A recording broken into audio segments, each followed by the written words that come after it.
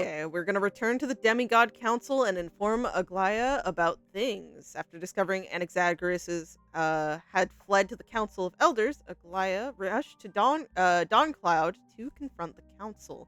Deliver Mighty's warning to Aglaya. Okay,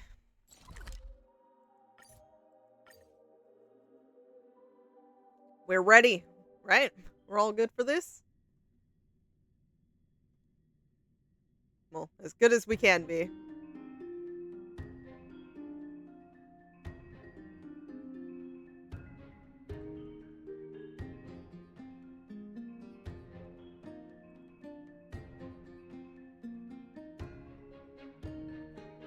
I like pre-made myself emotional with that trailer. Oh man. This place is rich with the sweet scent of flowers. Can we stay here for a while longer? Yeah.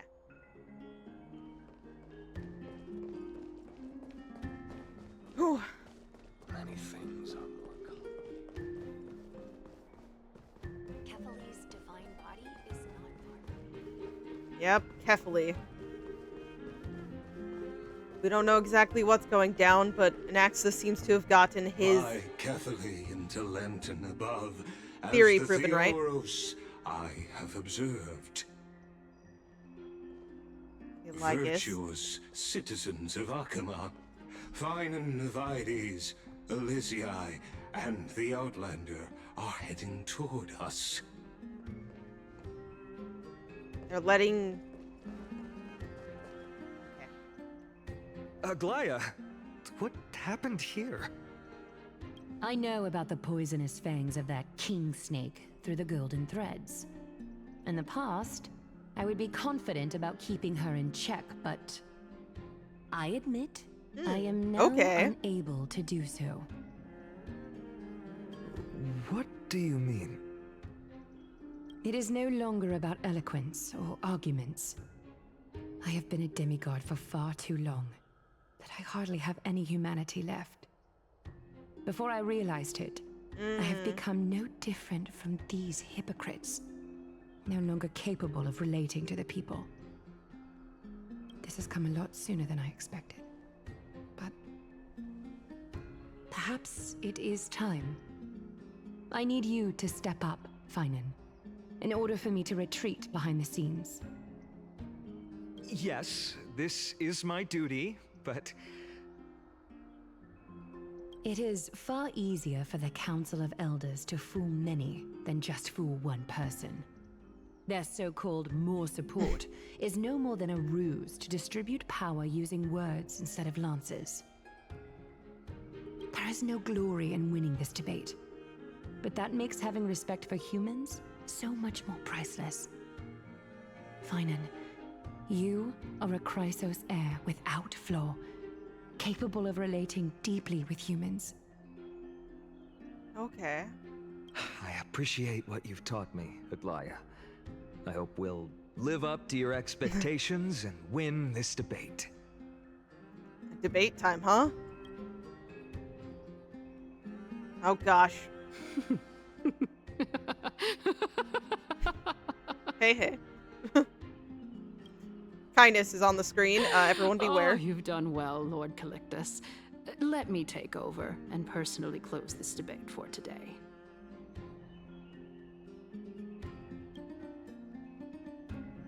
Dearest counselors, let it be known that I sorely miss the blissful times portrayed in lyrical poems. Back then, Amphoreus was home to nearly 1,000 cities, each with their own local faith, while gods walked the earth and shared close bonds with humans.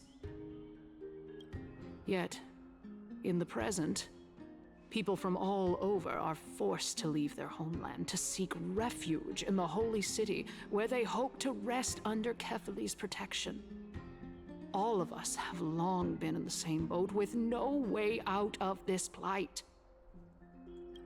We didn't have a choice in the past, but now, the Council of Elders brings to the table a new possibility. All I have left is one question for you. Oh, that is? Would you rather strive toward the unheard of Era Nova, or return to the prosperous Era Chrysia of our past? Make your choice. How are you planning this, though? Now, which of the two would lead mortals to an ideal future?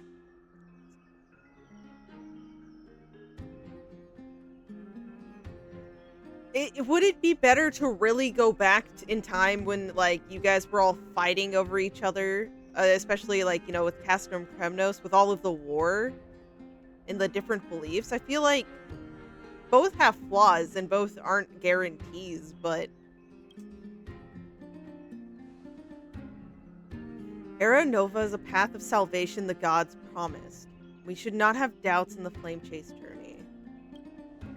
We all know that Era Chrysia is a thing of the past, Lady Kynus. Please, enlighten me. How does the Council of Elders plan to turn back time? Good question. Let the three Titans of Calamity be born, and Era Chrysia is nevermore. But bring demise to those Titans, and Era Chrysia will descend upon us again. Oh, Anaxa and Castris. Know that the Council of Elders is never one to make empty promises. Look at who we have on our side. This is probably gonna suck for a minute. Anaxagoras, one of the Grove's 7 sages, and Castorus, Idonia's goddess of death. With the help of these two heroes, I can promise all of you that Era Chrysia will exist once more. With the help of these two. So what's the plan? Okay, you have decent backing, I will admit, but what's the plan? Aren't they Chrysos heirs? They're supporting the Council of Elders instead? It's clear from the start that these heroes do not get along well in their group. All the more proof that Aglaia is unfit to speak on behalf of every Chrysos heir. I am in favor of Era Chrysia. Era Chrysia! Era Chrysia! That's literally all it took. That's crazy.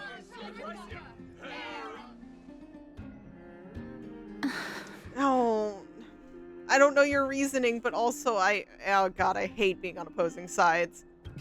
Castorus? Why are you standing over there? You finally arrived, Anaxa. Yeah, you would have So known. you, Cass. Don't worry, Aglaia. Well, I know that you have many queries. Could you continue to converse like how the citizens normally do? Tell me, dear citizens, if we successfully retrieve and return Thanatos' core flame without anyone passing the Death Titan's trial, what would happen next? The answer is simple. We will have a chance to rid the world of death and bring Amphoreus back to an era when all beings live forever. Oh. We'll usher in a new future that will be entirely different from the Flame Chase journey. Where all beings will live forever. I don't know. That's a chance to rid the world of death. He's one of the 7 sages. That's impossible. Your proposal is much too Yeah. idealistic. As long as the Black Tide still exists, how can we go back to the old days? And there's no guarantee the core flame of death would make everything cease. It's really a giant ask and, like, promise. Remember what I previously said?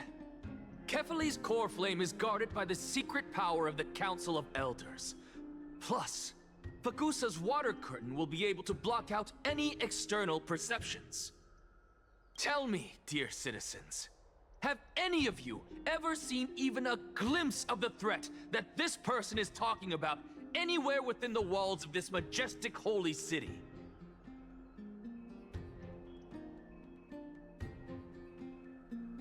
Isn't this just survivorship bias? It kinda is. And, like, there's already been plenty of attacks, but the problem is that Aglaya's been making sure not to constantly cause panic, so she's been kind of keeping things under the rug, handling it on her own. But... Oh? Could it be that you heard that from the Flame Reaver themselves? I mean, they literally were right next door to us. Oh my... Sorry, I really don't like this person. I would love to slap the smugness off her face. Citizens, let's loudly sing the blessed hymn. Oh, beautiful old world, where are you now? Oh, legendary Erechrysia, return to the mortal realm. After the destruction of the 3 Titans of Calamity, the Flame Chase journey will have to end. Cheering in excitement. Oh my god. This is bad. The masses are now totally riled up. Anaxa, pray tell. Everything that you've mentioned hinges on the premise that we can find Thanatos' existence, right? Thank you, Lady Aglaya, for still caring about this city. However, dear citizens, we are truly fortunate and blessed. For Castorus, Idonia's goddess of death, under your guidance, will surely fight Thanatos under my guidance. It really gave him the smuggest of faces, Jesus. What? With that, I solemnly promise that the core flame Lady Castorus brings back will be personally managed by the Council of Elders. Thereafter, if we are able to garner the support of all of you at the Citizens' Assembly, we shall spare no effort in ensuring that the Erechrysia will return to our world once again. This all sounds way too simplistic. With the balance shattered, the result is clear. Buy carefully into Lenten above, as the Theoros I have observed. Akama has chosen her destiny. The issue up for discussion at this Citizens' Assembly shall be modified to the suspension of the Flame Chase journey. This resolution shall be put up on the Wall of Heroes, such that all citizens are aware of the city's way forward. The suspension of the Flame Chase journey. I don't know, you guys. Like, I don't see... Like, I understand that there's been no proof, no guidance, so I understand wariness on that front, but I don't understand their blind faith in the council being able to make this big change. Like, they're desperate, and then a lot of people want their own homes back and everything too, but still.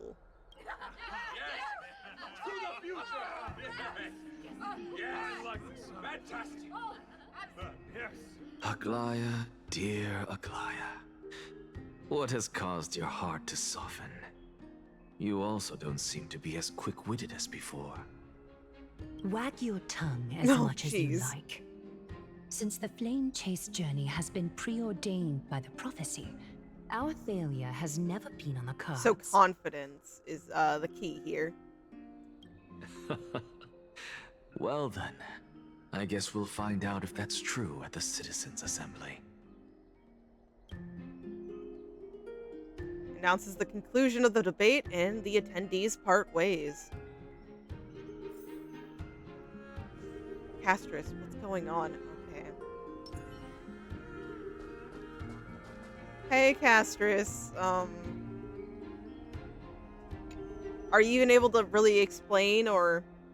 Well, it seems that when I sent you to look for Anaxa, I unintentionally facilitated your partnership with him instead. Oh, her voice. My apologies, everyone. I know that you have many questions to ask me, I will answer them to the best of my knowledge.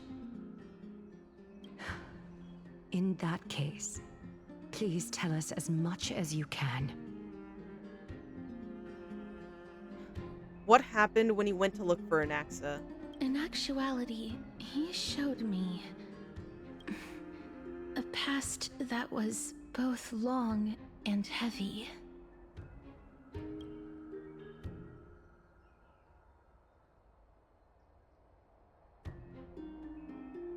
A past that was both long and heavy. What does that mean? The reason I say this is as I've mentioned earlier. The answer was hidden in my journey unto death. Anaxa, you were in the Netherrealm? That's where we left off, okay. Yes, I am but a living dead man now. But that's not important. What truly matters is, I overheard a conversation between heroes. Ooh! Switching to Castrus's POV. So are we gonna go in more into depth of kind of the scene we saw last time?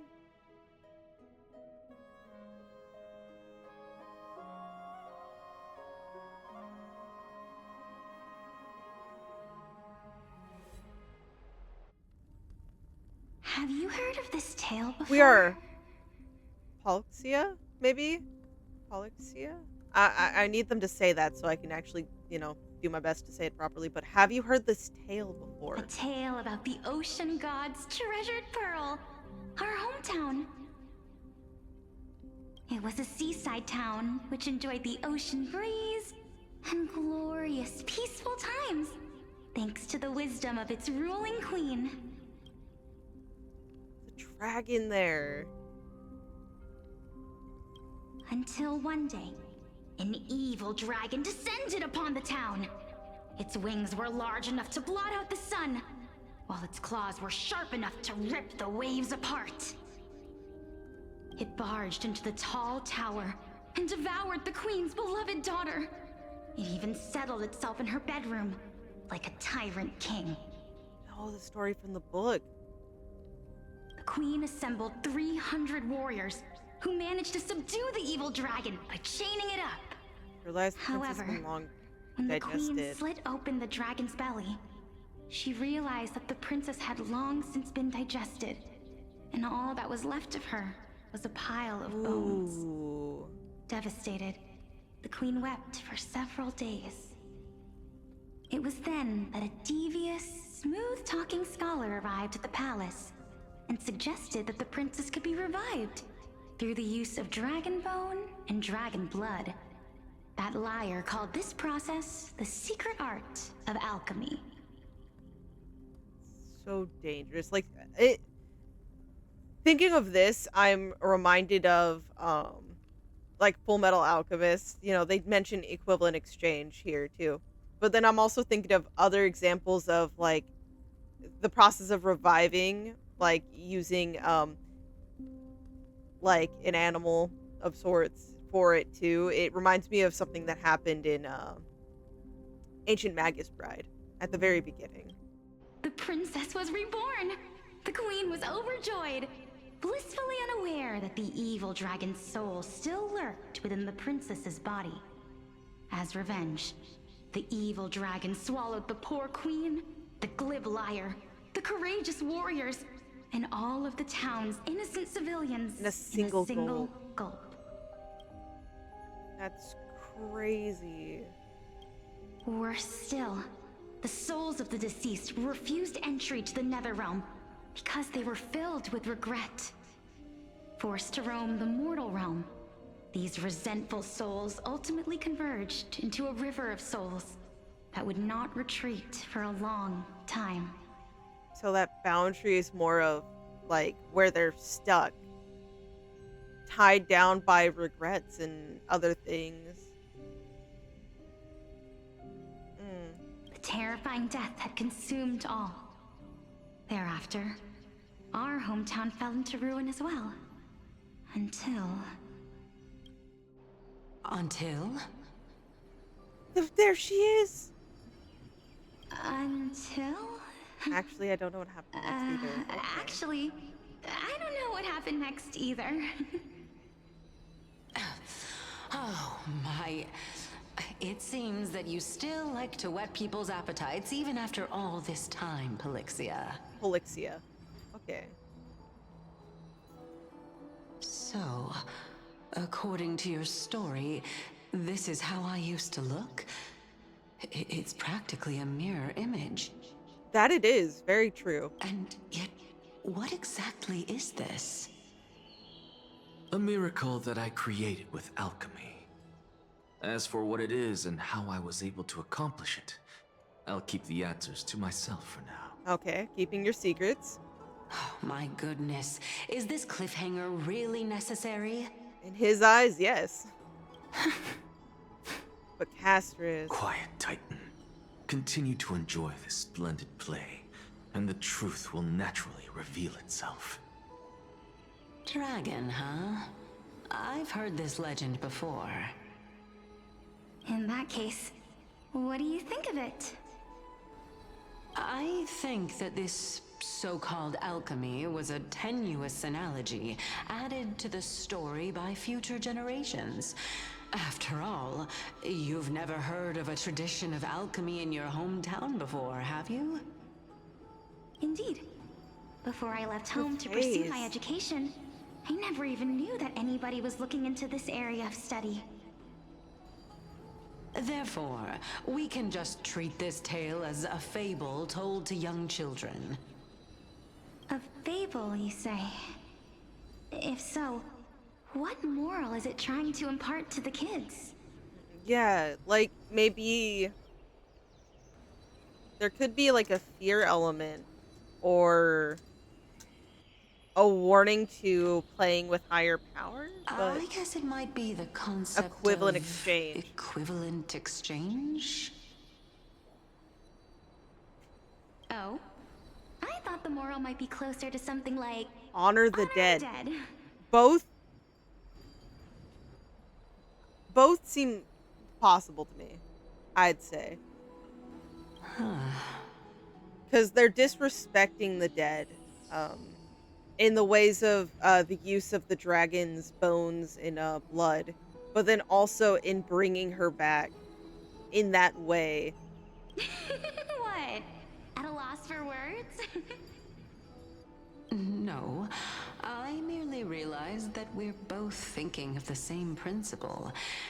If life is priceless, then there is hardly anything else in this world that is of equal weight to it, right?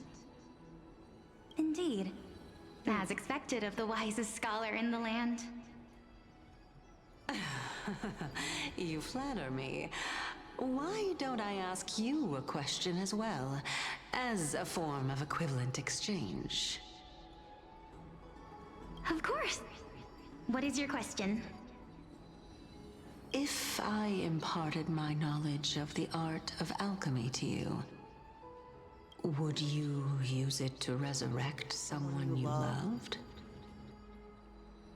What? What kind of strange question is this? I got it. You're just trying to get me to tell you whether I like anyone, right? That's a good deflection, but I don't know if that's actually what she was going for. That was rude of me. Okay, yeah, she's backing up. That was rude of me. Took note of the tone and everything. Yes, I would. I would. Oh? Death is inevitable. In the days to come, I'm certain that someone whom I cherish deeply will leave me for good. If such a mighty power really existed, I think I would use it without hesitation. After all, you, me, and the rest will all have to face that fateful moment eventually.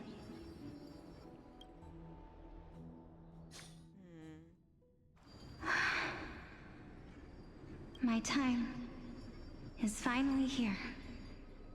However, perhaps because of my firm belief in the immeasurable value of life, I am unable to complete the trial. You shall wither, and through that, the dead will sprout again from the remains, and be reborn with the dead flame. It is a pity that fate is such a cruel mistress. Is there no other way of interpreting those words? I'm afraid that the meaning is clear. Between my sister and me, one must pay the price. Our trial can only be completed when the one chosen sacrifices her life. That's a fucked up trial. I know it's... Oh. I'm afraid that the prophecy might even have selected a for pair this of exact twins. purpose. For this exact purpose. That's so messed up. Fortune makes fools of us all. My sister is prepared to sacrifice herself. And yet, I can't do the same. How absurd. My time is almost up, but I'm still afraid to welcome death. It's understandable. You know, especially in the face of this. It's not like you're at an old age and it's gonna come naturally. It's through a prophesized tale and other means. So, you know, it's understandable for many reasons why you wouldn't be able to comfortably welcome it. What should we do? If I'm ultimately not able to make up my mind... Since Chaos is willing to guide all of us and leave this trial to the end, there is still plenty of time for you to ponder. That's right. Don't allow the fog of an uncertain future to cloud your mind. Trial, prophecy, the topics that they're discussing seem familiar. But these three people must not have left their names in the epics. Otherwise, I would have some recollection of this. Amphoreus' history before the Titans were born was complete chaos. Is that not strange by itself? I have long held three hypotheses about this. However, let's continue watching for now. Calypso, Polixia, and this warrior. I seem to have met him somewhere before. Regarding this matter, Nias. Yeah, Nias. There we go. Confident that you'll complete your trial? Of course. Though, I am worried about what will happen once I've emerged victorious.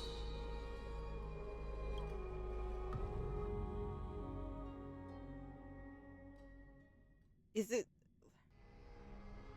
Because before the Titans were born is what Anaxa just brought up.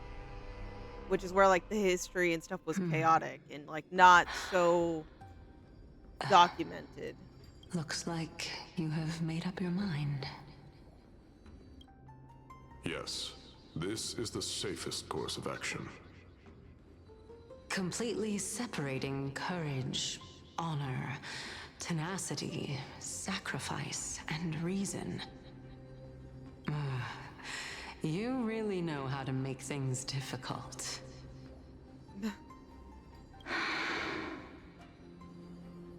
Please, young lady, witness my fall and demise. Lady Calypso, you shall host the soul-rending ceremony.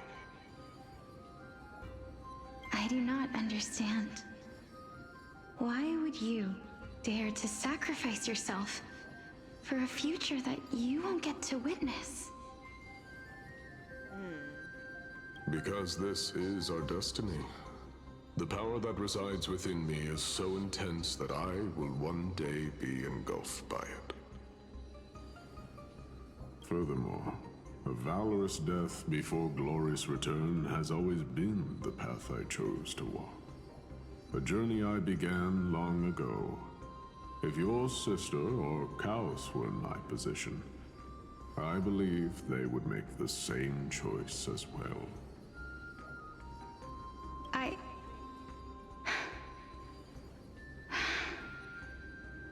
I'm not that brave.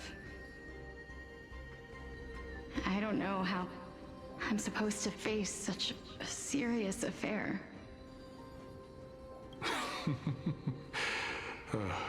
Despite being Death's chosen one, it seems you still don't know how to face it.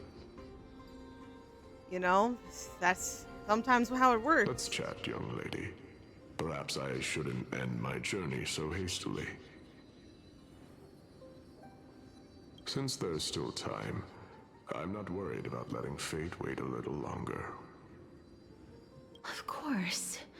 This Lord warrior Naias. is Lord Naias. As the embodiment of Nikador's divinity, he entrusted his life to us and allowed humankind to end his madness. That means that what I'm currently seeing before my eyes is, in fact... Looks like one hypothesis of mine has true already forms been of the proven Titans. true. These heroes are the true forms of the Titans, before they attain their divinity. If so, the chosen one of death that he speaks of is actually... Polixia. The previous Is form. the previous form of Thanatos? But her appearance... We don't quite know the full story yet of what happened to them. If this is true, as long as we can find out where she went, we'll naturally be able to figure out the location of the Death Titan.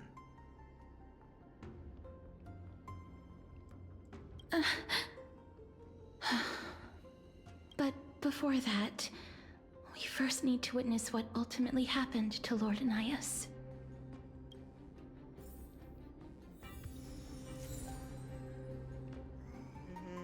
What actually happened? Yeah, team's good. We're gonna walk around. Nikador's courage is a testament that they have never once retreated from a battle. I've heard that these words are still engraved in Castrum Kremnos even today.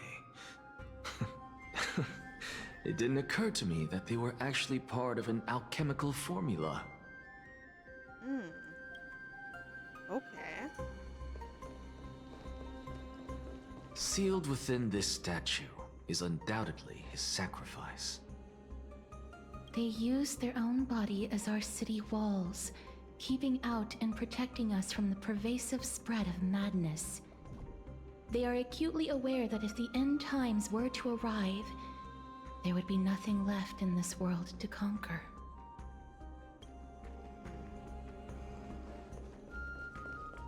Nikador's courage is a testament that they have never once retreated from a battle.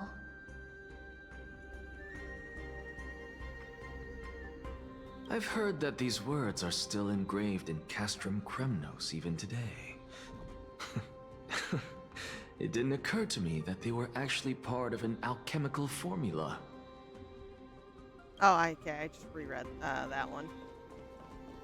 Lord Naias' honor is sealed here. Incredible. The honor in this child's soul is so light. Then the last one here. I believe that his tenacity is sealed within this statue. Before we fought Nikador, we also released it from the stone statue.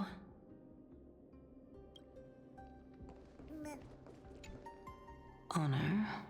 courage, tenacity, sacrifice. And finally, reason. The only thing that remains is reason. Cheer up, young lady. There is no need to shed tears over a glorious death. All farewells in this world are sorrowful, Lord Naias. That line sounds way too specific. Is that like word for word what Castris said? I feel like she even said it to Naias. I could be misremembering, but I'm almost positive that's what was said. No, young lady. As a warrior, I have witnessed too many bitter deaths.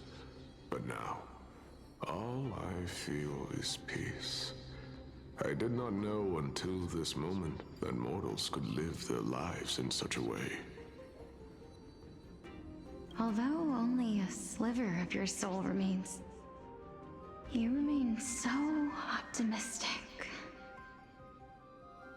Or maybe the truth is that you aren't able to feel sorrow anymore. Aren't able to feel sorrow anymore. To be honest, I don't know either. But I am certain of one thing. This is not an acceptance of death nor apathy toward it. It's not even a feeling of despair. I am just enjoying what remains of my life to the fullest. Just one step at a time, taking it all in, day to day. Enjoying? Indeed. Along this journey that we've taken together, not only have I changed the world, I myself have also changed in the process. And now I have reached the journey's end. When I look back and see the grand epic that I've personally written, how could I not revel in that fact? But when you depart the mortal realm, won't all of your accomplishments be reduced to nothing? There's always that possibility, but it's not guaranteed. Separation and death are two sides of the same coin. Reconciling this doesn't come easily for a mortal.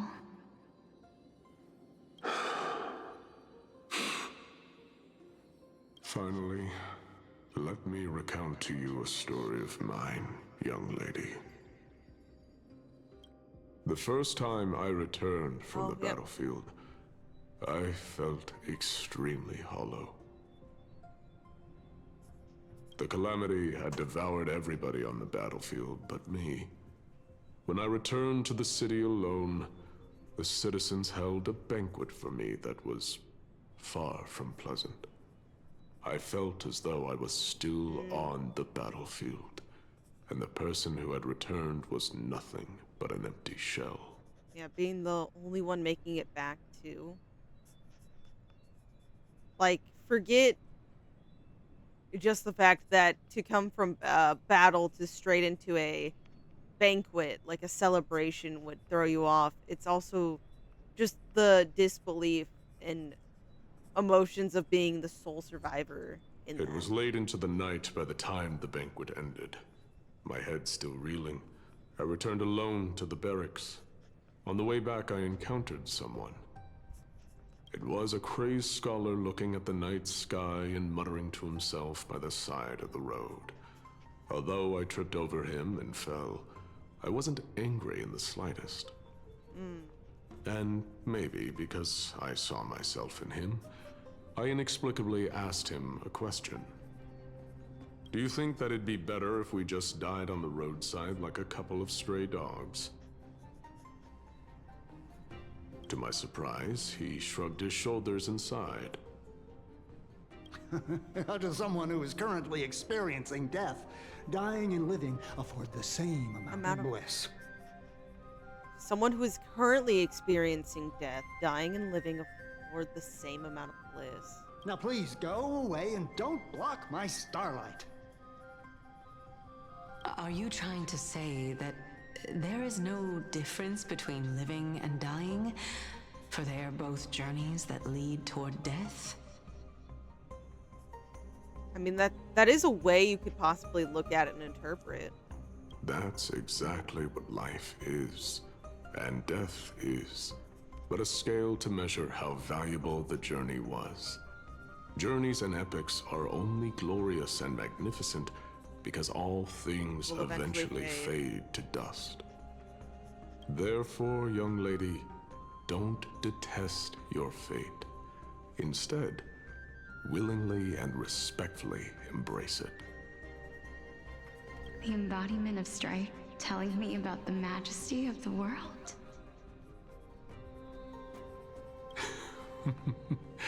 Indeed. I believe that when the fated moment eventually arrives, you will be able to understand my words. It is time for me to knock on death's door. I will set up a long table at the end of the road and humbly await your arrival. When that moment finally comes, let us drink and be merry then.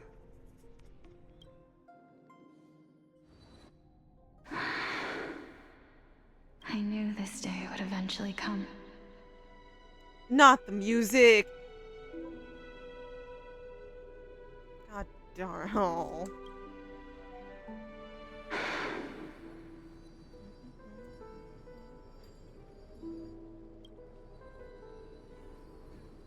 Are the both of you ready? Are the both of you ready? Mm-hmm. Yep. Polixia. At the end of her trailer, she said never forget. What if... Okay. I'm here.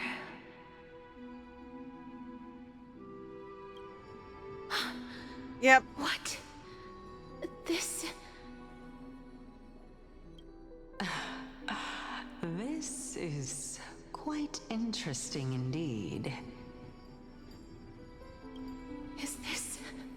Polixia's sister? Is it... me? Now, it's time for us to fulfill our promises.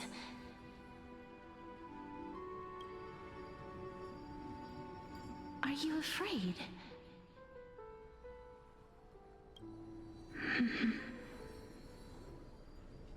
What are you afraid of? She sounded younger there. I won't be able to do it. Won't be able to do it. Still that hesitant fear that she's not willing and capable of embracing it. You shall wither, and through that, the dead will sprout again from the remains, and be reborn with the dead flame. As foretold in the prophecy, and according to our vows, once it all ends, we must face our fated moment head-on. Even if it was prophesied, do we have no say in the matter? It's so unfair. Why are we the only ones who are forced into mutual destruction? I get that too. It is so fucked up when you think about it. Like, they're prophesized to go through this. Even if, like, let's say they didn't have such dark and gloomy ends predetermined and destined in the prophecy, to have, like, one's life basically dictated for you is so just awful. It's like, exactly like, why are we the only ones who are forced into mutual destruction? It's like, why do we have no say? Why do we have no power against it? Let me do it, sister. Let me be death's sacrifice. No. I was never long for this world anyway. But you're different. I was the one who wasted your life? After all. What do you mean? You're wrong, Polixia.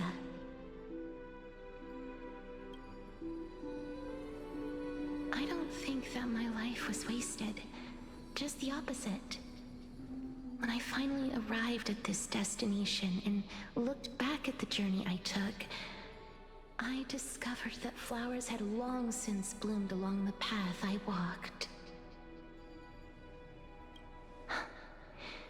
It was you who sowed the seeds for this sea of flowers, one that is more beautiful than the promised land at the end of the world. Besides, I have lived a fulfilling life.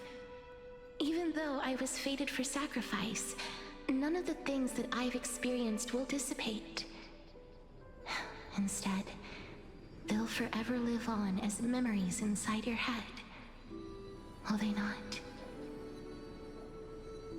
How could my memories of you ever compare to the actual you? It's so fucked up. Just it's and so real. You know, there may be a day where for some they only have the memories to live off of, and they can never actually compare to the real thing. Like they're good to have, they're worth cherishing, but they're not the same. They'll never be the same. Well then, tell me, what exactly are we? That question again.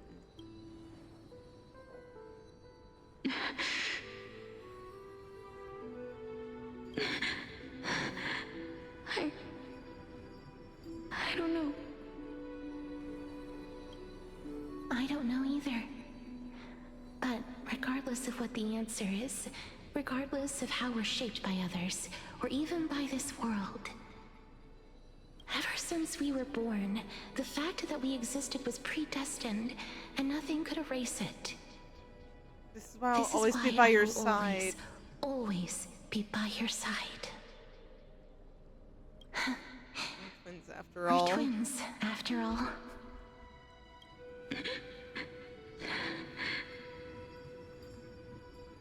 All right, my dear Polixia. It's time to extract my heart and light the flame of death. Extract you. Is that kind of like what we saw with the Trailblazer in the PV? After that, use it to plant the first bud in the prophesied new world.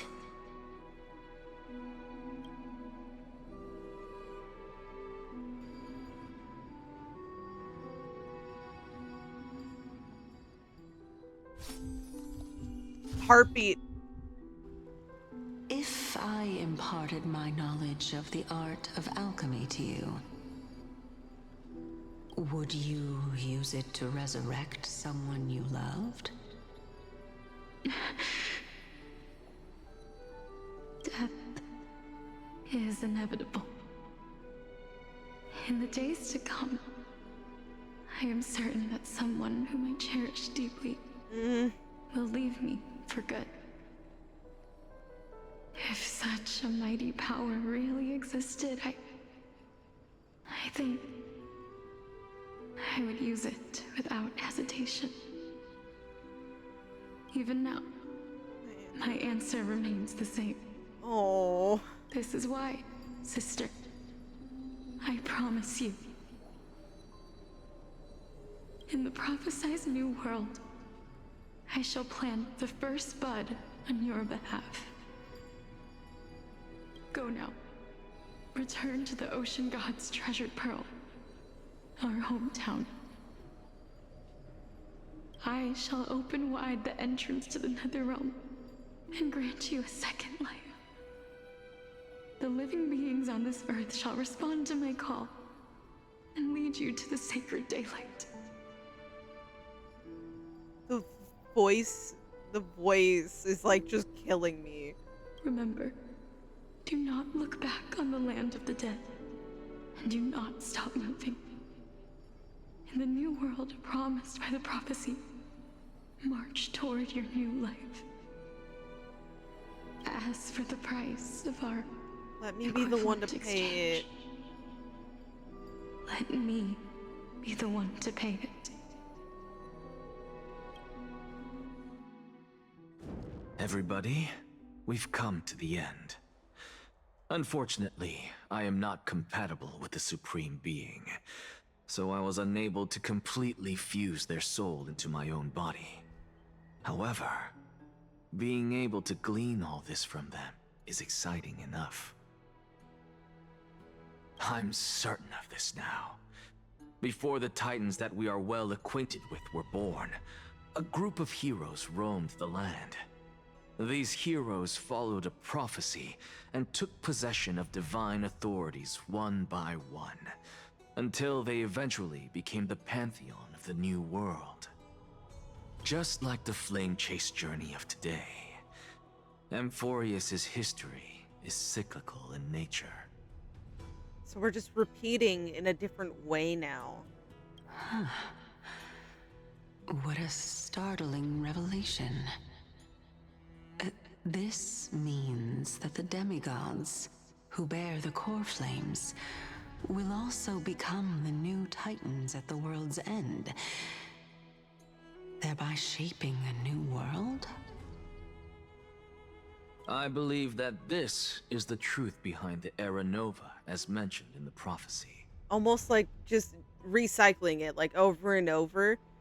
Like maybe there will be differences each time, because we don't know what the Black Tide is.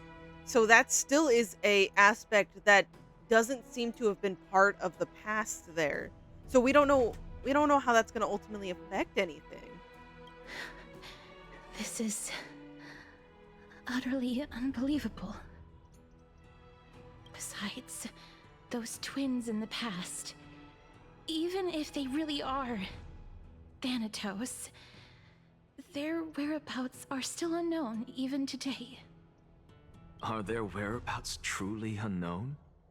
Didn't Polixia mention that seaside town, the birthplace of alchemy in the tale of the dragon? In our world, there exists a city which perfectly matches that description. Styxia. Styxia. But the people there worship Vagusa and bear no relation to Thanatos. I have also never been to that place, as in the time of Idonia, it had long turned into underwater ruins. Take this. This is... the new Sporist masterpiece. A Philosopher's Stone. It was made by transmuting all of the sage's wisdom into a single entity. Ooh. With their flesh and blood as its foundation. Remember, I've mentioned before that the art of alchemy is all about conversion, tempering, and ascension. This process also applies to the pursuit of truth. Regardless of how unbelievable this sounds, the truths of the world have been refined from the impurities. Think about the story of the dragon. This stone will lead you to your real hometown, allowing you to reform the door to the Netherrealm and discover Thanatos' fate. Lead you to your real hometown. You still look as confident in your victory as ever. But what if your conjecture is wrong? Simple. I shall merely admit to the entire world that my experiment was a failure. Yeah, that's one way to go about it. However, my line of thinking will not fail because I have already planted the seeds of doubt into the hearts of the masses. Actions speak louder than words, Castoris. With the assembly about to begin, don't forget the promise you've made.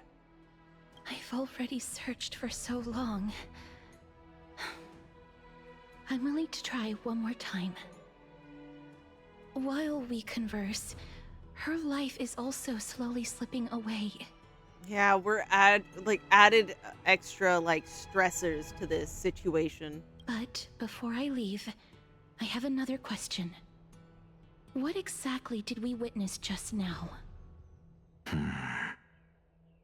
That was the world imprinted in Kefali's soul. That was the memory imprinted in Kaus's soul. Kaus was Kefali? I don't know why I didn't think that, but... If we are to prove its existence, you must take the final step. Go. Do not disappoint me. I understand. Hey, child of humanity. Don't get antsy. I still remember the question you posed to me. As a scholar, I do not wish to offer up ambiguous conclusions. Let's discuss this With topic more evidence, again okay. when she manages to find the evidence. Yeah. So no concrete proof, so let's wait for evidence. I merely wanted to ask, was that stone transmuted from your heart? Oh, good. Because he did mess with stuff If like so, that. Rebirth It's no longer an option. No longer an option for you. Why not? When I was a child, I lost someone dear to me. When I was a teenager, I lost my faith. A while back, although you saved my life, I also lost my soul in the process. Now I'm merely forsaking my body. What's the big deal? Why are you always finding ways to die? Isn't it good to be alive? This is but a necessary sacrifice on my path to transform into the purest of them all. The purest of them all. Can someone who's dead even claim to be the purest of them all? Furthermore, if your hypothesis is proven correct, does it not just confirm that the myths are true, and thereby invalidate all your theories?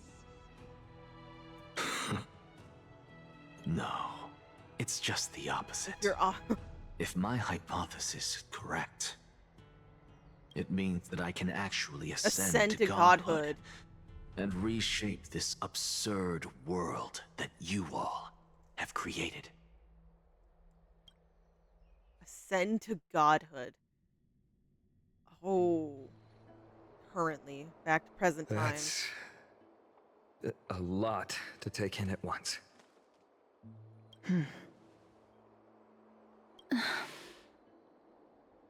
Lady Aglaya, please, let me explain. Go on. You know that the core flame of death has always been the greatest unknown regarding the Era Nova, which is why both you and Kindness desire to gain the power to control that core flame in the approaching Citizens' Assembly. Professor Anaxa has come to a consensus with Kindness. They want to suspend the trial once Thanatos' core flame is reclaimed, hoping thus to eradicate death from this world. If they're successful, then the flame chase journey will cease, and Akama can enjoy everlasting peace. That's so one-sided, though. But I know this runs counter to your wishes. So long as we do not usher in Era Nova, the Black Tide will never be eradicated. Even with Lord Mighty on the front line, and the Black Tide not posing an immediate risk, the danger nevertheless remains. Honestly, it's difficult for me to assess the pros and cons in this decision. But someone must bring the core flame before we can begin negotiations over it. The Titan could be very near. I cannot let this chance slip by. Besides, someone has to make this trip to bring back Mrs. Soul. Well said. You already had every reason to seek an audience with Thanatos. It's that great performer who has weaponized your wishes. And placed us in this difficult situation. Yeah, it's not really on you for your decisions here. A world without death. Yeah. Do you desire that too?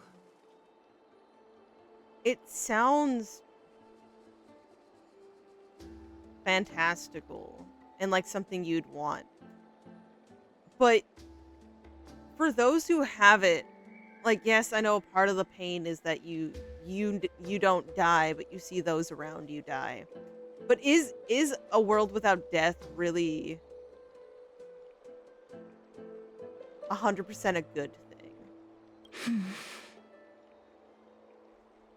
If fate dictates that my path must oppose yours, I will do all I can to resist it and protect what I aspire to achieve. Lord Mighty showed me that without taking the first step, all talk of what follows is moot.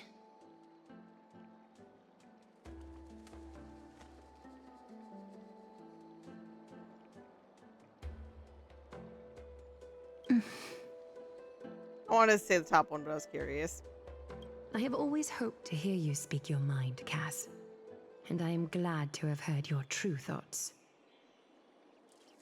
Styxia. I visited that place in the past. Oh, okay. Though it is now an island surrounded by the river of Souls Torrents, it's not hard to see its former splendor. Go. I will not stand in your way. As for you, you are someone who has cheated to make the death. trip with Castrus. I will do you that. have more than enough reason to make the trip with Castrus and meet the god of death himself. Castrus, I too look forward to your journey. I wonder what kinds of new interpretations your completed story will bring to the Flame Chase journey.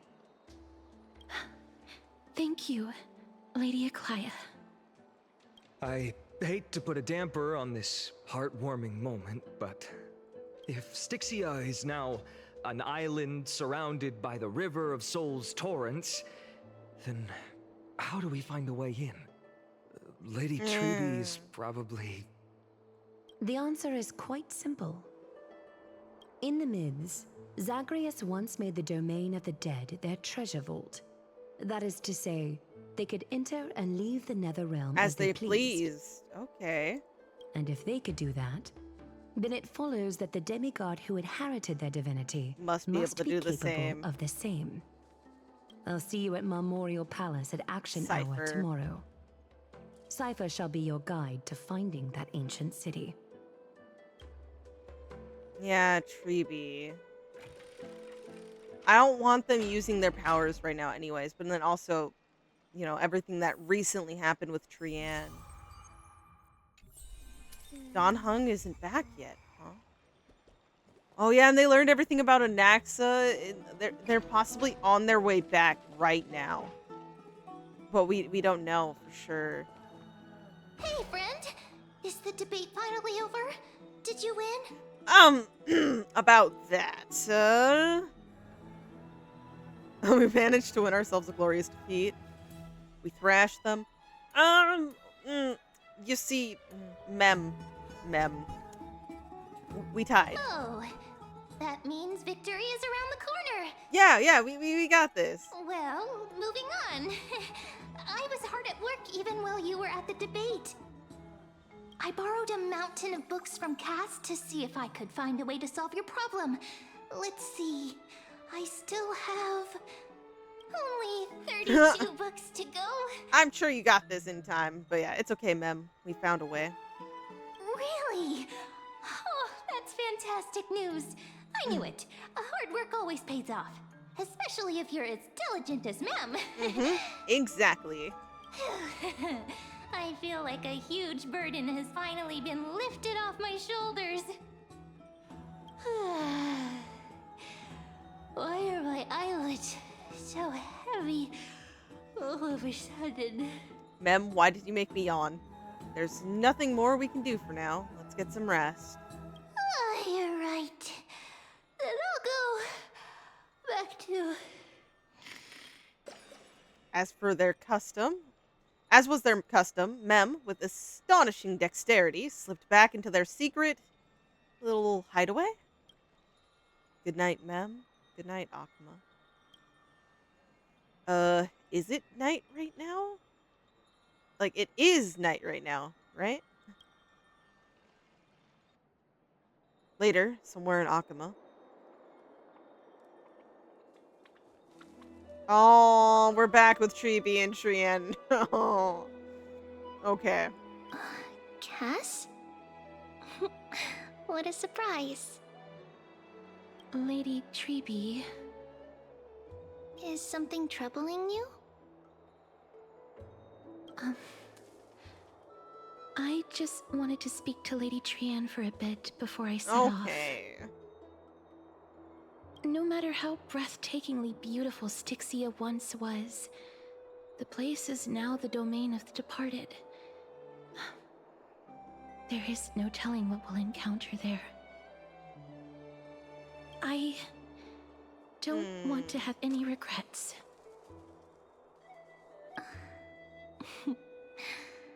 Has anyone told you that your eyes are sparkling today? Is that a figure of speech? The unsureness there. In the past, when you did smile once in a while, all of us could see that your heart remained troubled even as you smiled. Lady Treby, you know perfectly well that see you tomorrow is nothing but a white lie. I hope your toughness is not a mask hiding a lonely heart. Cass, you hardly ever talked of your past.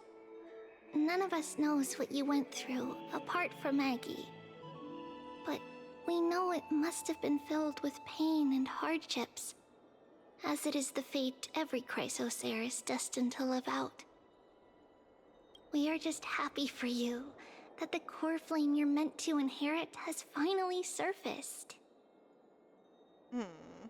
Isn't it a little too soon to say that?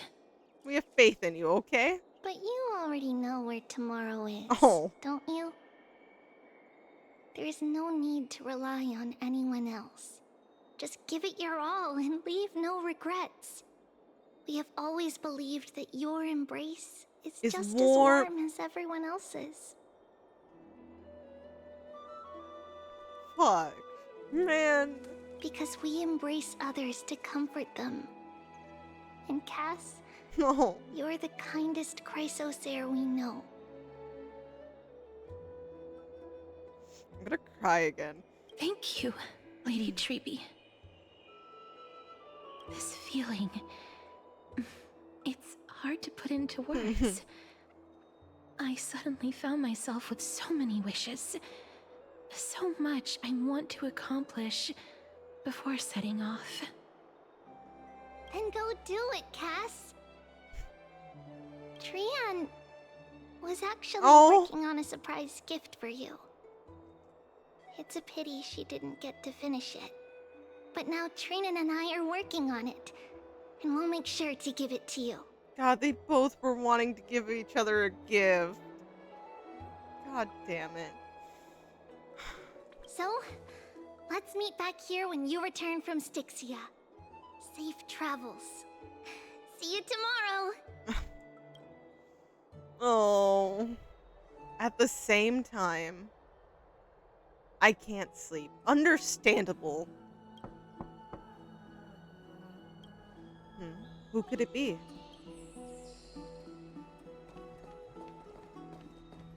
It's me. Castris! What are you doing here? Everything good? I hope I didn't wake you. Don't worry, you did not. Sleep is a luxury when you're at my age. We don't even know how old you are. Like, and how are you saying this to Castris of all people? I'm glad to see you're as full of life as ever. I'm here because of private matters, actually. If it isn't too much to ask, I'd really like it if you could come along with me to retrieve something. Okay. No, yeah. But hey. No. These two options, no. Sure, let's go. Aren't you going to ask me what it is? You know, no. You can tell me on the way there. I can figure it out when we get there. And you do you. I'm just happy that you entrust me with the chance of joining you and helping you out. It isn't a long way from here. Shall we? go. I'd love to go in and take a look. Have you heard? Seems like all the rooms are... I don't care about the rooms. I just care about where we're heading. Faith can dispel the black tide. If it was that simple, the black tide would be Streets long are gone. packed. Oh. It seems the vote to pause the flame chase journey has begun. Well, damn. I want to vote. Tell me how I can vote. Take your ceramic shard engraved with the Kephili rune, select the Council of Elders in your heart, and pray silently until the shard registers your choice. Then toss it into the Dolium. The Council of Elders? More like the Council of Buffoons? The Black Tide took my hometown long ago! Who are they kidding with bringing back Eracrysia? It's all a sham to create their own Eracrysia in Akama! Yeah, that's the thing. Their whole route is all about Akama. So for the Akamans and all that, like, they're going to want this Eracrysia back for themselves. But, like, for the people who aren't originally from Akama, it's kind of like a slap to the face. Like, all of a sudden, this place is trying to gain this glory days and, like, protection for themselves while while disregarding and kind of making, like, a joke out of a very real threat that took their own homes out. The Titans are just. So long as we do not overstep our bounds again, we will not incur divine wrath. That's not what the Black Tide is, though. The Black Tide is, so far, we don't know. We don't know what the Black Tide is. It could be related to a Stellaron. It could be literally anything at this moment in time. But we don't think it's a Titan. Are you sure that it will not incur divine wrath? Oh, please. The time when these deranged Titans should have vacated their spot to the demigods is long overdue. You'll see soon enough, you old fogey. Jeez, okay. And I pray that Talanton smacks some sense into you with their scales. We shall see how this turns out. That was quite a spectacle. Yeah, things are very heated. I wouldn't say it's kind of fun still. It depends on the topic. This topic is not quite fun. I suppose peaceful is technically correct if no actual violence happened. To this day, I still find it almost unreal that Akama is the only place illuminated by light amidst the crumbling ruins of Amphoreus. And its people are even holding votes to reconcile differing opinions. This peaceful sight is making me forget that this is the end times.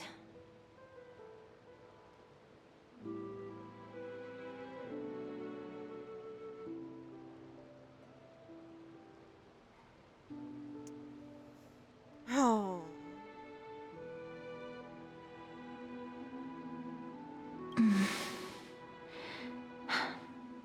Before coming here, I had lived for many years in Idonia, a city of rime and frost. The people there were devotees of Thanatos, and were well known for their unique burial rites and traditions. Traditions that I played a major role in. Because of the curse on you? Yes. You now know me as the Mortician of Akama. But back in those days, I was Idonia's Maiden of War. Man. I was trudging across the frosty plains on my own when the Idonians found me. They saw the curse in me as a blessing from Thanatos, and believed that my hands could correct the Eracrysia's mistake and lead them to meet the great god of death. Yeah, they saw it as a blessing.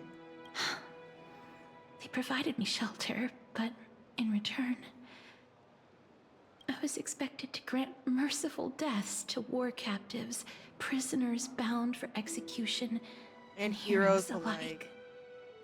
That's it. Like, okay, I'm sorry. Like, Oh, I've seen that animated short many times now. It's so fucking painful to know that they found her when she was young, at least from the looks of it, very, very young. Whether it be through what stuff happened with Polixia or not. Yeah. Is that some sort of end of life care? But then isn't that just an executioner?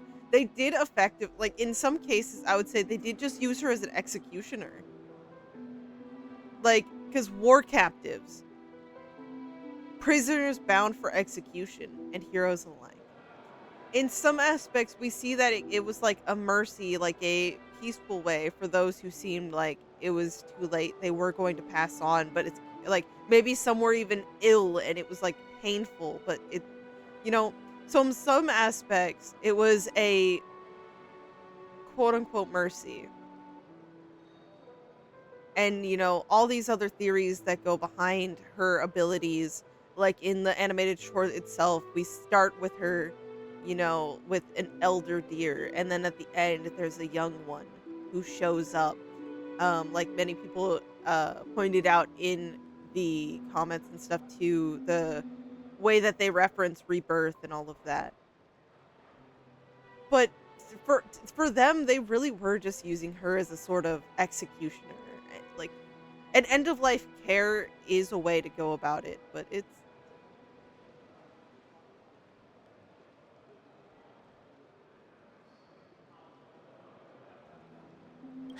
Yes.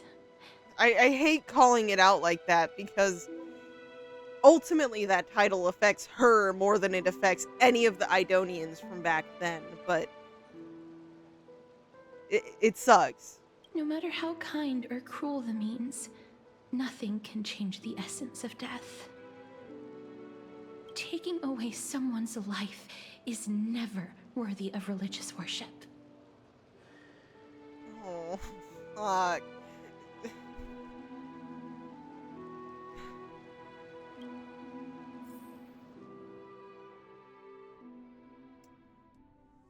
Just the way, the amount of fucking guilt and probably, just... I can't do it. This is flashbacking to... Oh, no. This is so flashbacking. You heard her voice? No. I'm... Their voices...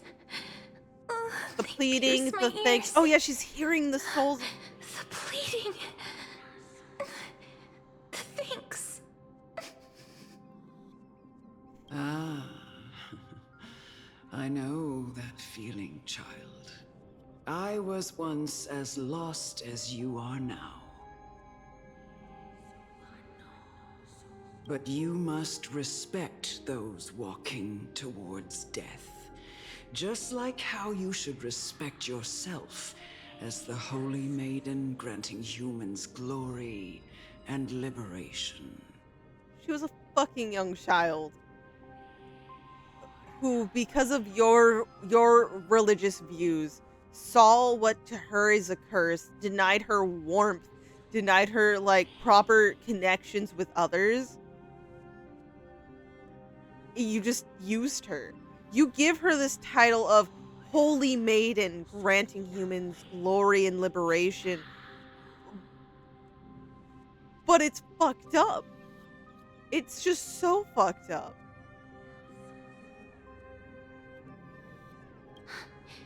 What you're asking me to do is no better than the task of an executioner. And yet you want me to respect myself. Oh. Oh no. No matter the titles, I am still taking away human lives. This won't be the first time that Edonia's fanatical nether warriors have faced death. On the contrary, recruits new to the battlefield often run away from their first fight. Death is the mightiest and gravest power in this world. The fact that you can wield it means you are deserving of respect. Respect. respect. You didn't fucking have respect. I'm sorry. It's their own fucked up religious belief. I know. I'm sorry. I'm a little heated because context wise of when this conversation would be happening, and just the use of respect when it's so clear how she herself views this ability, how much the thought of using it affects her, and this elder is like pushing that aside, pushing her own beliefs and thoughts. It's like ignoring. It's like, you'll get over it. I once was confused too. Like, just such a twisted reason. Twisted reason. Then let me tell you a story. In Idonia, the great swords commonly used by executioners are called Draconian, in memory of Drakon, an elderly executioner. The sword has 3 air holes along its body.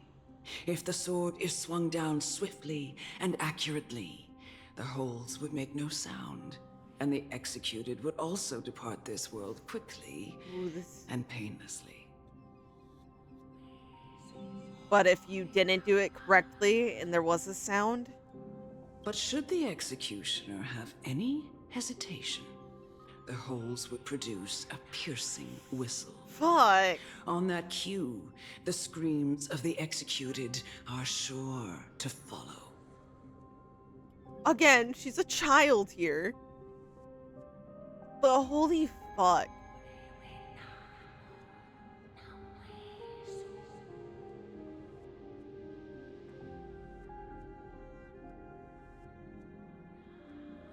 I'm sorry. I'm like thinking I'm tying it too much into the short. Like, the short is like prepping us for this.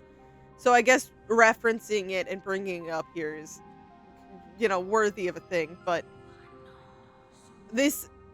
should the executioner have any hesitation, the holes will produce a piercing whistle, and on cue, the screams of the executed are sure to follow.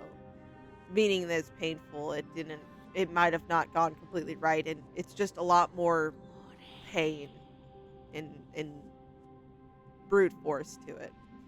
But like the hesitation, almost like, so the short is such a cold open with we can almost assume maybe was it a war captive, or maybe even just someone who was put on death row effectively. But they're begging. It's like, please no mercy like this. I need them. And then she braces herself, looks away, and just does it. And then only after the job is done does she let her sigh out, her body shake. Like, you see like the hesitation, the not wanting to do it, just the hatred. And in the way, she doesn't want them to suffer either. She doesn't like what she's doing at all, but she probably also tenfold does not want them to suffer. Every executioner after Drakon is to hone their sword skills every day in preparation of future executions. Every swing of their blade must be more resolute than the last, for failing to do so will bring pain. Pain for the dying, as well as pain for themselves. No. I can never get used to this. No one should ever have to be put in a place where they can remotely become desensitized and quote unquote get used to it. Like, no. You misunderstand, child. You just have to fucking live with it. I'm not telling you to get used to it. I'm asking you to consider the source of the dead's suffering, and use that knowledge to fortify your future touches with more and more determination.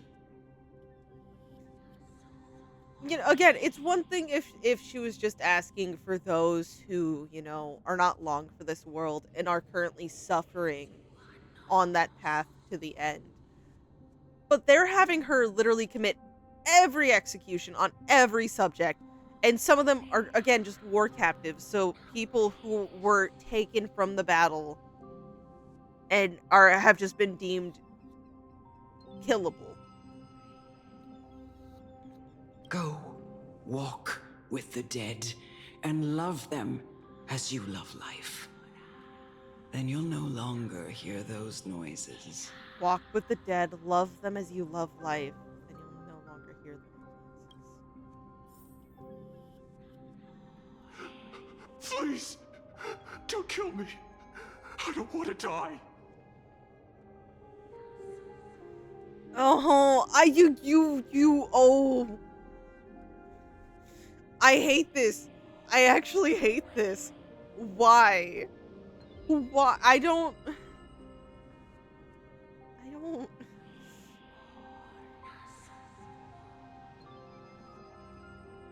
I don't want to do this. I don't want to know what happens if I say no, I can't do this. Okay, is this like... This is technically in the past. This is kind of like with Rappa. It's things that happened. We can't change it. And usually the red text is what you should go with. Fuck. Sorry, I'm a fucking wimp. No! Oh. You gently touch the prisoner's forehead with your finger. His face is pale, his eyes flicker with fear, and his body trembles uncontrollably. Is it because of fear, anger, and hatred, or is your so-called merciful touch of death simply a lie? The dark purple mottles spread like petals across the death row inmate's face. They seem to be submerged by spring water, flooding his body. His trembling ceased, and the cries that had once begged for mercy slowly turned into a sigh-like whimper as he murmurs to himself. Quickly, everything falls into a dead silence, turning into pitch-black dew that scatters with the wind. You hear your own heartbeat drown out the sound of heavy breathing. May you gain some insights through his sacrifice.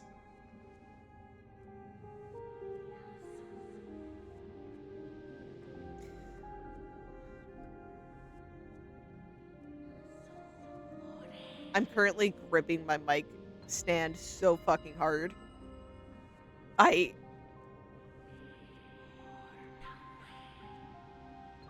Sacrifice. Ooh. I'm torn between feeling like crying and just wanting to jump through the screen at this lady. Is this all? No. Oh. Come with me. I don't like you. This is it's just the beginning of Maiden of War. As the Maiden of War. Remember the word respect? Bitch, you just like worded your way to having a fucking powerful Maiden of War.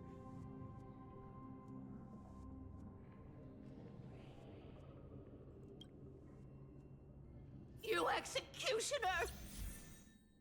I hate this. Execute the courageous warrior?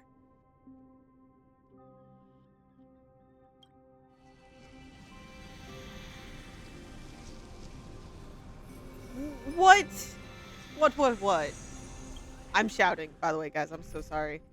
We have a trial one. Do we think she's built better? We can't see her stats, of course. God damn it. I almost kind of just want to use mine, but since we have the story one, why not? Do not worry.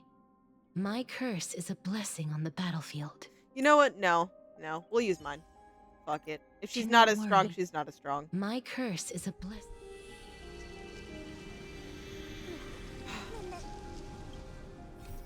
You remember Elder Amunet as well as Idonia, the city-state that worshipped Thanatos.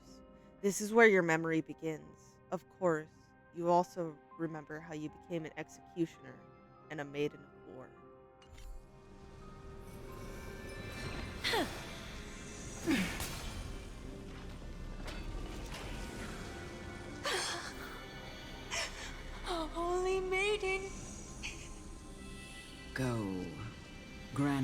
glorious death.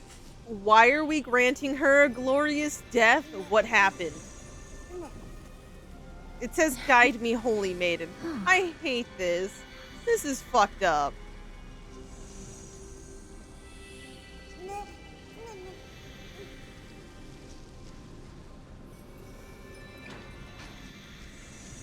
Bestowed with honor.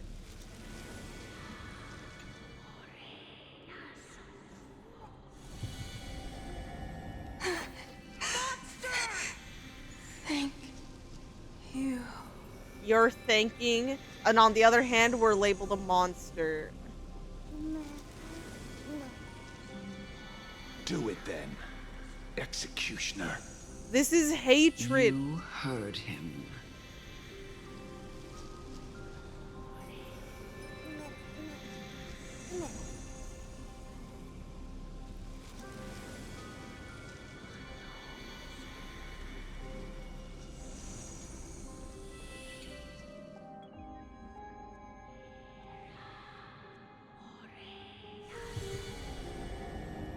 I curse you. Yep, to live in eternal pain.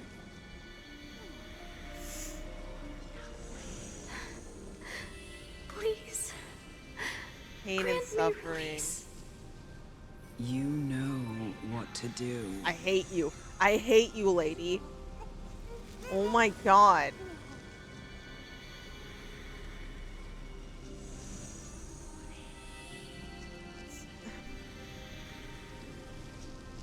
For like 2 of these cases, there's an understanding why it's happening. But again, this is fucking hard and awful for even a grown fucking adult to do. Gifted with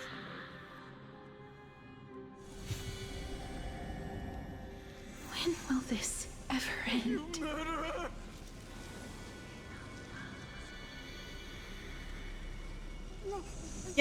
Yeah, we're respected. We're this holy maiden. We're totally on a pedestal.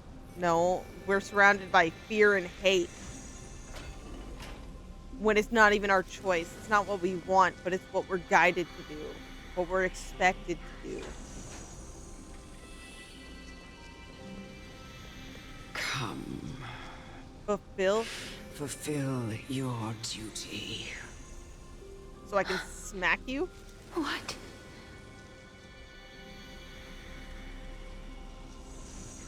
I don't know. I don't like any of this. What are you trying to do with me? I have aged. The time So now has come for me to heed the summons of Thanatos and journey to their domain. You've made her into this feared being. The final resting place of every Idonian. You're not that old yet. You still have many, many years ahead of you. No. I'm already dead. For I have come to fear my declining health and impending death. So the minute you start having normal human fears, so in this place is the minute you start to actually fear death, it's your time. That's how it's. You're scarring this person who clearly does not share your same beliefs and views on death. For this? Castoris. Will you give me one last chance to charge towards fear and prove that I am no coward? Okay, what I'm about to say, no. I know in some of these cases where, like, people have, like, you know, genuinely been thankful for her, you know, giving them that peaceful way and all of that. In this person's case, she's saying to prove that I am no coward. She's saying that she's charging towards it by having Castris do this. But wouldn't charging towards your fear be living through these doubts, these fears of declining health, and like just living out your life for as long as you can? Her having all this time yet, and the only thing that's making her think that she's being courageous by getting Castris to fulfill this wish, she's being a... I'm saying this towards her only, mainly because I have a bone to pick with her because I'm a little upset. But she is being a coward. With her, like, current resound, like, strength. So, she's on one hand being, in a way, courageous and brave. But she's also fucking not.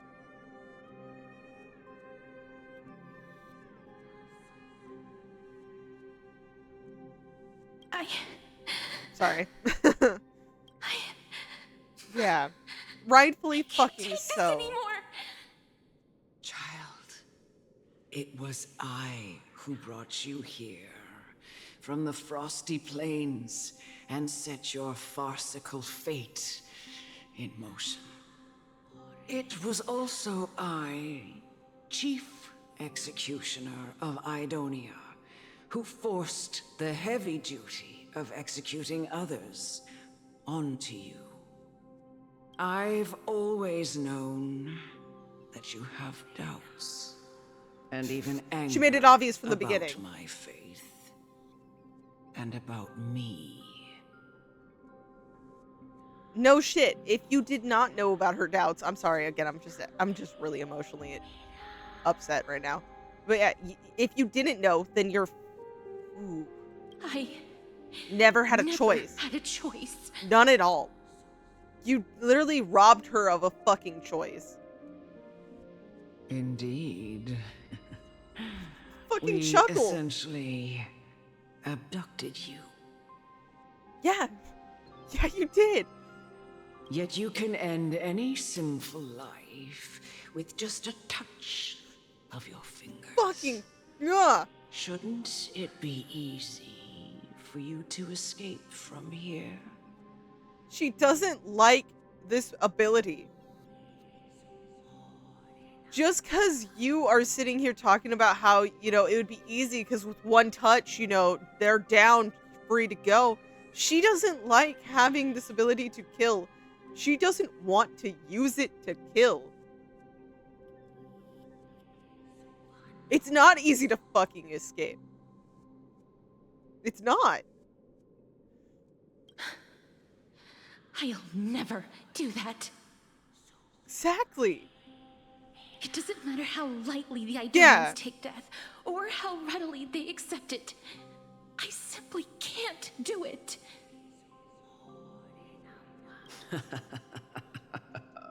I knew I was right about you. What do you mean? I've taught you and cared for you as my own daughter all this time because of this blessing yeah. That's been with you since your birth. I know no one else in the world would understand the weight of life and death more than you do. Also, real quick, you taught and cared for her as if she was your own daughter.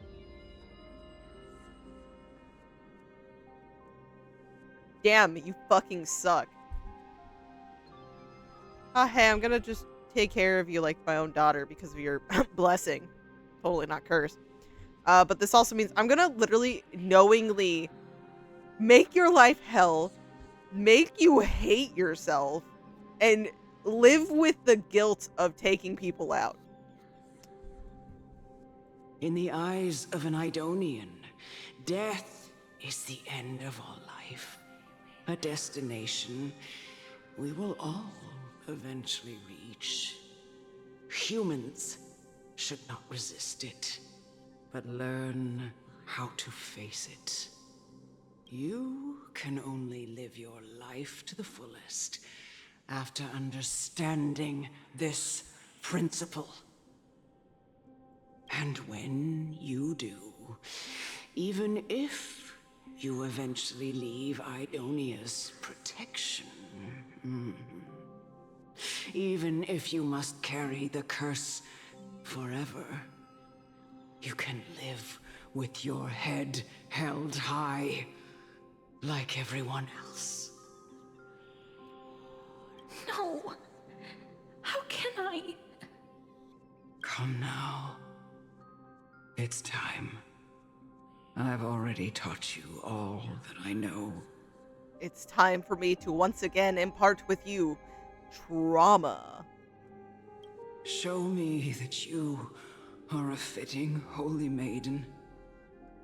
Or at least, that you possess the resolve to become one. She didn't want to be one. She didn't want to be.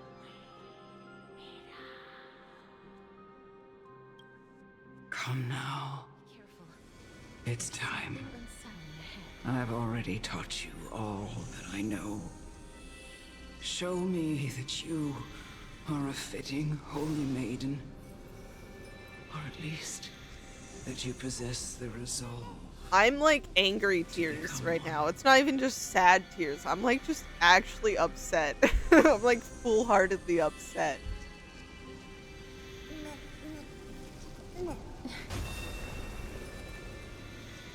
I hate this. Emerge from your cocoon. I hate this.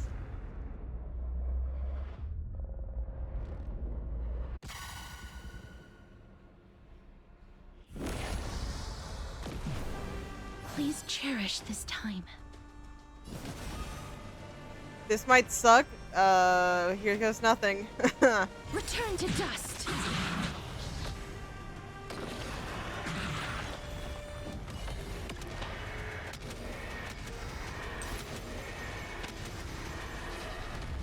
May death protect us. Battle over. Oh no! No!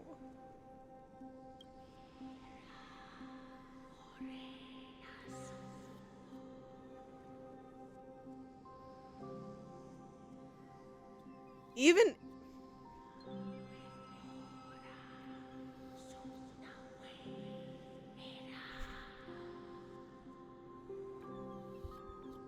I'm sorry. This was the last time I followed her command. I gently touched the elderly woman before me. The executioner, who had seen too much death, died the same way as everyone else. A gasp for air, a wistful look in her eyes, and a barely perceptible tremor in her fingertips. The fact that, like, you know the details is because you've seen it too much. Elder Amunet, the person who tried to teach me about death, ultimately vanished like dew in the morning mist.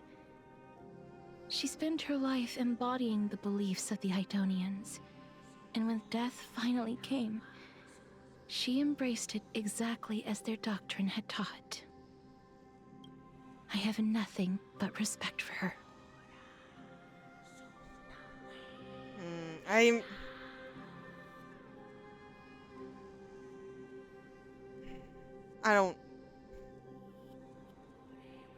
I erected a cenotaph in her honor in the marshes outside Idonia's city walls with the others I had laid to rest. Then, I set out once more in search of Thanatos. It was a long, long journey. I heard so many discussions about death along the way. Life finds meaning in death. The world improves because there is an end. It seems the most terrible darkness in this world. Everyone talks about its heavy weight. Some resist it, some worship it, and some even revere it. How did a disappeared titan become the deepest fear of humankind? And why do they haunt my dreams? I continued my travels to seek an answer. Initially, I was running away. Mm-hmm. Then, I started searching for it. And now, at the end, I just want to know if my touch, if my embrace, can do more than taking things away. Can I make anything? Can I leave anything behind? I don't want to die. Oh, Please, it literally is putting this in. Go. I don't want to die, please. I don't want mercy like this. Just let me go. I need him. I don't. Oh, it literally plays straight in. We lived through it, went through some of the extra, and now it's here. I hate these icy hands. Oh my god.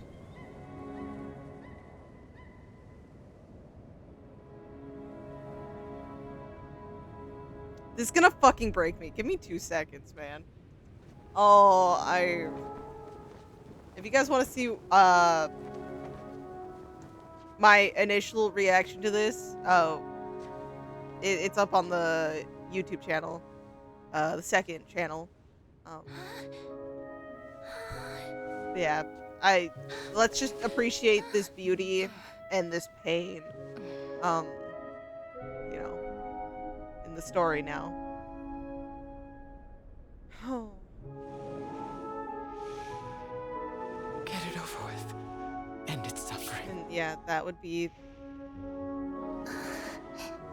the elder right there.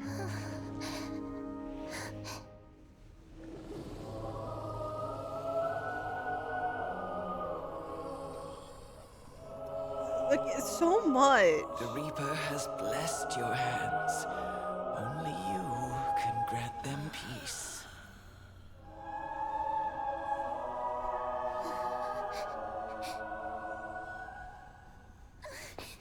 It's one thing to, you know, slowly over time be taught these beliefs, but to be thrown headfirst in, to be the cause of the death, and the mixed signals of being worshipped for this ability and then being feared. Embrace death. Walk alongside it. Just not being able to form bigger connections with people without, you know, a barrier in between. This is cute. I need to know your name. I need your name for being so kind and wanting to be there for Castris. It's just so sad. Imagining herself in the spot with the kids. Just wanting to run away from it all.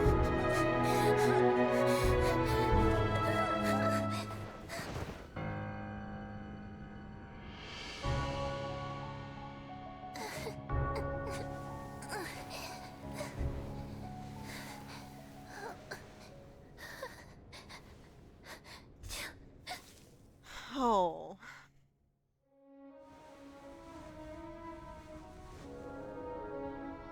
Being set off to do your war duties.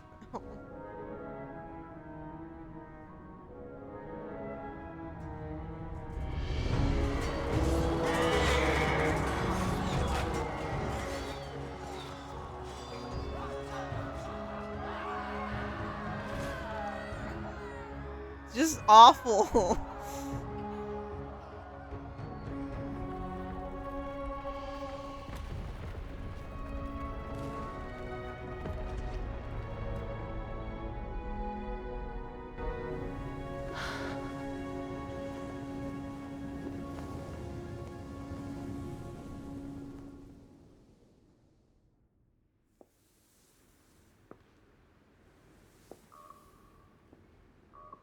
Oh. Is that you, Castris?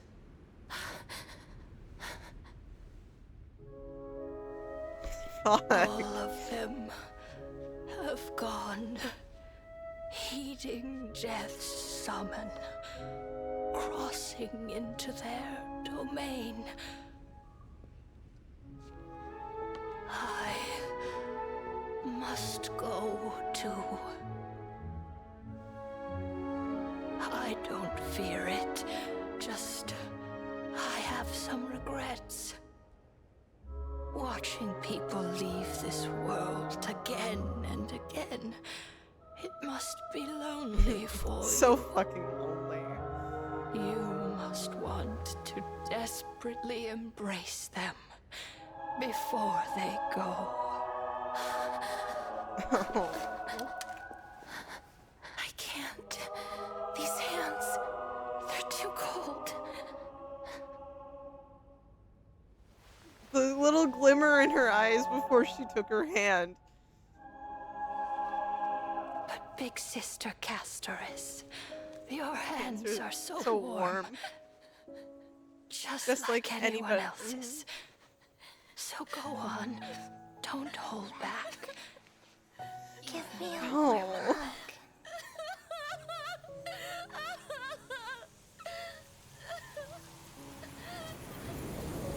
Oh, fuck. Oh. The color is like the what if possibilities of the realm opening. Her dreams of what she wanted to be true, be real.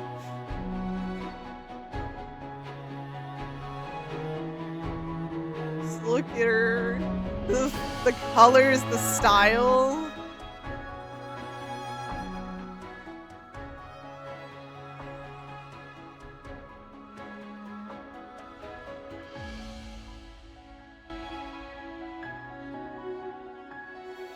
Oh, man.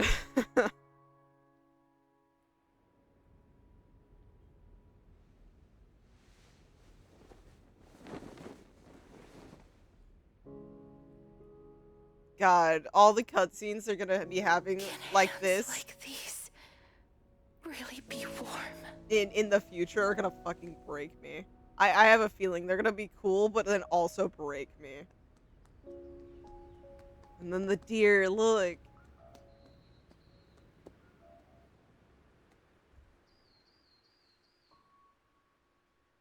That final, that final piano note. On the day that Oryx's trial ended, you must have had many questions. I felt just as confused. Why, as someone from beyond the sky, were you so cruelly dragged into Amphoreus' fate? I wished I could take action, but no matter how hard I try, I cannot simply interact with the living as ordinary people do. Even when we brushed against each other unintentionally in the grove, and it was obvious that nothing had happened. When an almost unattainable hope finally welled up in my heart. Oh, no. Yeah, because you thought maybe... When I thought that perhaps my touch Yeah, would no longer bring that's... sorrow. I didn't think about that. Like, to have this moment of hope that maybe, just maybe, things can be different. Fate declared to me, it wasn't that the curse of death had finally been lifted, but that your soul no longer belonged to this world. And there was nothing left for my hands to take. Nothing. That fucking sucks. And did I really think this time would be any different? It's not that I don't understand this reality, just that I'm unwilling to accept it. Having walked such a long road, I am still unable to find the answer to life and death. I am resigned to eternal despair. Anything I wish to hold on to, death will inevitably wrest from my grasp. No, we need to fight this stupid-ass fucking reality. Okay, this stupid fate. From that moment on, I lacked the courage to confirm it again. Until Oryx laid bare the cruel truth before us. And then even then you were hesitant to... But now, perhaps I might have one last chance. Long ago, Trinan read a prophecy to me. At the end of the Sea of Flowers, the souls of the living shall warm thy fingertips, and after an embrace, there shall be eternal separation. I found no surprise in it, for her words sounded not like a foretelling, but a perfect reflection of my past. Embraces in this world are born of reunions, yet my touch speaks only of farewells. In that moment, I had no doubt that this destiny would weave itself through the entirety of my life. And yet, things have taken a turn for the better. Now that I can finally have an audience with Thanatos, perhaps I can rewrite the meaning of that fated prophecy. I have no reason not to give it my all. For your sake. And for your own. And for my own. Thank you for telling me your thoughts. With that, I won't have any regrets. I'm scared, but I'm here for you, okay? Castris talks to you about the gifts she gave the other Chrysosairs, and before you know it, she arrives at your gift. She's giving everyone gifts right now? Let's put that aside for the moment. We've arrived. I want to retrieve a small gift I specially prepared for you. I made it myself, like the trinket I gave Lady Trian. I want to leave something for everyone, if possible. Castris, you're gonna make it through this, okay? Okay? We're not doing goodbye gifts. Only just promise gifts, okay?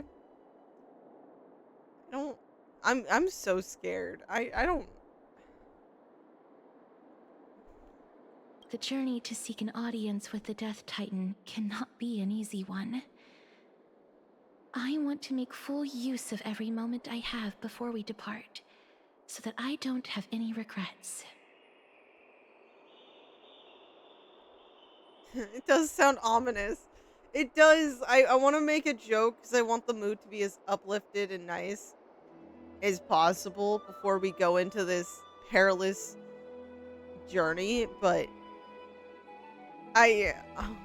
it's just so frightening. It's so frightening. I'm gonna joke. No. It made her isn't. laugh. You'll know when you see it. I'll know when I see it. Okay, that's interesting. Sorry, I'm about to have to plug my headphones in. Look, it's right there. Where? Huh? Okay, cool. It's actually missing. Where did it go? What's going on? Okay, looks like someone left something behind. Did you get into trouble with some phantom thieves? This is a... Cypher! Cypher! Why, though? I feel like there's other ways Cypher could have got our attention. But okay. Oh my god. I have a kitty cat trying to take up the desk. But yeah, no, that has to be Cypher. The coin of Zagreus and a slate. So it's her. You do not sound happy. Holy moly, a kitty thief. It's Lady Cypher, the demigod of Zagreus whom Lady Aglaia had spoken of. She's a master thief who's left legendary tales all over Amphoreus.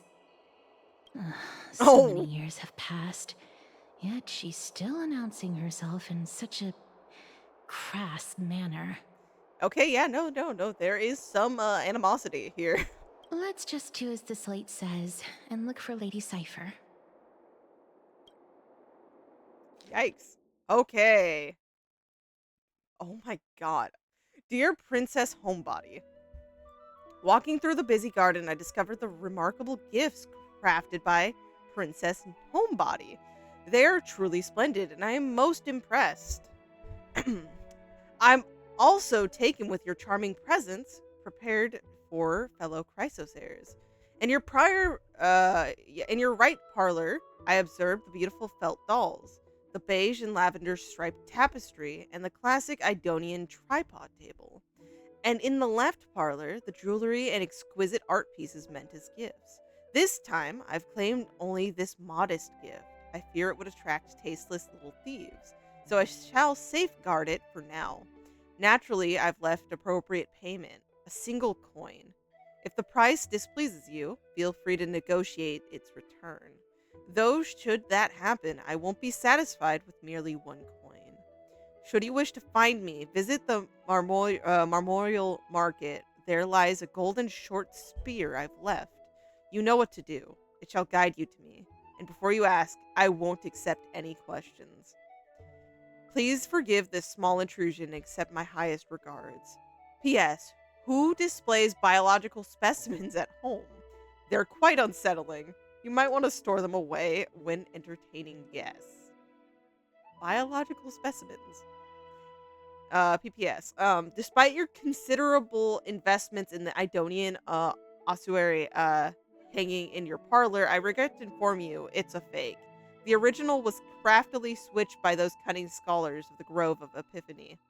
The full story can be found in the yet unpublished memoirs of Sifra. Sincerely, Kitty Phantom Thief. Both are weird to say. You head to the market with a short spear she left behind. She literally yanked our fucking gift. Like, what the heck? It's right there. This is the golden spear mentioned in the thief's letter. We must pursue her. There seems to be a new show at the Bastion.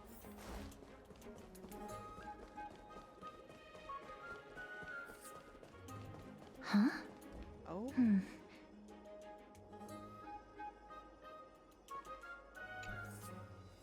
This is a trick she left for us. Yep, she didn't want it to be easy. She wants to have fun.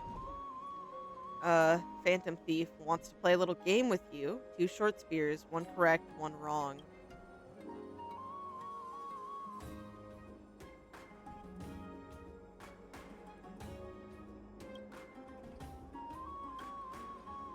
Only the golden short spear engraved with the truth can lead you.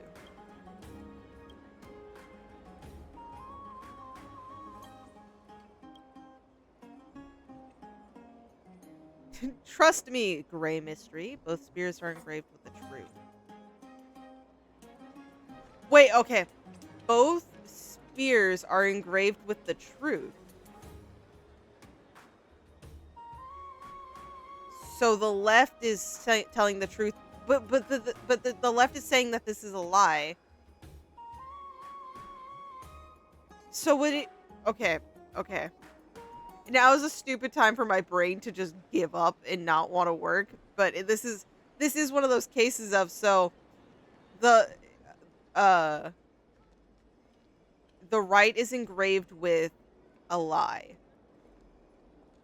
Both spears are engraved with the truth. So if both are true, then that would indicate that this is lying. So no. So if this one's saying this one's lying, then this one saying both are true can't be correct.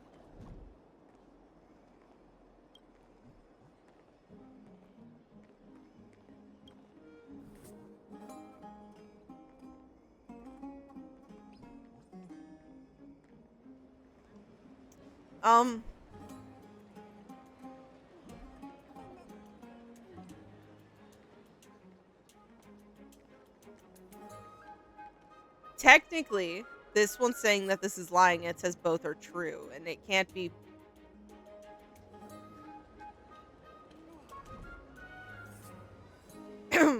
Got it.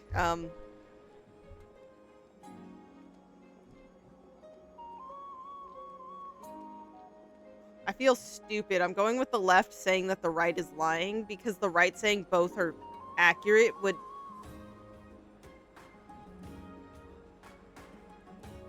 I don't... She's incorrigible. Follow me. Does that mean I was right? What? Oh, try to grab it. Come on, Cypher. This is how it should be. We must pursue her. Let's go, let's go. Cypher, it's too late at night for me to have to do puzzles and mind games. That is not Cypher. We chose the wrong one. Anyways.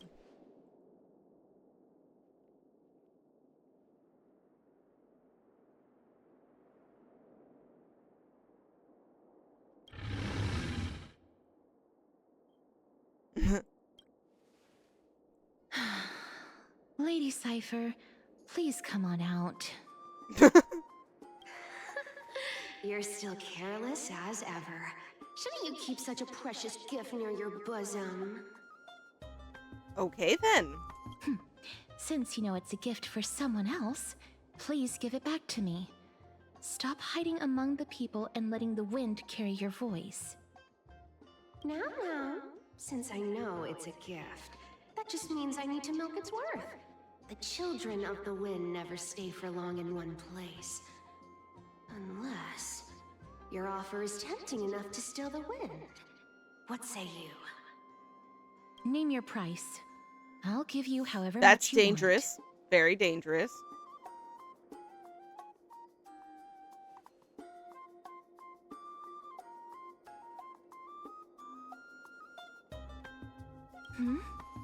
What's wrong?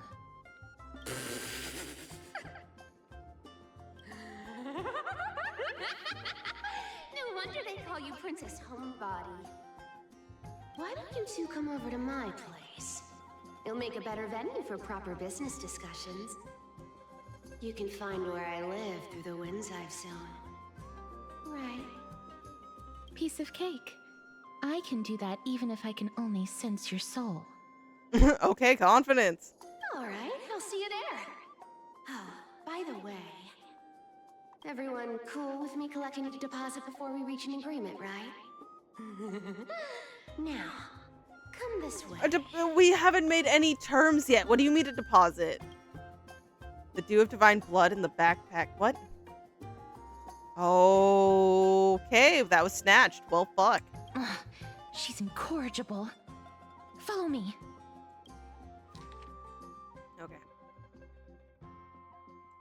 Okay. Dear Princess Homebody and Gray Mystery, you probably guessed already I had no intention of showing up at the Pack Beast workshop. That means, of course, I had no plans to return the gift there either. This was just a warm-up for a little game of cat and mouse. But surely you've realized that Kitty Phantom Thief never cared about stealing a mere trinket, right? No, what I'm really after is your hearts. Oh my god, Phantom Thieves' hearts. Anyways, just kidding. I have no interest in your hearts. If Princess Homebody can track my path, then by all means, try. I'll be waiting at the end, and rest assured, we'll meet face to face this time. P.S. Gray Mystery, where did you get that Dew of Divine Blood? Don't tell me it's a gift from the seamstress. I'll taste it for you. Sincerely, Kitty. Oh my god.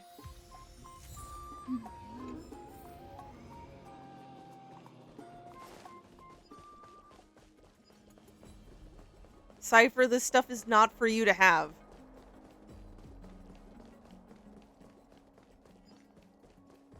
Okay, so she's up on the roof there. Or at least that's where it's leading us. Oh, there's a butterfly. Sorry, I never saw it till just now. What's that face? Okay, let's move on from that. I think I can get up through this way. Does it really work? My knowledge of the map isn't great, but we got to make this work. Here we are. Over here! Over here! No, not that way! This way! Come on. If I really wanted to hide, you'd never find me. So relax, you two. No need to get your hackles up. I'm not that scary, am I? Meow. You know what? Now you're scary. You know what? You actually scare me. You're right.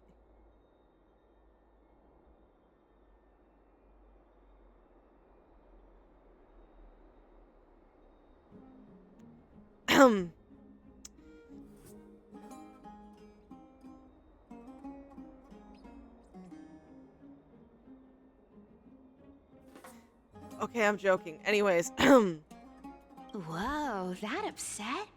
Calm down. I wasn't gonna say the top just one. Putting on a show with the meowing. Some people might have been into that a millennium ago, but it's long since gone out of style. Oh, I like her hair. Like, you see, like, that one's just straight out, but then this is, like, braided a bit. Once I recovered from the, attack, yeah, her design looks cool. Loosen up, buddy. Shall we get down to business? You stole stuff from us. Why should I be the one loosening up? Give me the jewelry piece first, or everything's off the table.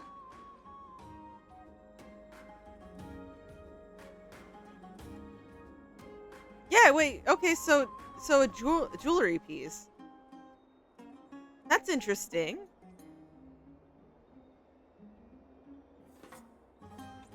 Might do. We should probably get that, but. Oh, come now. Don't be so upset. Relax. Relax. Look, isn't the view here just great?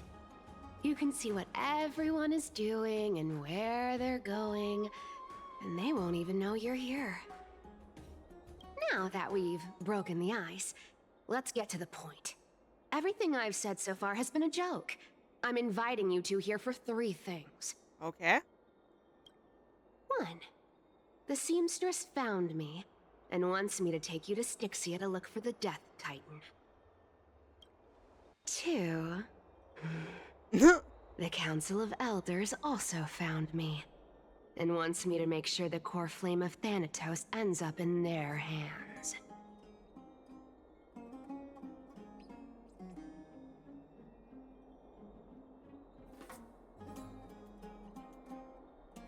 Honestly, at this point, last but not least, I'm telling you that I'm not interested in doing either of those things. So you're not interested in either sides of this at all.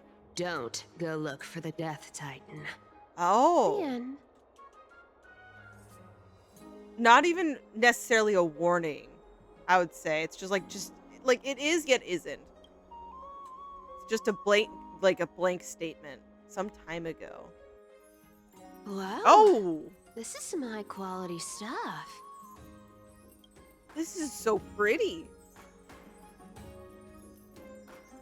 And this room is full of it.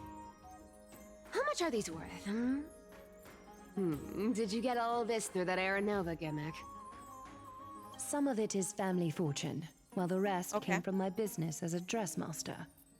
Don't liken the flame chase work to your shady dealings. Wow. I should have busted down your door instead of going around like a thief. Well, spill. Why are you giving me so much money? Payment for doing work. You're worth this much. Did you forget my stance to all this? I thought I made myself very clear. You wish to run away. Run away from your responsibilities, from the prophecy, and from your destiny. You shall walk with greed and die over petty change. Ooh. Okay. I understand this prophecy weighs on you immensely. That is why I have never reproached the demigod of trickery for running away. But I need you right now, so don't turn me down. You know, maybe the gods got your tongue with their golden threads, Aglaya. I'm not hearing any sincerity in your words. Give me a reason why you're bowing your noble head to me. We lost Trian.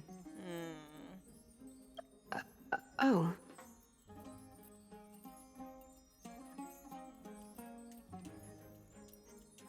I'm sorry, I'm still not over that. I'm not over any of this. I love that they like had different phases to show off that she looked away. The divine power of passages is running out.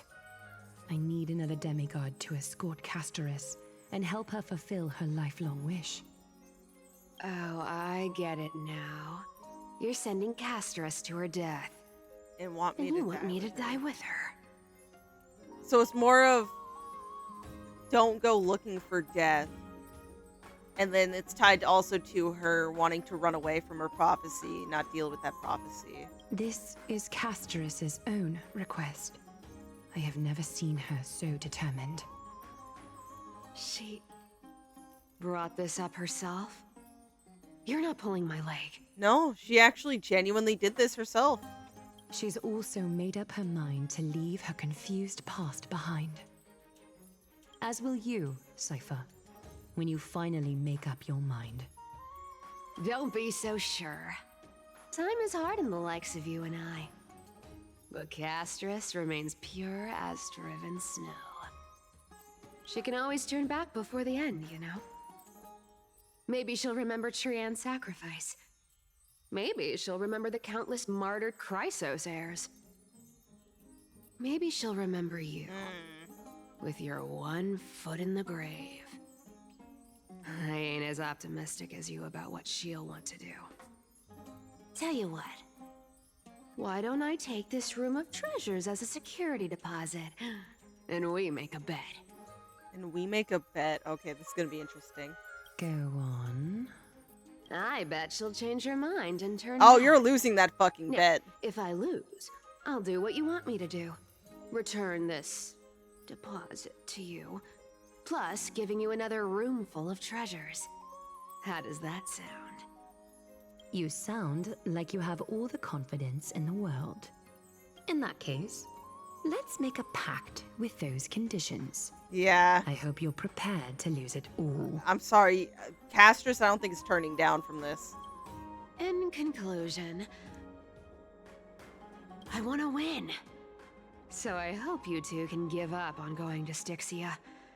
I'll give all the treasures in that room to you. And you can split it between yourselves, however you want. You really made that bet without knowing any of the conditions. Like, there's so much behind Castorus's decision for this. This is literally something she's been striving to do for a long time now. And then also, we quite literally can completely die. Like, be dead. It's a miracle we're right here. Our soul, soon to be snatched. We have reasons to make you lose this bet. What do you think? Tempting, right?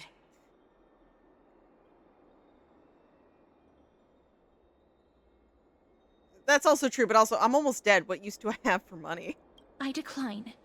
If we don't find the Death Titan, her soul will... Oh? Yeah, again, you need to fucking maybe have details before making a bet. I can't go into the details, but we have to go to Styxia. I really don't get how. Princess, homebuddy, you keep talking about needing to find Thanatos, about getting rid of your curse, and you don't care about anything else. But did you ever live for your own pleasure?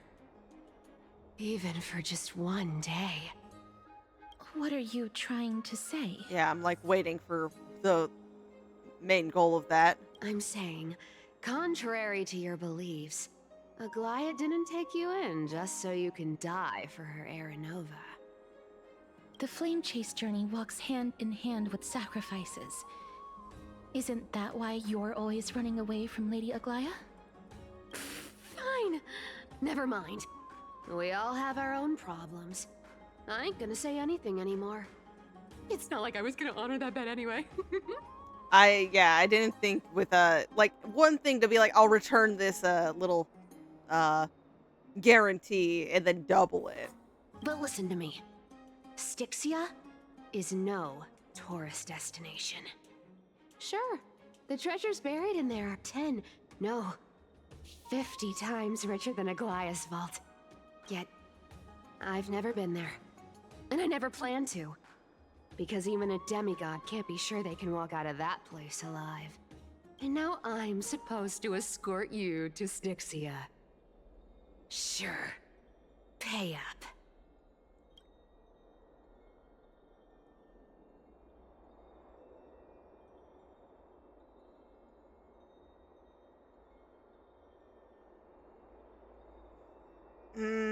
Okay.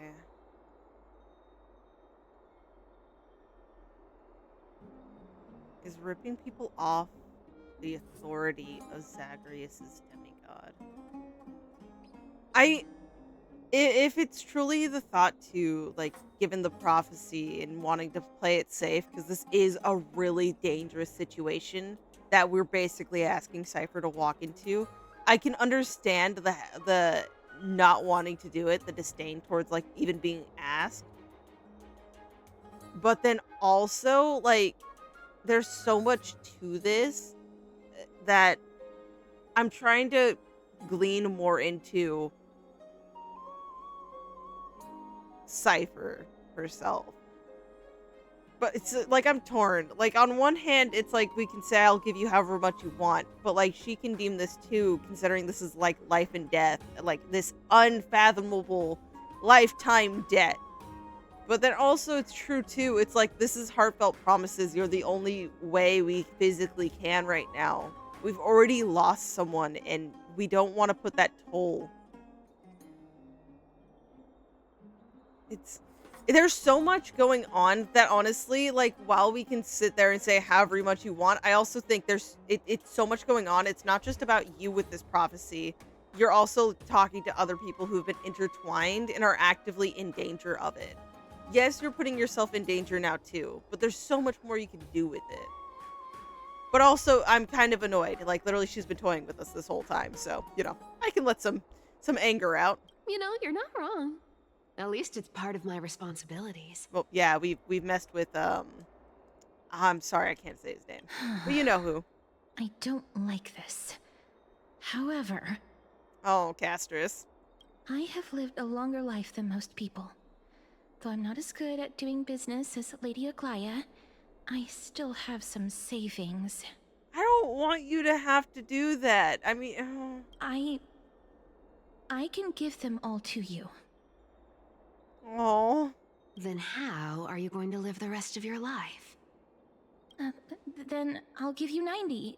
No, 80%. Cypher, if you take all of her fucking savings and leave her with fucking nothing, A, I'll make sure she actually has shit. But B, also, that's fucked up.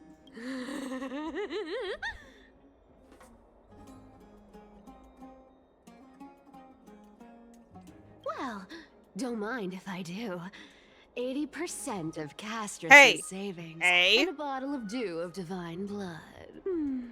Not a bad trade. Hey. We never said that. I'm not sure if I'm supposed to be handing that out to anybody.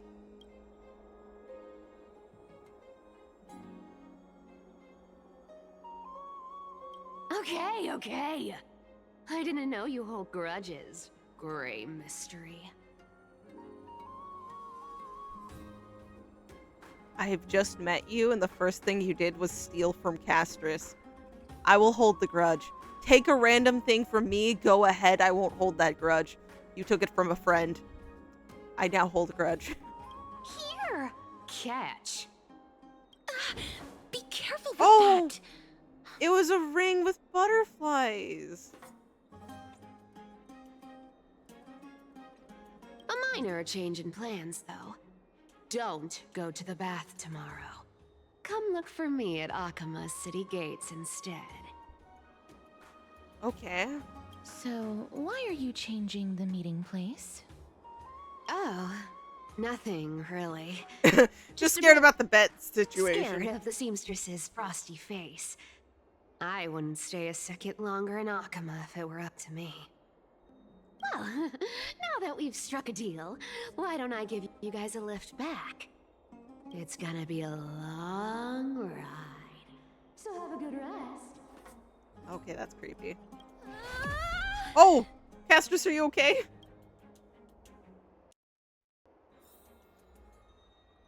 Just dropped her off. Like, just literally plopped her. Where am I? Is this my room? How did I get back here? This is a coin. It was Cypher. And she even tucked me in? Never mind. It's getting late. I better get going. Gray Mystery. These formal addresses at the start of letters are such a hassle.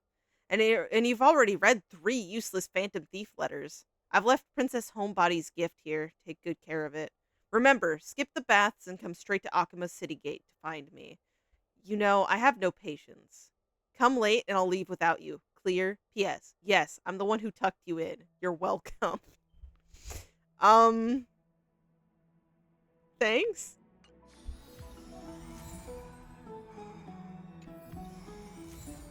You have divine blood. What's this?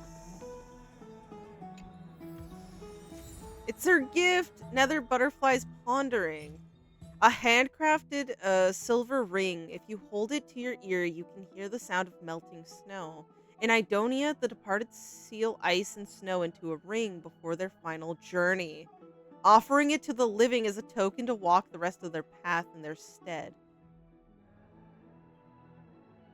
When the ice melts and the snow fades, the flowers will bloom and you will find me. I do not like this language. The departed seal ice and snow into the ring before their final journey.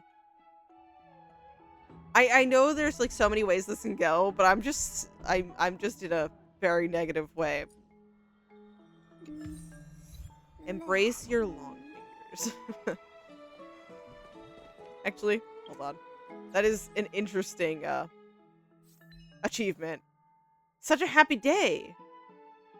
With a gift just for you. So people could have walked by that and not picked that up right away. That's really interesting.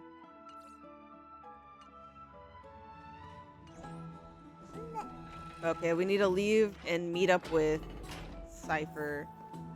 I'd love to go in and take a look. Have you heard? It might be, yeah, more worthwhile to just jump ahead.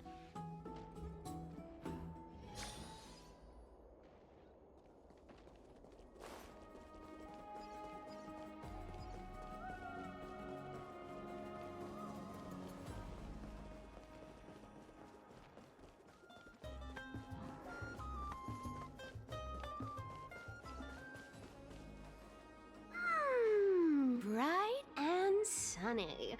Just the weather for farewells. You're here? Yeah. Why wouldn't I have been here? Totally. The trio team is the best set up to reach the finals. No need, I already told her. She's fine with it. Maybe I believe that, but I also partially don't. You sure know how to put me in a spot, Casterus. I need to travel with you, but I can't touch you. Wow. What a bother. Rubbing it in, why don't you? Sorry. Oh, no, Bean. Ignore her. She's being mean. Aw, I was just teasing. Don't take it to heart. Did you know that the legends say you have to put an obol into the mouth of the dead or over their eyes if you want them to successfully cross the River of Souls and enter the Netherrealm? That's the fairy fare for entering the Netherrealm. However, I honestly won't ask you to pay this time. I'll pay. And then we'll just have to go through the motions. You sure are helpful when it doesn't cost you anything. Just how much have you swindled Castrus of? Don't worry. It's not a lot. I doubt that. No, you were going to literally let someone upcharge the hell out of that jewel when you got it for Trian. All right, pass me the coin. It's time to get the gods' powers going. A fleet-footed trip to the Netherrealm. Here we come. Oh, one last thing before we go. I gotta give you this piece of advice. Especially to you, Princess Homebody. You can't catch the wind by waiting. You only live once. So make the most of every moment you have. Ooh. Get ready. Be steady. Oh. Hi, your turn. Oh. Don't be nervous. After all, it'll be gone in the blink of an eye. Oh my goodness. We're spinning. All done.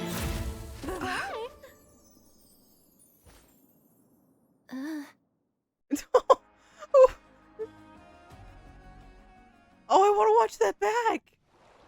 Are you feeling all right? I think so. Also, yeah, she dipped, but also, oh my God, she's fucking abducted us and then spun us around for good measure. I swear she was speeding. She's the demigod of trickery.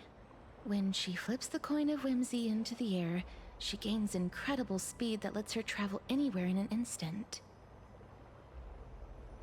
Just like how she clearly had no intention of lingering here for even a second longer. We can only depend on ourselves for the rest of the way. Whew, so the trio becomes the duo. Don't worry. Mem's Never mind, we have our trio back. Hey, Mem. So you came. Being cute isn't my only forte.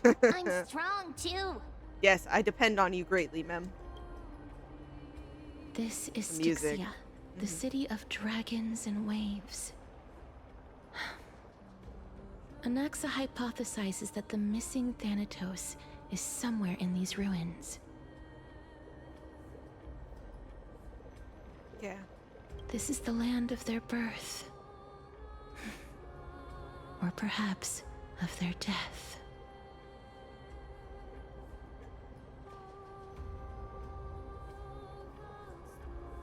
Anaxa had used a secret alchemical art to temporarily fuse his soul with Circe's and Kephale. And when he was on the verge of death, he was pulled by Thanatos and caught a glimpse of the flowing river of souls. This alchemy, considered a sacrilegious act, might actually make the souls of mortals and titans attract each other. Even though Thanatos has been missing for 1,000 years, and even their followers haven't been able to find them. Perhaps that special attraction could summon them here. Oh, so are we going to use that Philosopher's Stone to conjure the Titan? I guess that's the only way. The only leads we have now are the name of this city and the fairy tale about the dragon. Thanatos is even more mysterious than I am. That's very true, and that's scary given that you're a complete mystery, Mem. Indeed. Even one as erudite as Anaxa could only point us to this place, and no further. We will be entering the unknown as soon as we take our first steps. But that won't be the first time in my long journeys. I believe that, rather than standing still, taking action is by far the better option. Perhaps fate might take pity on us today and show some compassion. One can hope. One can only hope.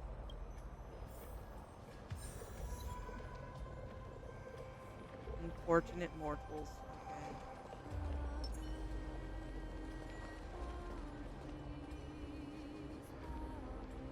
This area is pretty, yet so ominous. Like, look at that. Is it like the moon?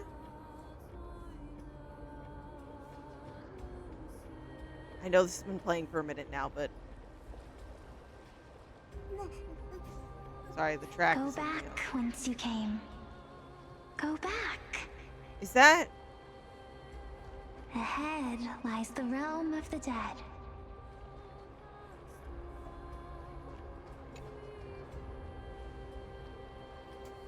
According to the myth of Amphoreus, a certain hero of Castrum Kremnos was dipped upside down into the river of souls at birth by his mother, believing its water would grant him invulnerability.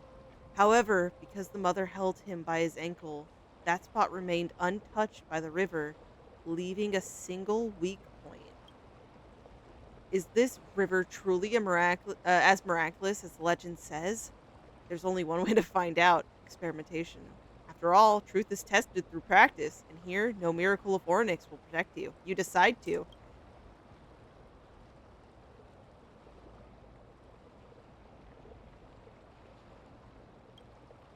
This is definitely not the place to linger. Look around. There aren't even any holy city guards nearby. If you fall in, who's pulling you out? I'm not having Castra's fucking... Does that give me an achievement?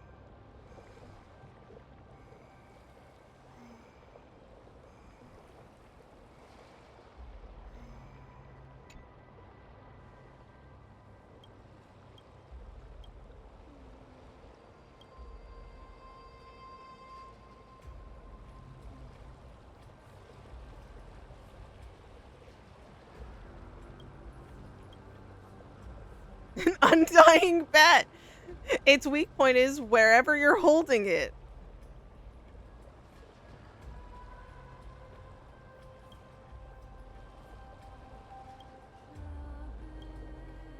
Hang on, I got an undying bat. That's all I need. Okay, we're oh, butterflies.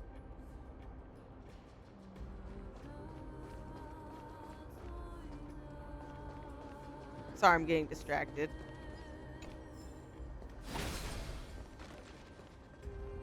What a beautiful butterfly. Is it talking to us? This is a eulogistic butterfly. They are found in places where many have met their demise. In Idonia, some think of them as manifestations of Thanatos' benevolence.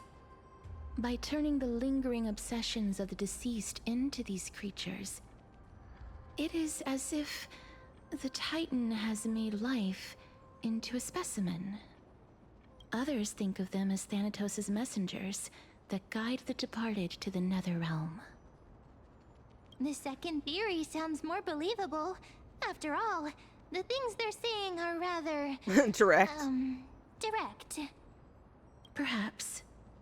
But the fact that we're able to hear their whispers proves that we're fast approaching the realm of the dead. Okay, here goes nothing. These shadowy figures... are they illusions reflected by the River of Souls? Oh, the lights turned on. They're off.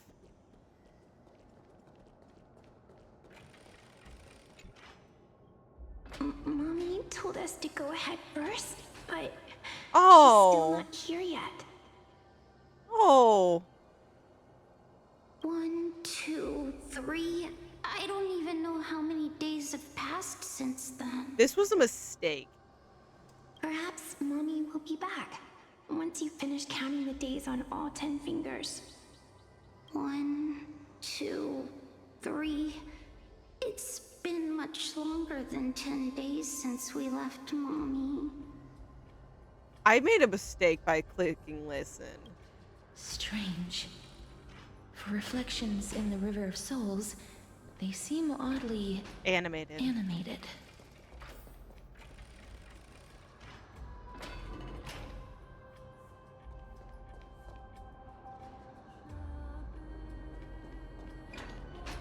Do you want to buy any fish? Marketplace merchant. Huh? He can see us? Wait. More living people. I'm not selling my fish to living people. You lot are too shameless. Buying fish without paying. If I ever see her again, I will... If I ever see her again... Could it be that... you're all dead souls that never achieved rest?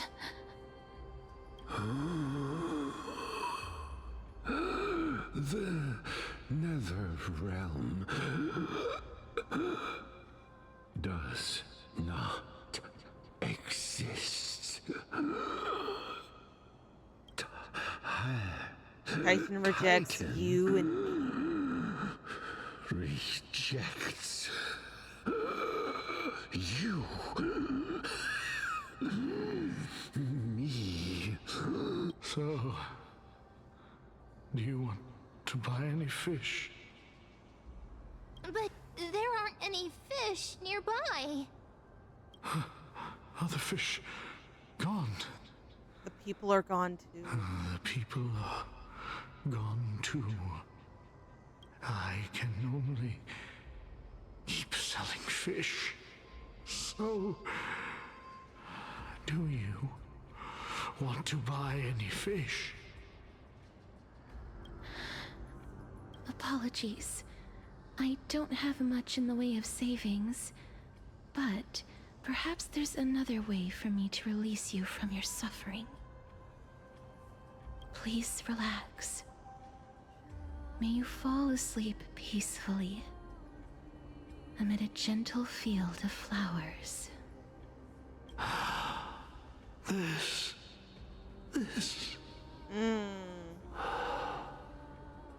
I knew it. These people aren't illusions. They're the souls of the deceased. They're supposed to reach the end of the west wind by floating down the river of souls. Yet, they have floundered upon the shoals of the stream, unable to move forward. Did Thanatos reject them? Or perhaps they didn't really die at all? Are they in the same situation as me? Perhaps all of us can still use CPR. I have no idea. This circumstance is completely unprecedented. Hang on. Didn't he say more living people? So that means he's seen other members of the living apart from us? Could it be that these souls are stuck here due to someone's deceit? That could be it. If something is done out of goodwill, ooh, are you really gonna call it deceit? Goodwill? I can't see anything good out of... Wait a minute. Lady Cypher? That's me. Could it be that you are the living being that those souls met? I couldn't take their behavior anymore. So I started some lies here and made up some lies there. Just trying to give them something to look forward to, you know? It's because of vile living creatures like you that we're being misunderstood by all of them. Oh, God. What else am I supposed to do? You can see the mess this place is in. These poor souls are denied by the Netherrealm.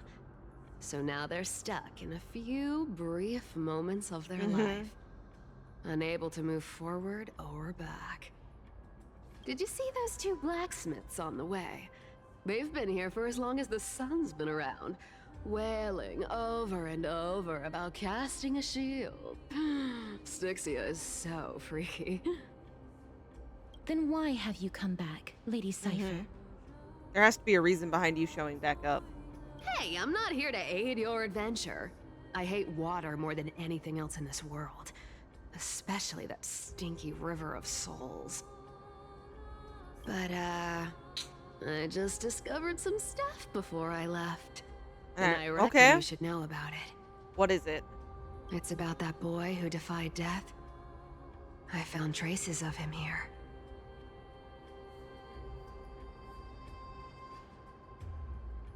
Anaxa? Lord Mighty? Or Mighty, yeah. Oh, right. That's his name. Well, now you know. As for whether that info is actually useful, that's for you lot to figure out. So long, Princess Homebody. So long, Grey Mystery. Huh? She disappeared just like that? Lady Cypher has always been a free spirit. Yeah. In any case, she has brought us some valuable information. If Lord Mighty is also somewhere along the river shoals right now, then he will certainly become our signpost. After all, he's different from those wandering souls. He will find his way, even in the realm of the dead. Don't worry, it's time for me to shine. Ornyx's rune of recollection is nearby. Use prayers to return the river to before it got flooded. Okay. This place is still freaky, but we at least have direction now. I don't know how close we are to the end yet, but over here. I have to make it.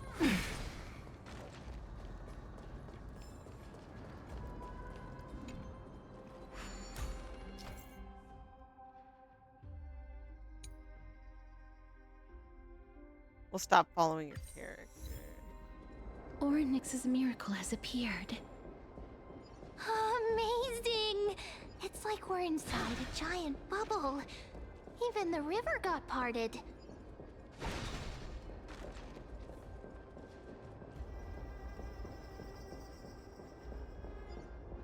Very interesting. So this path actually didn't exist back then?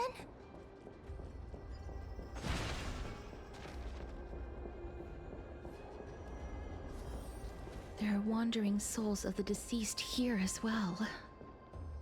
We must first return to the present before we can communicate with them. Okay.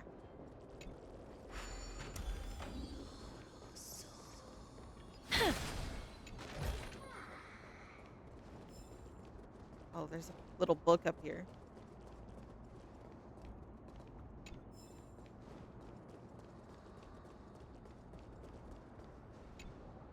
Ah, by the looks of it, you must be the foreign warriors that the Queen had mentioned, right? That the Queen had mentioned. Since the current campaign requires the utmost care, I wasn't able to make time to welcome all of you. Please, forgive me. Foreign warriors? A priestess, a warrior, and a divine beast. You look identical to the blessed saviors that the Queen described.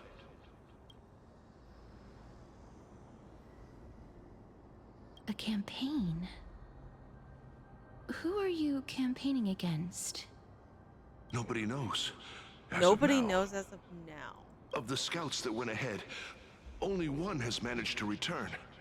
He says that the land ahead is a forbidden land that should not be approached, as it is the doorway between the netherworld and the mortal realm. As for the rest of the scouts, they've completely lost their souls and are decaying by the day. While there is still dissension within the city, the scholars agree that this calamity was so unprecedented that it needed to be given a new designation. An unprecedented calamity. Could it be death? It seems that you have indeed heard about this. Well, death is just one of the possibilities. It's too early to come to a definitive conclusion. A world that has never seen death. Looks like these people lived in the era Chrysia before the Calamity Titans descended upon the land. May I ask, where is the scout who managed to come back? So he returned to Styxia. He only had enough left in him to last no more than half a day. However, it was his intel that convinced us to rally together. He said that he witnessed the demonic specter of an evil dragon at that treacherous land. The apparition opened its giant maw and devoured everything in sight, and thus brought Styxia that thing called death. Styxia. An evil dragon that brings death. It all sounds rather familiar. Wait, wasn't this part of that fable? It was. Sir, could I ask how the Queen and Princess are doing? The Queen?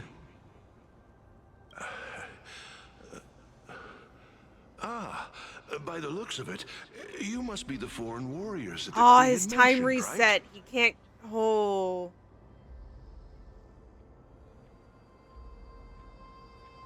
It's the same lines. Yeah. Looks like he's still trapped in the moments before his death. Leave it to me. Sir, the war ended long ago. Styxia no longer exists. Styxia is no more? This cannot stand!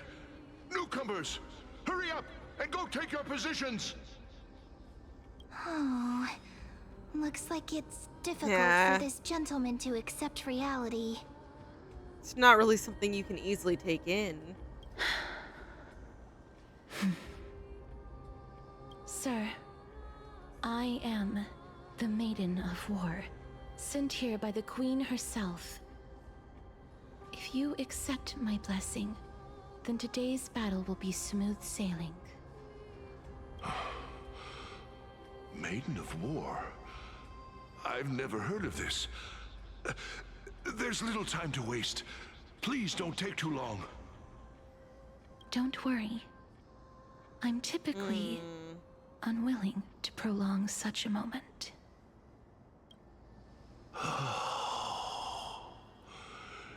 Is it over? Have we won? Gosh. Cass, oh, are you all right? No, you're not I'm fine. fine.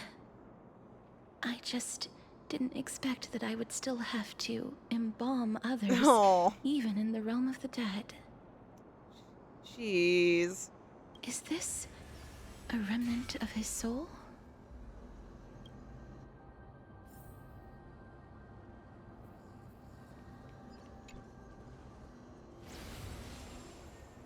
Well then, why Oh. should I place my trust in you?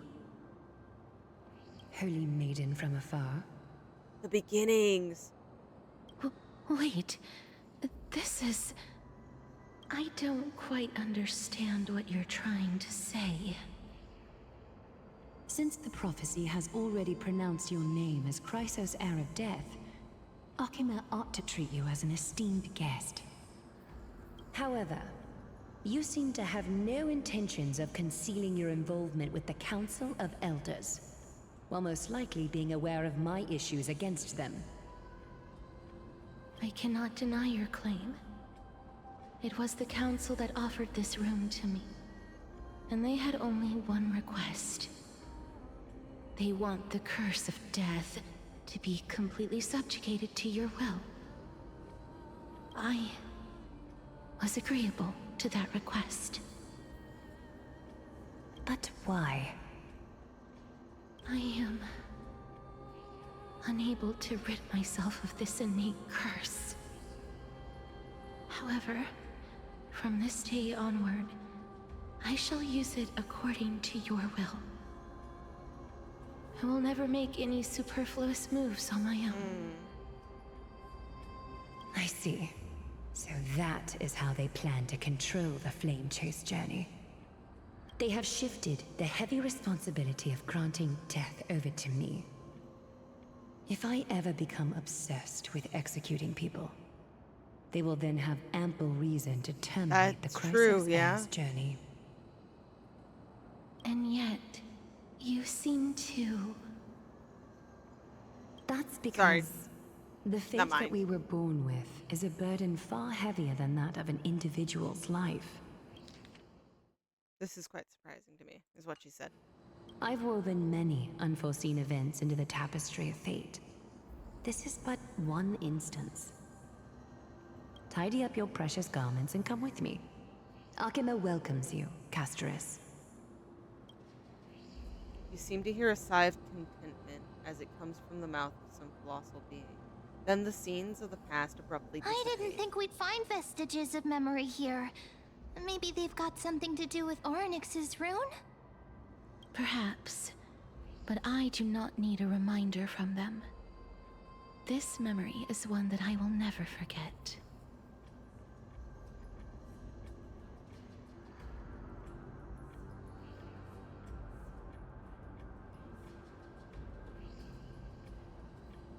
No, the elders definitely have already kind of enacted their own way of using you.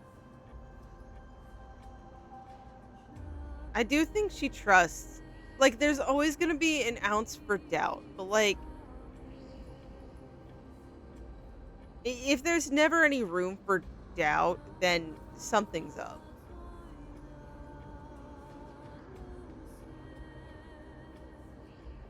Because we saw it in when Aglaya was like changing her, removing them from Akuma to like executing, and like Castris didn't want to do it, but instead of saying it, she tried getting Finon in to stop it. And she was like, I want you to speak your mind, please. I feel like she does trust. I do. But I also want to call out the fact that the fucking elders are pieces of shit. Indeed. While my relationship with the council has always been quite ambiguous, Lady Aglaya has never taken any precautions against me. Instead, she's shown me nothing but complete trust. I really want to repay her for that trust. But why would this memory appear right now? I don't think really so. Orynyx's power?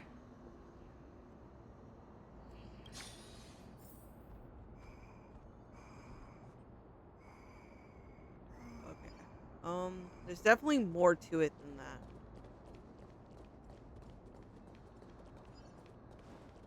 Is there yeah, there's a way down from here.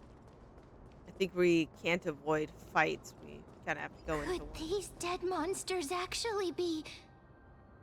If Lady Cypher is to be believed, this could be the handiwork of Lord Mighty. He's still fighting against the Black Tide, even in the Netherrealm.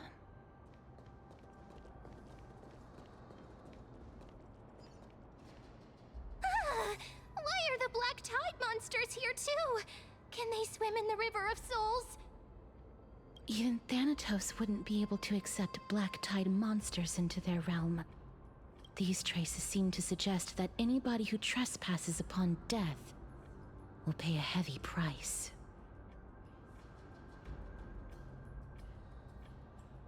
Since the realm of the dead must remain peaceful, it's imperative that we rid the place of such discordant noise. Please stay back. Let me deal with these enemies. Okay.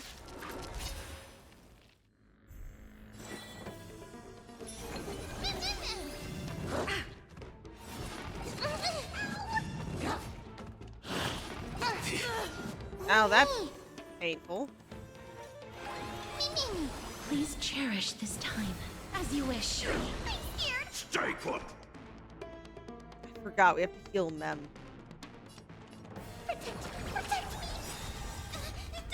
Fiends or devils, I'll crush them all! Embrace a new life.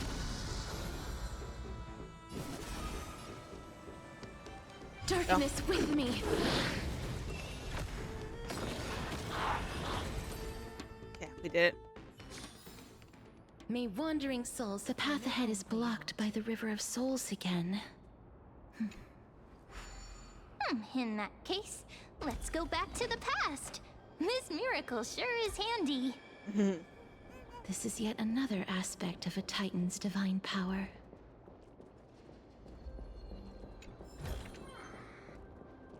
If Dan Heng was around, he'd definitely be able to raise the waters of the River of Souls into the sky.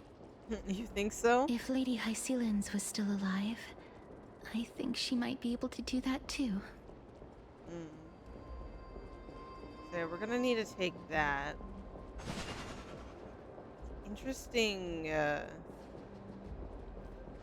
seeing everything here, but okay. Let's, ascend. And then we need to return this.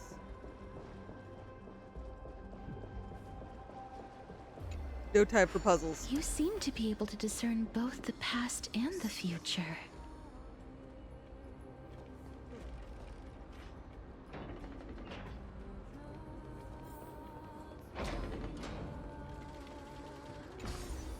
I don't know what we're about to see, but... Whew. More people. I don't know if I should be listening to all of them or not. Oh, this place. Must have been a beautiful courtyard in the past. Oh, yeah. Look at this view from here.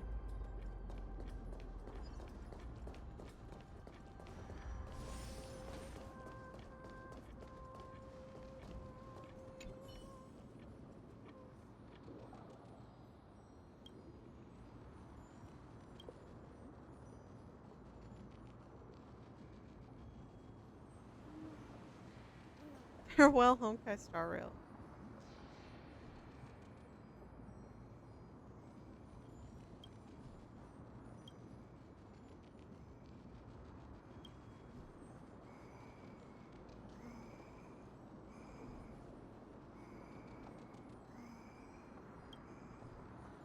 I will give her your regards. Oh, okay.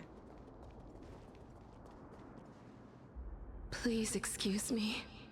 I am but a scholar from a distant land who had the misfortune of falling into the River of Souls and turned into a member of the dead. Huh? This one seems to know that she's already dead. Oh, I was merely speculating. But it seems I was right. And you... Oh! I recognize you. You're the Holy Maiden of Death from Idonia, right? I'm sorry. I cannot bring you back to life.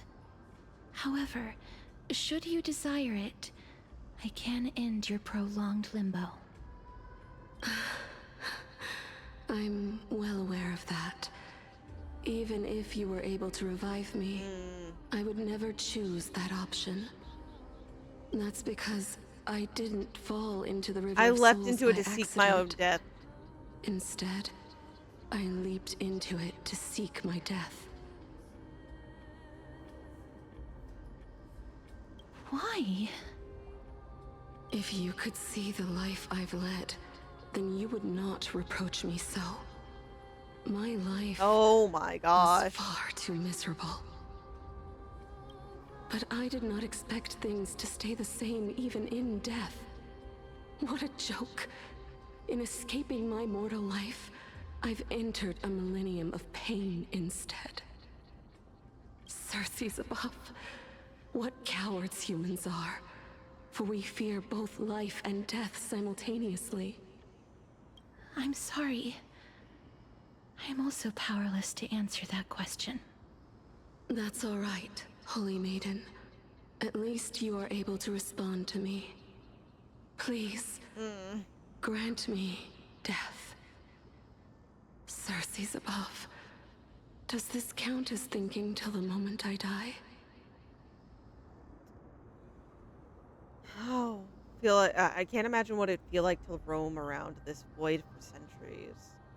Especially only speculating, and then for some not even knowing, but... I have seen too many farewells. Her distress is quite commonplace. There are those who will end their lives over what seems to be the smallest of worries. That's true. It's still not something pleasant to hear about. For some people, this power that I possess is a blessing rather than a curse. Yeah. But I never managed to convince myself of that. You're the one wielding it too, though. It's a lot different to be the one who's granted in their eyes this blessing. For you who has to use it, especially when you started to at a young age, you just feel like you're taking. And it wasn't even just for people who find your curse a blessing. You were used as a weapon against others who spite you for your position and role. So it's understandable that you wouldn't be able to convince yourself like that. Cass, are you still trying to create a world without death? Yes, because when placed under time's vast scales, there is no worry in this world that cannot be solved. Yeah, it sounds nice to have a place without death, but I don't think I can agree with that. I don't think I can agree with it. This is a wish that I've held for almost a millennium.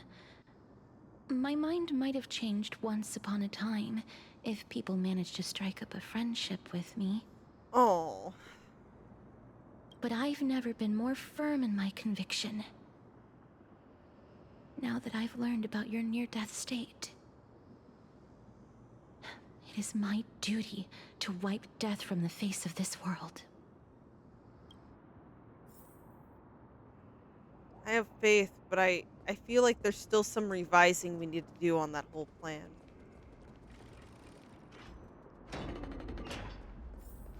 Especially if your dreams and ideals are going to be used and warped by the council.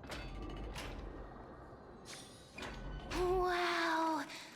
This place is so spacious. Is this the kingdom's vault?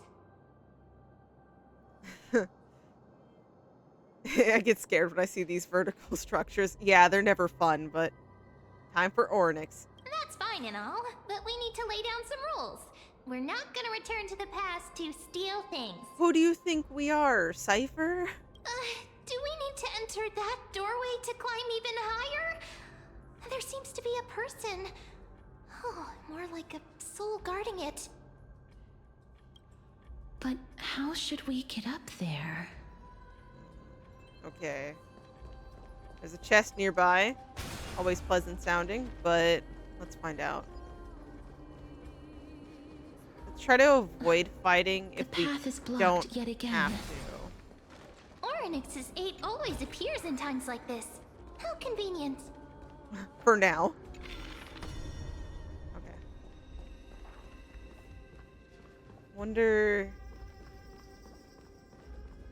Look, there's even a platform lift over there.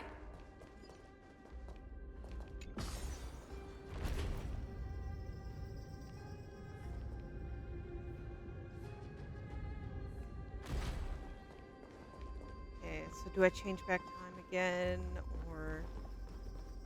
Yeah, I changed back time again. A chest of the past has been left behind, but none of its treasures remain inside. Hey, I thought you said no stealing. I'm crying. Oh. Thought we were supposed to improve.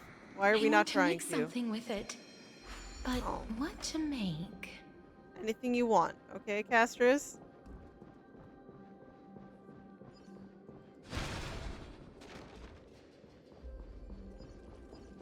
No time to break everything in my path.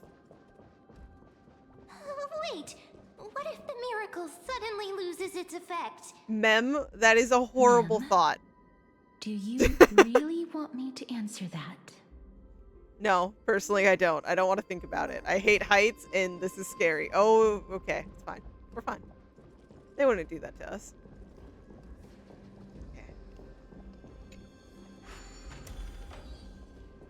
Stay back.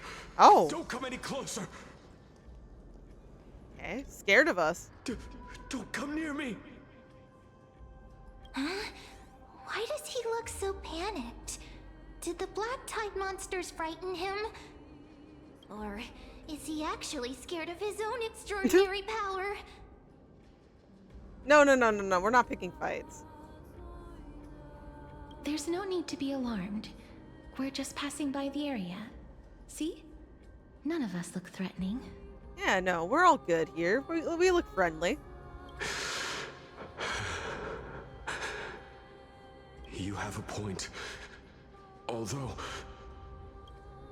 while this might once have been the royal vault, it's since been plundered empty. So please go away right this instant. It's been plundered empty, so please go away. You've misunderstood us. We simply heard your shouts as we were passing by, then decided to come over to find out what happened. My goodness. Did I really yell out loud?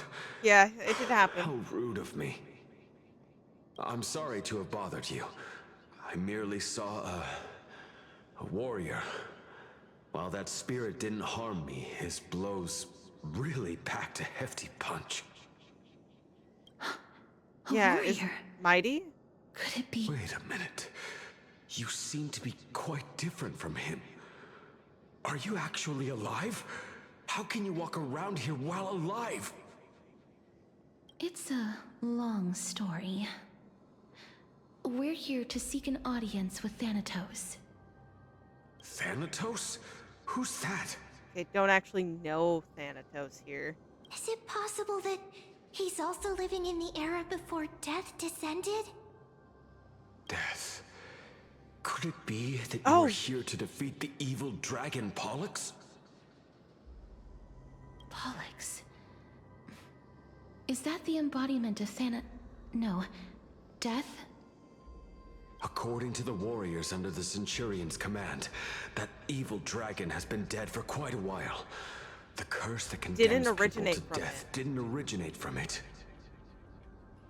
But they saw a girl within the dragon's embrace, and she is the true Reaper. Saw a girl within the dragon's embrace.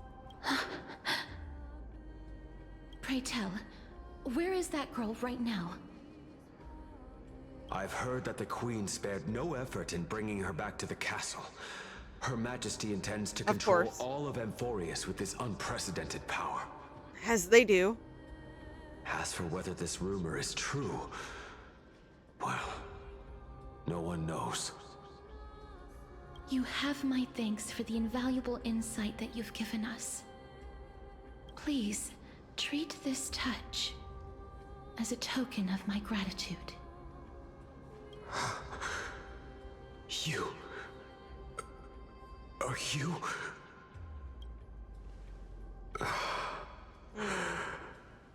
Thank you. This is his... Oh, another one of these. What are we gonna see this time?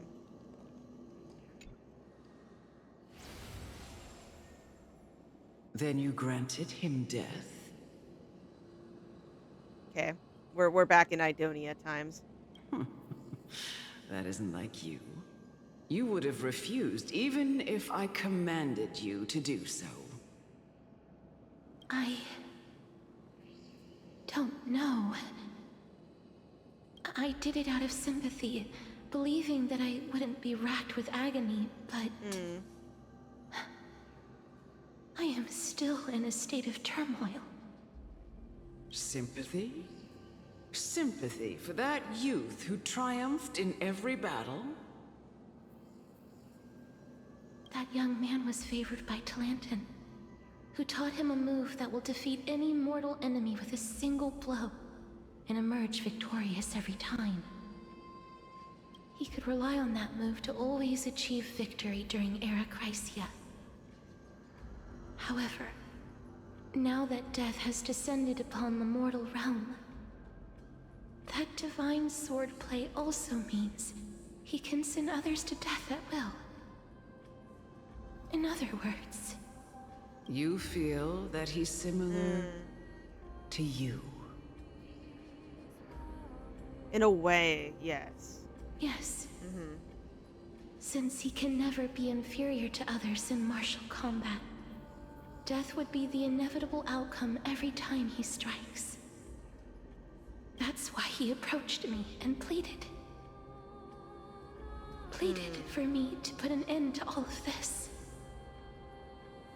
You are perhaps feeling lost from making your peace with death in so abrupt a manner. I have not made peace, yeah. Have not made peace with death. The turmoil is like part of it. Like there's no coming to terms with it at this point in time, if ever. Like, can you truly, like, without like an ounce of doubt, really come to terms and like make peace? I've seen the people of Idonia stand tall and proud in the face of death. even before the fated finale arrived, they were already content with the lives that they'd lived. They had such proud expressions. Expressions that made me believe death would be an insult to these mortals if the concept is truly a power that a god had carelessly cast down upon the world. Perhaps death's authority was never meant to exist in this world. Just like how I shouldn't exist. I won't refute your beliefs for now, but would you be interested in listening to a story of mine? It's a fairy tale from foreign lands, told by the person who brought you to me in that ice field long ago. The person who brought you to me? A tale told by the Queen of Styxia. What?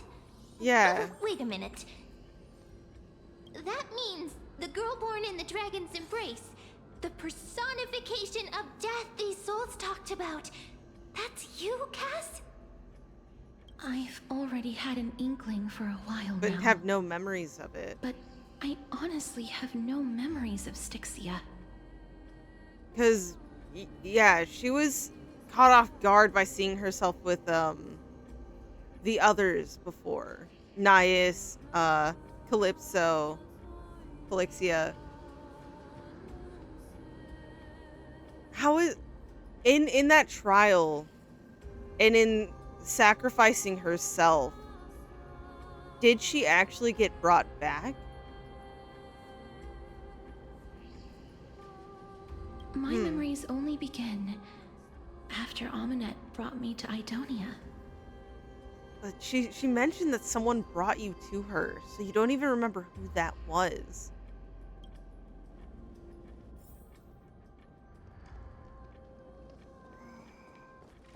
Okay. Don't look back. Keep moving forward. Always. Okay. It's yet another eulogistic butterfly. Are we getting closer to the Netherrealm?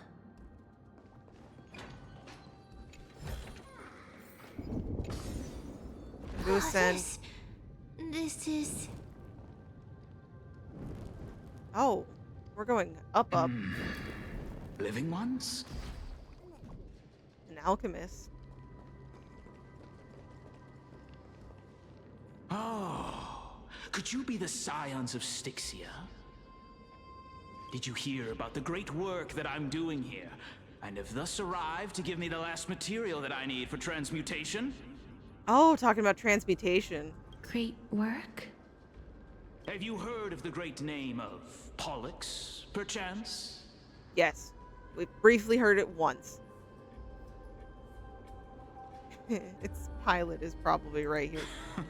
You have? Then that's good.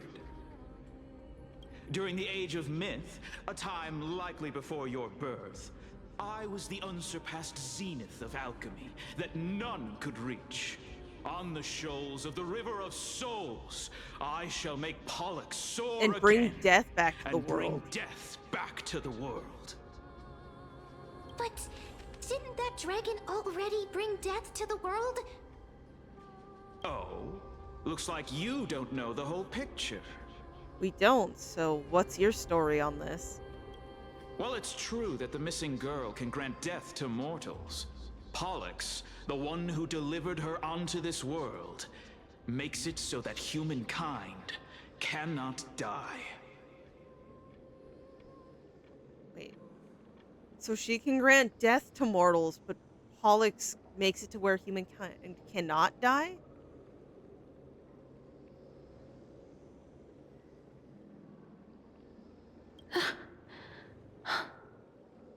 Okay. So... just as you feared. It's just as I feared. This is my guess. The deceased are supposed to drift down the River of Souls until they reach the end of the West Winds. But this river of souls was blocked by Pollux' fall. That's right. That's why it's imperative that I bring the dragon back to the mortal realm and make it soar the skies again. I have long since prepared my alchemical matrix in the tower. Although, I am still missing the most crucial material of all. That final ingredient, the final sacrifice, is none other than the girl who lives out her days with death. Yeah, fuck that. Fuck that. No. Huh? What's going on? You didn't touch him, did you? No, she didn't. I know that I am no longer capable of carrying out that task. Take this, all of you, and please fulfill that great undertaking on my behalf. This...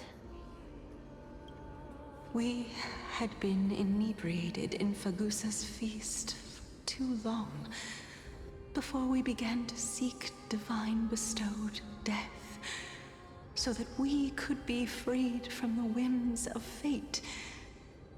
However, that brought doom upon us. Instead of summoning a supreme monster god, that cut off rivers of souls. we encountered a monster that cut off the river of souls. That detestable dragon Pollux denied all the dead from the gates of the nether realm.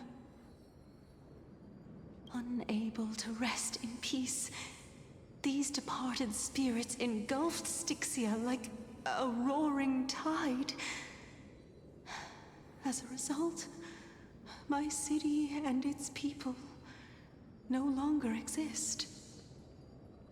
That child is the only person whom I managed to save. Oh, yeah. Born within the evil dragon's abdomen, she has possessed the talent of death since her birth. She must have been granted to us by the gods as a chance for us to atone for our sins. Please, you must nurture her to adulthood and prevent her from experiencing all of the suffering that we went through. And prevent her from experiencing all the suffering.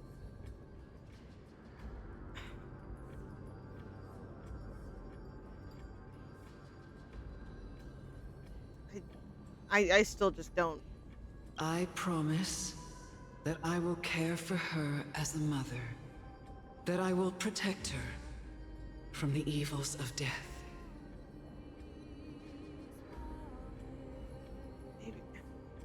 I'm trying to change my outlook on how she brought up Castris, and in a way like trying to maybe teach her ways of no fear, but like I don't know. I'm like conflicted on this. By Fagusa above, thank you for your kindness.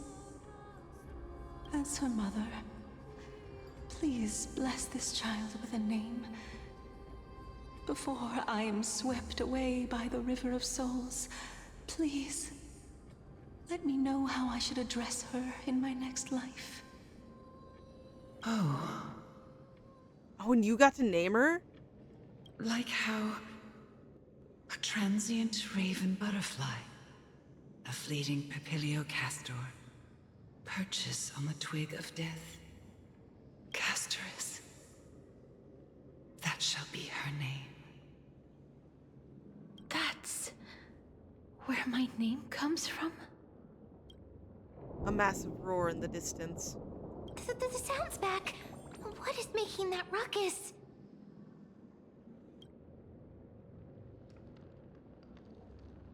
Ah, living ones, don't waste your time bickering.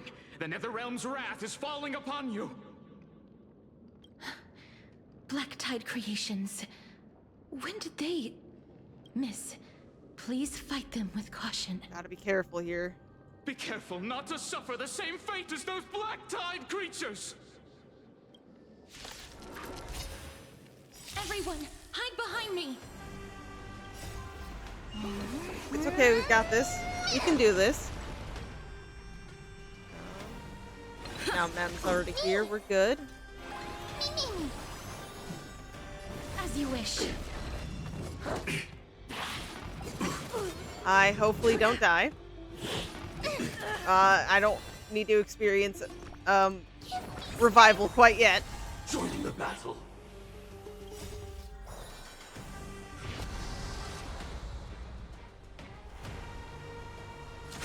Detonate. Please cherish this time. Return to dust. There's so many. Oh, what is that creature?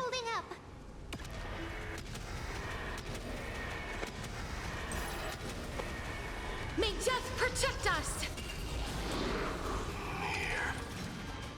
For the feast Oh, of mighty! strife, upon their triumphant Oh, return. Jesus! He just took them all out.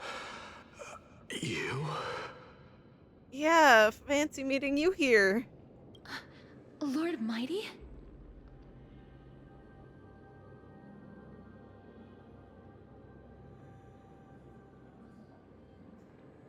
Never change, Stell. Never change. I'm going with it. Lord Mighty. You've been through some tough battles once again. That black tide is endless. My death is only temporary. Still. I will find my path of return and go back to the world of the living and continue my protection. Lord Mighty, I have always wanted to. Why does death reject you? I'm the one resisting it. I must resist the temptation to go with the flow. I'll go against the current and kill my way out of this cursed nether realm. That is my destiny.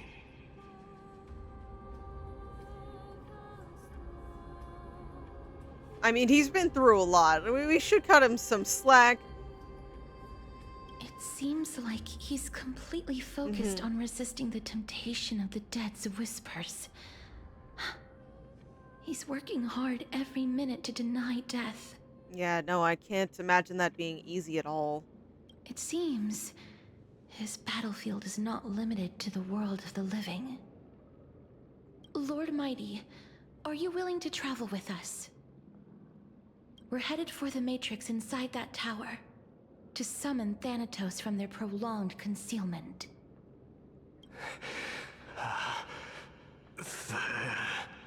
Thanatos. Challenge. Death.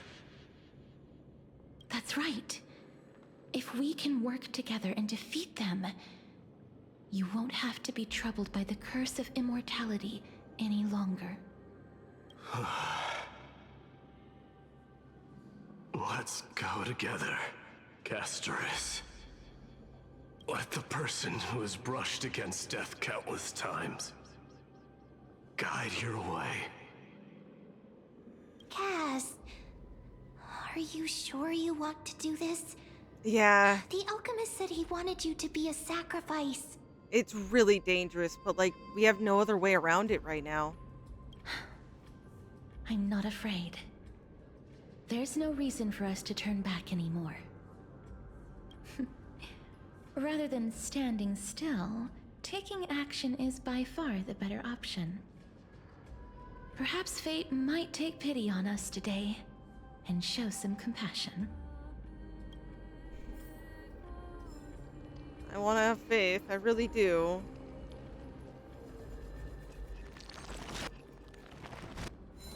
But I will admit, I'm always reminded of your Honkai part of the title, and it scares the hell out of me.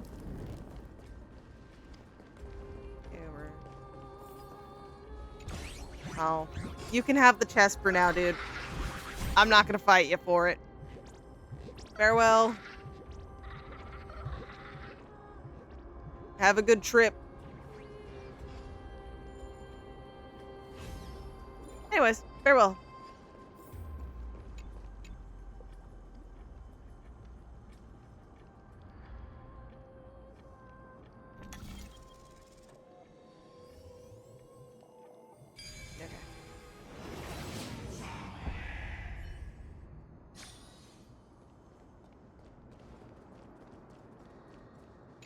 More collections.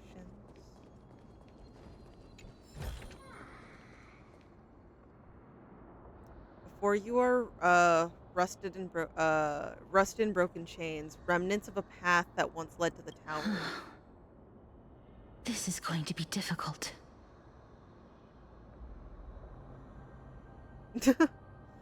Watch me jump over, no. But yeah, they did I'm kinda.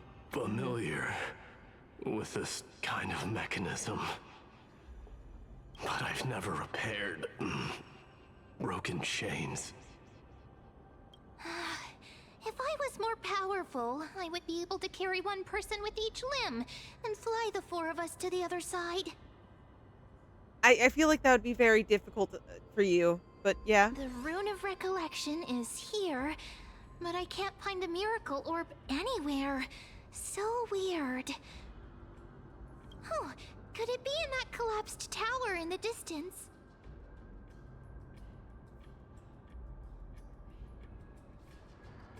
One minute of Mem being useful comes from 1,000 days of training.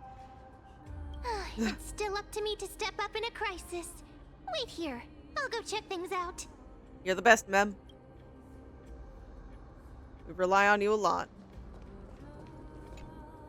Just shout for me when you need my help. Go, Mem. Got it. Just leave it to me.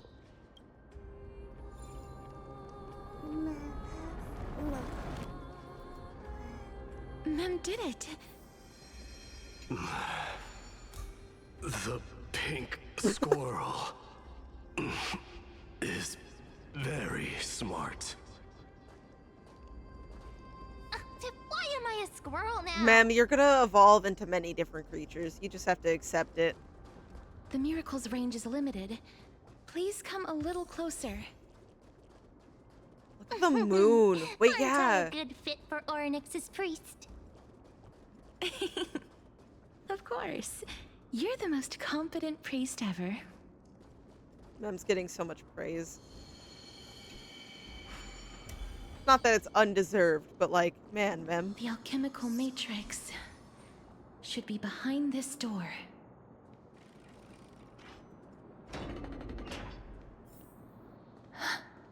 Oh, Trian? Wait, Trian. Oh, this is painful for casters. Oh, no. Wow, there are so many of you. It's little Cass and little Gray. Oh, And there's pink also puppy. little D and the pink puppy. Hey, Trian. Trian? Aren't you?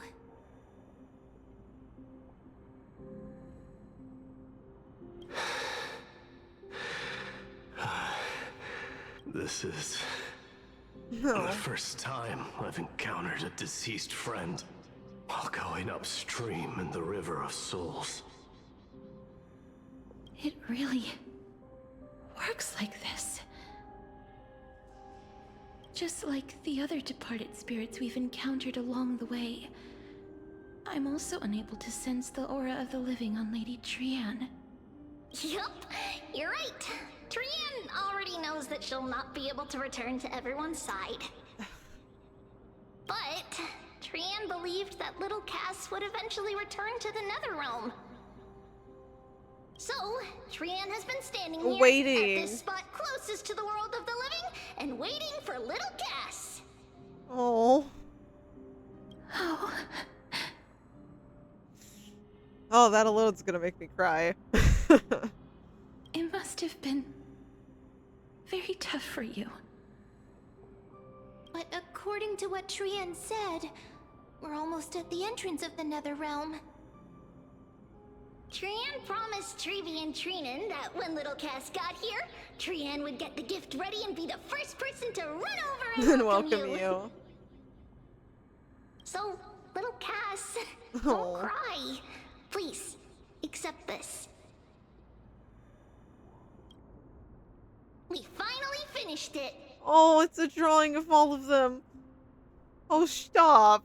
Oh.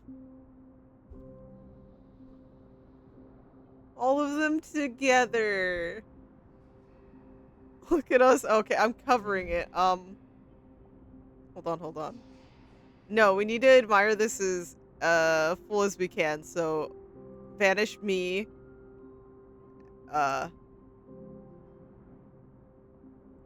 Look at this. It's adorable. It's so sweet. Okay, I'm coming back. Don't mind me. I can't look at this too long. I've been too emotional this whole stream. Oh no. This is what Lady Treeby once mentioned. Mm-hmm. Your little gift. The gift for me that you didn't manage to finish. The Holy Maiden of Janus.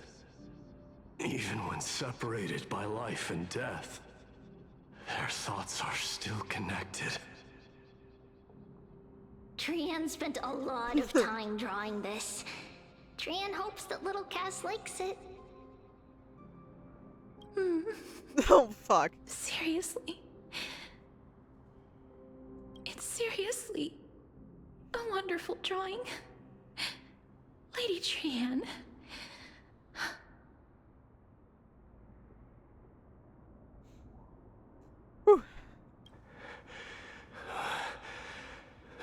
This is our flame chase journey. Little Cass, we don't know what your journey was like before. Trevi has always said that it must have been a very harsh and frightening journey. But little Cass no longer has anything to fear now, because everyone is here with you in this flame chase journey. You're not alone anymore. That's right. Only now, when I see Lady Trian's gift, do I realize that I've already obtained so many things I would never have dared to dream of since I embarked on the flame chase journey. It's the first time I've gained so many companions. The first time I picked up the hobbies of crafting and photography. The first time I had dinner with someone else. The first time I went to the market to buy the Chimera doll I'd liked for a very long time and hugged it to sleep. The first time I wore a dress personally made by Lady Aglaya. The first time I went for a walk with Lady Treeby, Lady Trian, and Lady Trinan. The first time I enjoyed the night breeze and looked up at the stars with Miss Hyacinth. The first time I took care of Dromuses with the Trailblazer. Looking back at all these experiences I never thought were possible, it feels as though the scales of my life had shrunk from centuries and decades down to minutes and seconds. And all of them are so precious.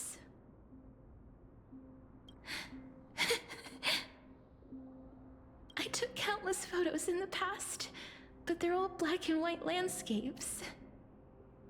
I don't have a single one with friends. If I had known, I would have taken more pictures.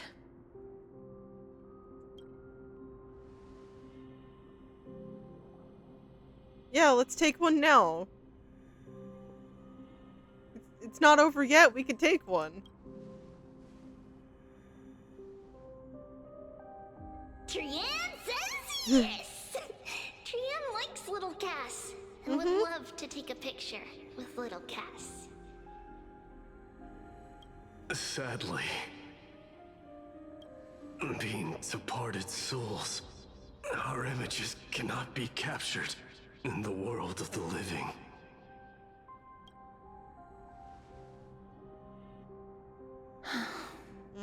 I thought so too. What? Are we seriously going to leave any room for regret? Yeah, why don't we? Okay.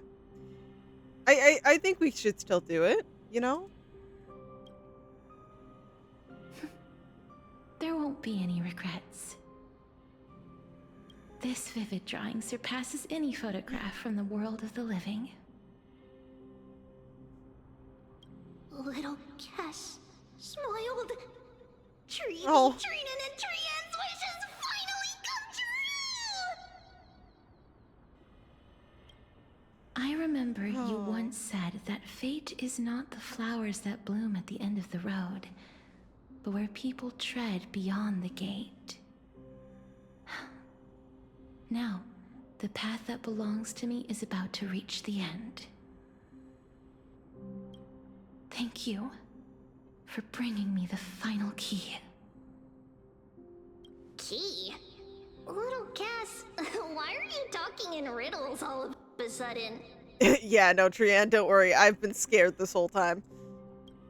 I have a feeling that soon, this gift of yours will become the key to saving Mrs. Life.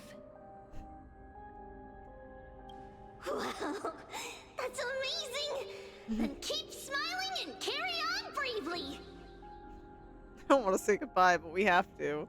Little Cass, little Gray, everyone, see you tomorrow! See you tomorrow, Trian. The blinding smile, Trian's golden form disappears in the thin fog of Styxia's, Lady Trian. Yep. It's okay. It's gonna be okay. The aura of this place. We have indeed reached the end of the stream of souls. If I go any further, I might lose myself. I must leave now, for the black tide still wreaks havoc in the realm of the living.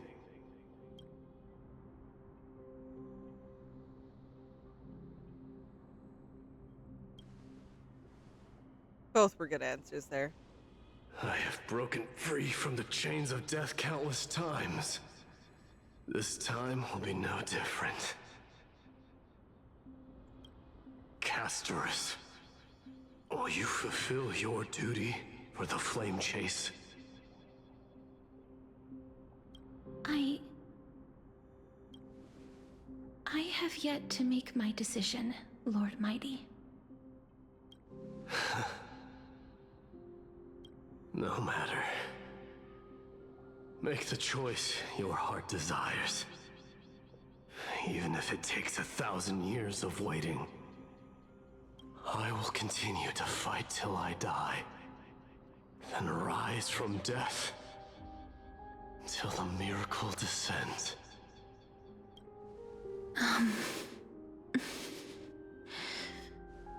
There is one more thing you should know. Yeah, he's been out of the loop for a minute. What is it? Professor Anaxa may have deduced the principles behind the Era Nova. You and I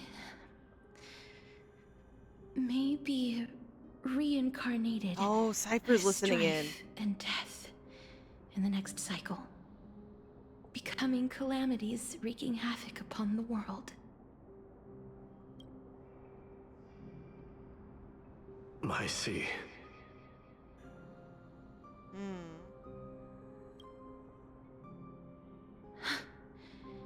Is that all? Are you going to accept such a fate without complaints? Do you have a strategy to shatter the shackles of our fate? I haven't found it yet. Perhaps I never will. Then, cease wasting your thoughts on futile matters. Control what little you can. And when fate's inescapable grasp comes, resist it with the strength of your mighty will.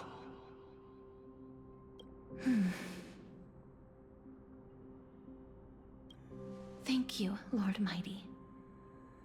I will find the right decision.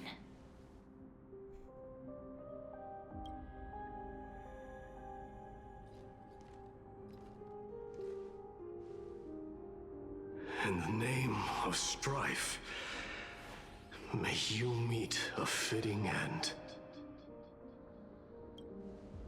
This must be the alchemical matrix the spirit mentioned. Yep. Let's see. We need to insert Aquila's sky, Georios' earth, Kephali's fire, Fagusa's ocean, and Nestia's love. Ooh.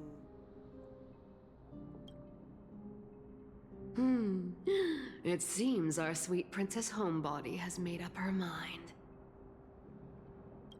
In that case, seamstress, I suppose I no longer need to deliver your message. What My message? time Wait, is what? rather precious after all. I'm all good for her making up her mind, but what's the message? Whether you wish to break free from death or not, please follow your heart. Follow your heart. By the promise you once made, I ask that you fulfill your duty one final time. Castorus, please live and as die a as human, one. and die as one. According to that alchemist, the final piece is supposed to be me. However, he is not privy to the past, and therefore cannot see the full picture. The past? I saw the twins of death in Kephali's memory, and now I am certain that I was one of them. The trial of the Hand of Shadow demanded taking the life of your family. I died during that trial, falling before the gate to the new world. And my sister, whom I never met, became the Titan Thanatos of this cycle. She was consumed with regret over my death, so she used the Titan's authority to reforge my soul. Yet, hidden away. It also means she has never revealed herself to anyone, hidden away from the entire world. That's because the Titan she became already fell at the start of everything. They died for me, and now lie in slumber in the River of Souls. You mean Pollux? That's right. The River of Souls is no material river. It cannot be blocked by ordinary means. Only a divine corpse can prevent the dead from reaching the next world. And that's why we have to awaken Pollux from death before we can retrieve the core flame of death. We have to reforge its body with the power of alchemy. But Cass, if that alchemist speaks the truth, does that mean you're also part of the dragon body? According to those departed spirits, I was indeed born as the dragon's twin. But before we talk about that, have you heard the sighs?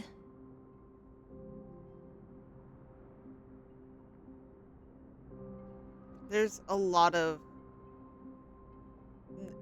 like the normal almost Titan whispering and a bunch of stuff going on in the background, yeah. Huh, I heard them too. So what are those? I think it's probably the sign of Pollux's wish being fulfilled. They must have realized how heavy a price they'd need to pay when they used their divine authority to resurrect a dead woman.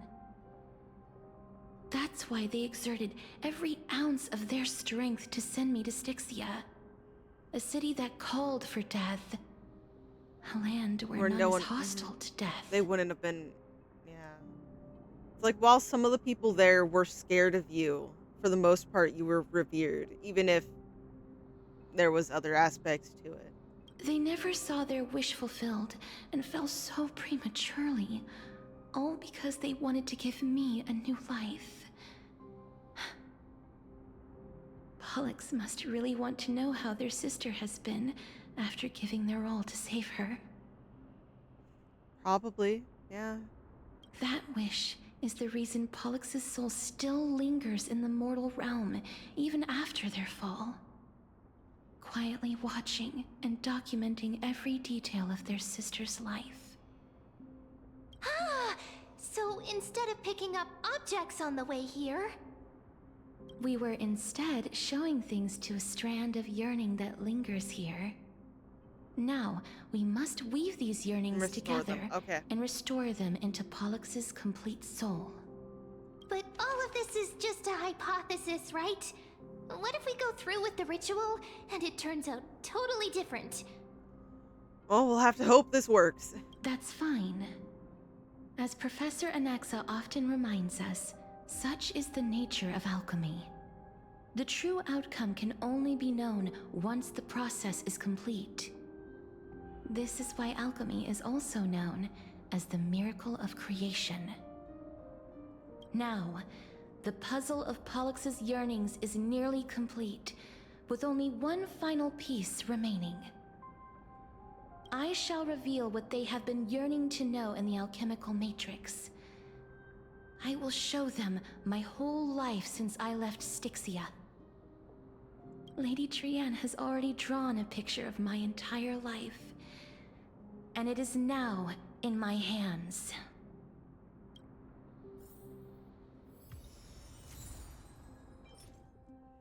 Oh.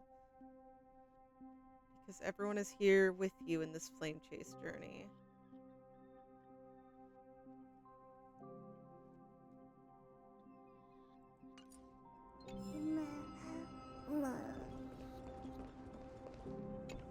Then, let the ritual begin. Yeah, here goes.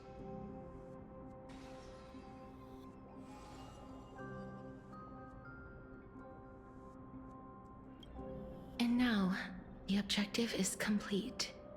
That is all. Such is what Professor Anaxa always says after preparing for an alchemical ritual. And now, Pollux, I shall lift you from the river of souls and reforge your soul. Perhaps you will be disturbed by this, and your body may become horrifying to behold. But if even the slightest trace of your soul remains, the soul that once ferried me to this side of the shore, then please, look at me. I wish to thank you in person. I have obtained everything you sacrificed your divinity for. Lady Almanette. Did she recognize you? Oh, she must be the first soul we can communicate with here, right? I'm afraid she is just another spirit trapped here, like the rest of them. But the only difference is that I was there when she died. Please, go on. I'm listening. Are you about to tell the story of Styxia? Yes. You're just as smart as I imagined, but... What? Now's not the never time? mind. Now's not the time. There's no need to worry, Elder. Take a look around you. You're already at the resting place of the dead. The world of the dead. But how? I understand that you chose to remain silent about the story to protect Casterus, the girl who coexists with death. But you no longer need to hide that story. I can assure you that you have protected that girl's life well. Oh. Well, in that case, let me begin. Let me just drop all the facts on you. Styxia, the pearl of the ocean, plagued by unwarranted calamity and ravaged by death in the fairy tale. It was the first city-state to shift their faith towards death, even before Idonia did. From where you stand now, I suppose that's a bit hard to believe. Right? Indeed. I cannot imagine that those from the era Chrysia, blessed with eternal life, could ever yearn for death. I have pondered the same question, child. But I am afraid there is no clear answer to it. Journeys and epics are only glorious and magnificent because all things eventually fade to dust. That's how someone once explained to me why death is necessary to the world. But I still can't take that as the final answer. Would a world without journeys and epics be worse off? I take it the one who spoke this line was a general, or perhaps a warrior. I, however, did find some inspiration in these words. Would you like to hear my thoughts, Castoris? Please enlighten me, Lady Amonette. Though I have already made up my mind on how to handle the authority and core flame of death. It is always good to hear others' thoughts. Your words might truly guide me toward the path forward. You and I are neither warriors nor generals. Therefore, journeys and epics cannot truly resonate with us. But what if I reframe it like this? What if love is not a trait bestowed upon mortals by Nestia, but a blessing from death? Love. No one ever invented the word cherish in the era when life was eternal. For all the good things in the world can be revisited endlessly. And every bond formed carried no risk of being severed.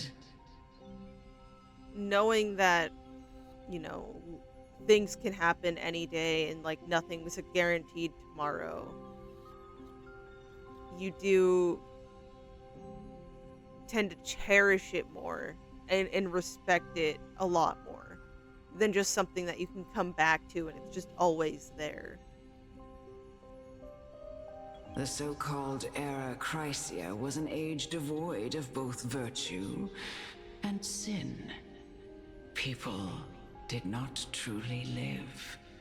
They simply existed, going through the motions without passion or purpose, then waiting for something to happen. Perhaps the people of Styxia chose to embrace death not out of fascination with its cruel and fearsome side, but instead became fixated and obsessed with the impulses and desires tied to a finite existence. Therefore, death is not a thing of fear and desperation, but... That's right, Castoris. It is the reason we shed tears when parting ways, and also the original spark that ignited the passion of mortals. If you truly intend to deprive the world of death, then be prepared to witness it return to a state of stagnation. Yeah. Because I side a little bit with that. Is that it sounds nice on paper, but in action, in reality, I don't think it would ever play out as perfect as you'd wish it to. Like, everything has its own downsides.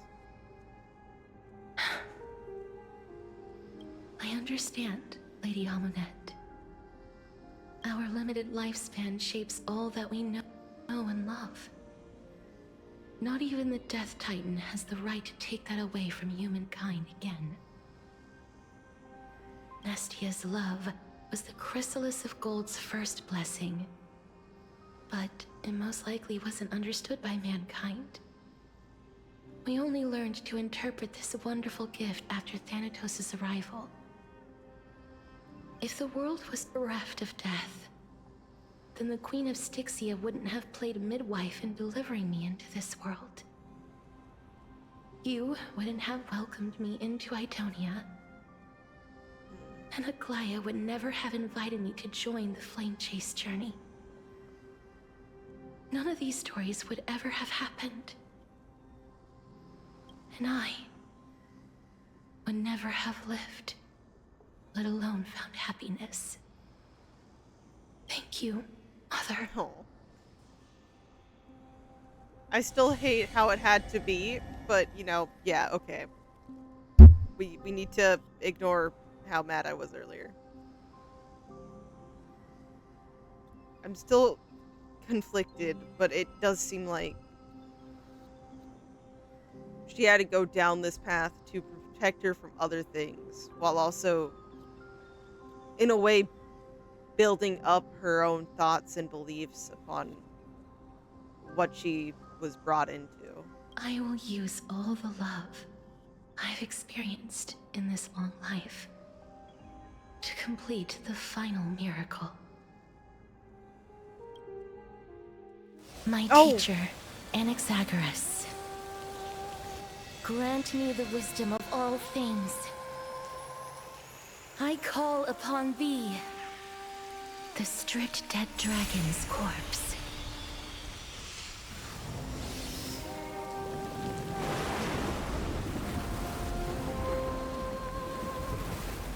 Rises from the earth, falls from the sky. It's like her trailer. As above, so below. This is the greatest power of all powers. Unstoppable in this world.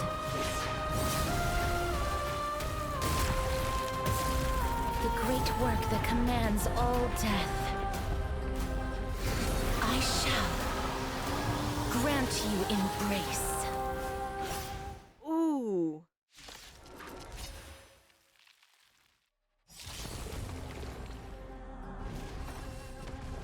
Oh, that looks so cursed. When allied target's HP is reduced, accumulates Desperate Bubble. Upon reaching the limited remove damage mitigation and enhanced. Its head's stuck in like the egg. Is the girl who once saved my life truly gone? Or will you show yourself again once we eradicate this hatred and regret?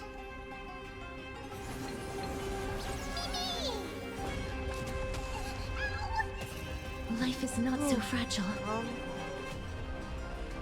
Wilt here.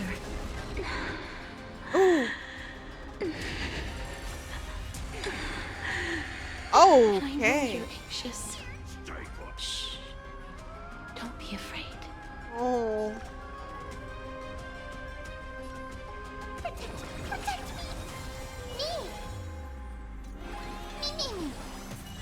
Please cherish this time. As you wish. Embrace a new life. Darkness with me.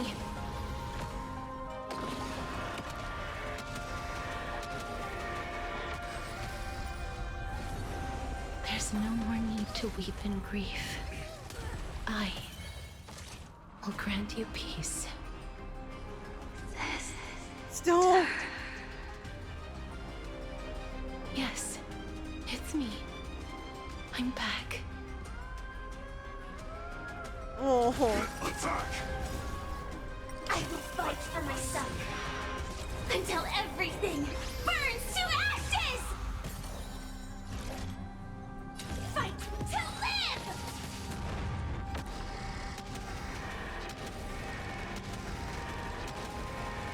Yeah, a bit harder to Protect us! feed in phase 2. Be careful. They may be moving by instinct, but there is fury welling up within them. Ooh. Fiends or devils, I'll crush them all!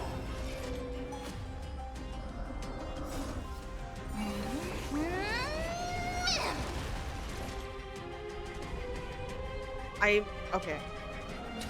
Set the seas ablaze! I'm gonna hold everyone back again! I messed up and I can't heal, but it's fine. Embrace a I'm new sure life. everything will work out fine. Return to dust. Yeah. Okay, we got this. We got this. I don't know what's about to happen, but we got this. Please. Don't turn back to the nether realm. Yeah, okay, more. Oh, death. Sleep in peace.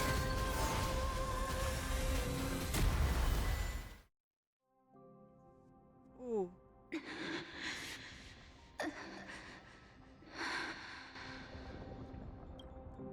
I'm sorry I have to wake you up from ancient death. And I know you're anxious. Shh. Don't be afraid.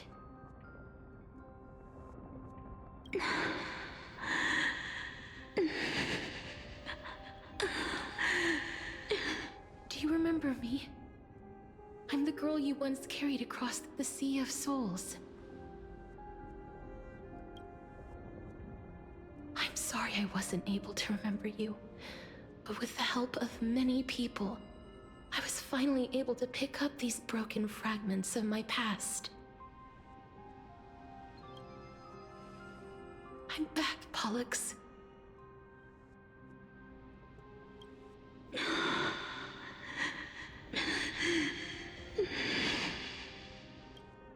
know this might not be what you wanted.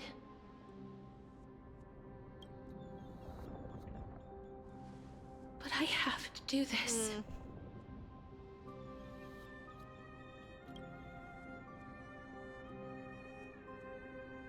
So please, carry me across the Sea of Souls again and return me to the Netherrealm. Just like you did in the past. Please take me to where the core flame of death rests.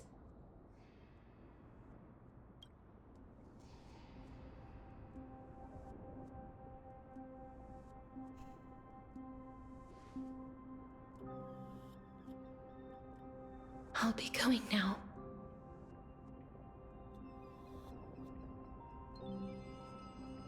She's implying we're not going with her.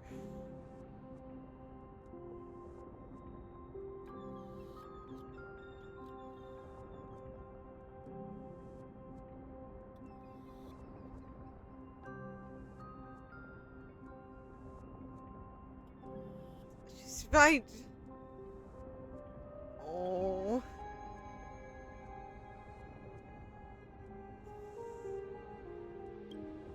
Get it over with.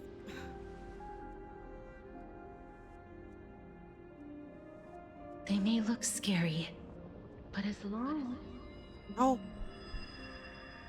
Oh no. Shit.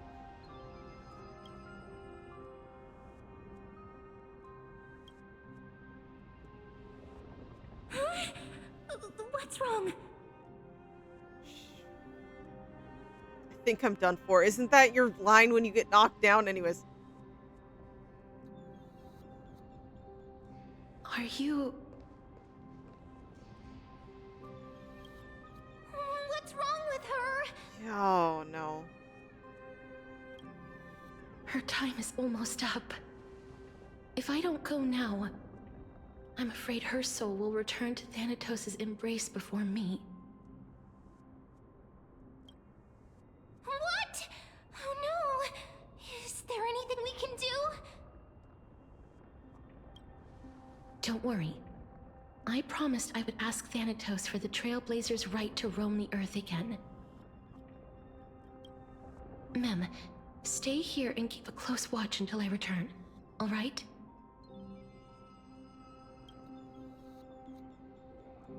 All right.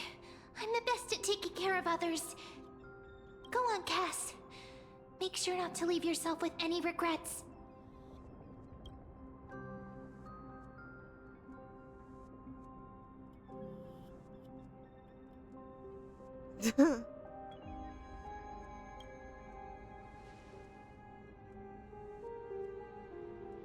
It's a deal then.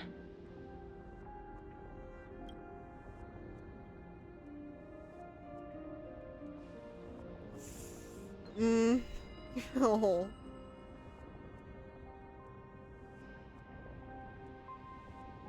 Please.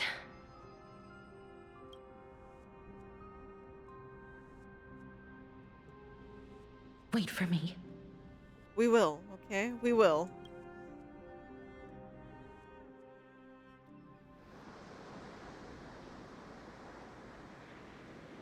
Bees turned back, returned. Without seeing me, you lost your way in the ocean. The ocean I crossed has never been sailed by After anyone. all that, Oh. you still ended up back here. Oh. Life works in mysterious ways, doesn't it? Oh, look how pretty.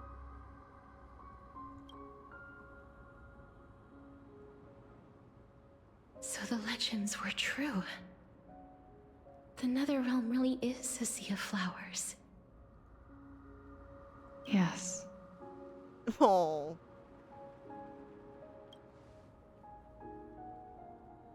Just like the flower fields we tended to back then.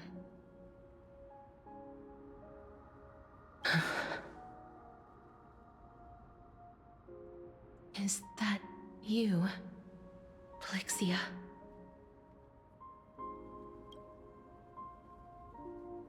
Do you remember me? I don't have the memories from that time, but I've seen you before during an experiment. Yeah. No memories, but we've seen some things, just no context to. I see. Call me Thanatos, then. It'll be easier. However, since you recognize the name, you must already know everything about Thanatos, right? Yes. I'm here to reforge the order of life and death in Amphoreus.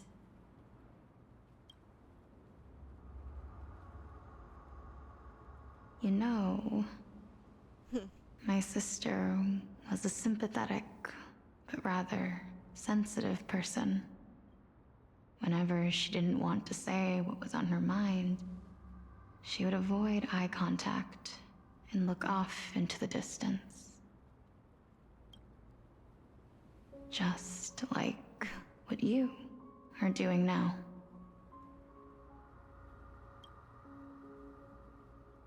Can you tell me about the last Era Nova? What did you do, Plexia?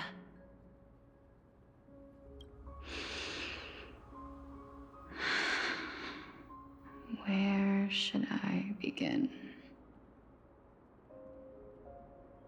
I suppose we can start from the beginning.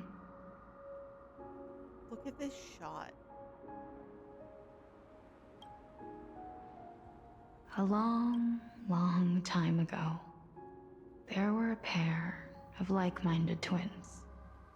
As foretold in the prophecy, they were chosen to be successors to the god of death.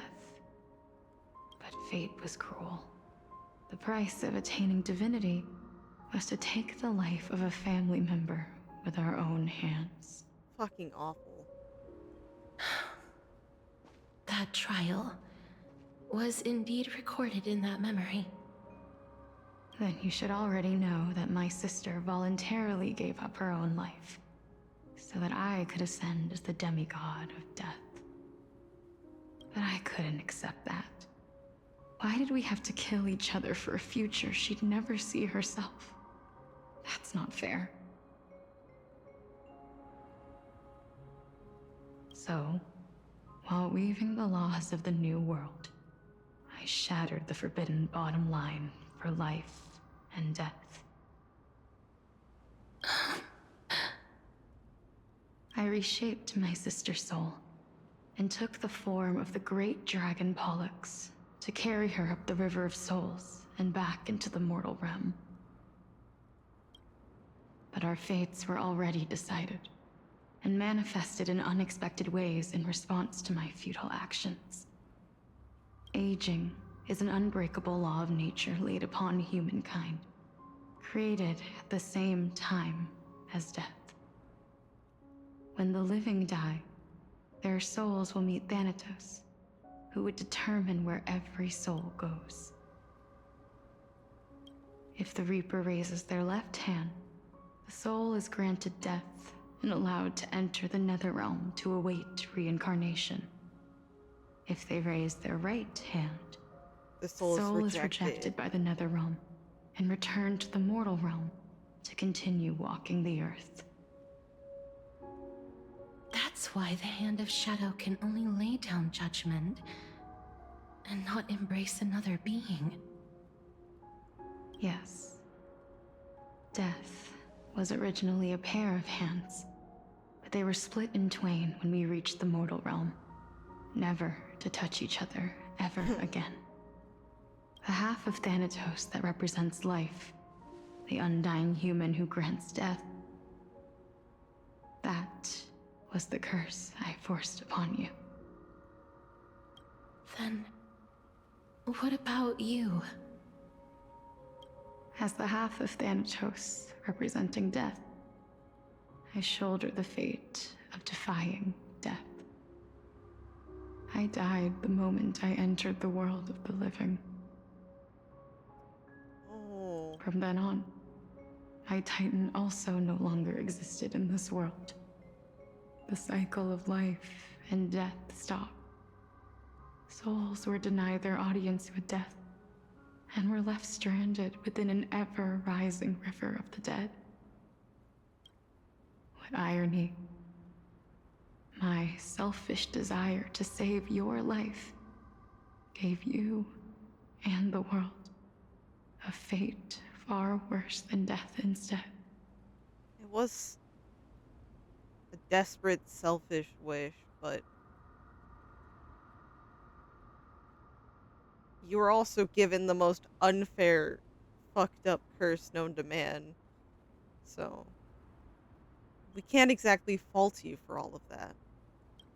Then, what was left of my reason was left behind in the Netherrealm, where I've been taking care of these flowers day after day, until there is now a sea of them, all while mulling over the subject of life, death, parting, and enduring in endless loneliness.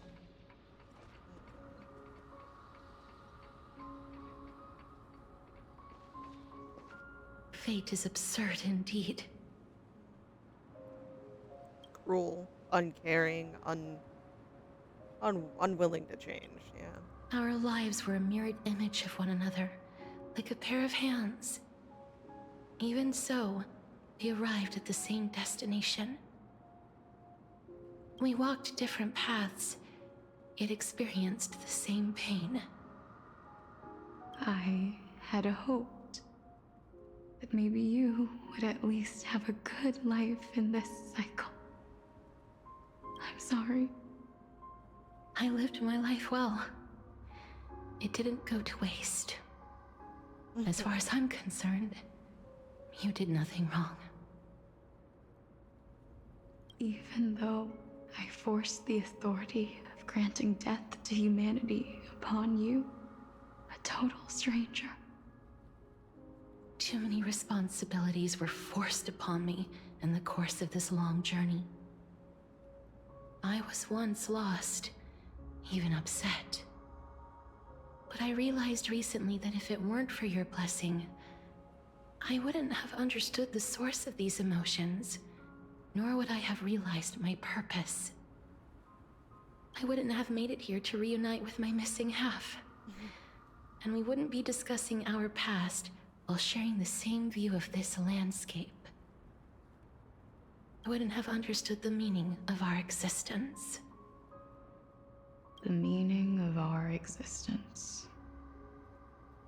This sea of flowers blooms on dead land, because we sowed it with the seeds of our separation and watered it with our tears of loneliness. Yes, the only thing death is allowed to create are flowers that bloom from blood and tears. That's why Thanatos cannot create living beings at will. Nor can the hand of shadow determine a person's remaining days. Because the life and death of mortals should never be dictated by another's will. Are you saying there's no point in Thanatos' existence? No. No single being can bear the scales of life and death on their own. Not even a god. Life and death weigh equally heavy. We both know that now, don't we? You, too, must have had a difficult life. We've taken quite a ridiculous journey together, haven't we? Definitely. I had a feeling, even back then, that we would meet again one day. Not to embrace one another after a long separation, but to come in search of retribution. Tell me the answer that's already been written. And let us draw this seemingly endless fate to a close. It's been far too long. I've waited here for centuries, watching day after day as desperate spirits are denied by this lonely wasteland. I always hoped I would see you among them. But I was also afraid of seeing you. I didn't know how I could possibly face you again. But more than anything, I was afraid that you might have forgotten all about me. Yeah, at the end of the trailer, don't forget. I know. But don't you see, Polixia? I made it back anyway. You don't have to shoulder death's authority on your own anymore. It was always meant to be held in two hands anyway. So, let's give our core flame to her, and have her take it back to the mortal realm. Give humanity back their cycle of life and death. Our responsibility as Thanatos was never about picking out favorite souls. We were only meant to watch over life. Let's tend the field together and create a warm sea of flowers for all the souls to come. What do you think, Polixia? Yes, just one last step. You shall wither, and through that, the dead will sprout again from the remains, and be reborn with the dead flame. As foretold by the prophecy, Thanatos' authority is only destined for only one person to wield. As the Chrysos heir of death, as their demigod, as a titan, our fated moment has arrived once again. Just like before. Yes, just like before. But unlike that time, the ones undergoing the trial this time are prepared. You've made up your mind? Yes, as dictated by fate. As long as you're here with me. But I won't be afraid. As long as you're here with me. Complete your trial in this life. Grant me the embrace of death, and light the spark of life ablaze. You've been tempered by life and death. I know you'll be able to give this wasteland its first breath of life. Like a raven butterfly, flying swiftly into the netherrealm, perching on the twig of death. I will. After this, I will remain permanently in the Netherrealm. The River of Souls shall return here and rain down from the sky, scattering souls across the earth. The cycle of life and death will flow once again. This sea of flowers you sowed shall bear countless joyous or sorrowful souls, and bloom evermore.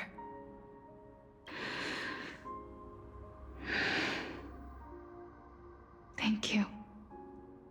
Just one last thing. Can you grant me one wish? Of course. What is it? Please. Don't forget me. Don't forget me. I promise you. God damn it. When we meet in the next world, even if I have endured another reincarnation, even if we do not know each other's names, I will still hold you tightly in my arms. Just like what I did when we were born. Casterus. Casterus. You're as beautiful as a fleeting butterfly. Okay, I'm not ready. I don't think. Oh. I will bring rest to death. And from now on, fuck, stagnant life will once again flow.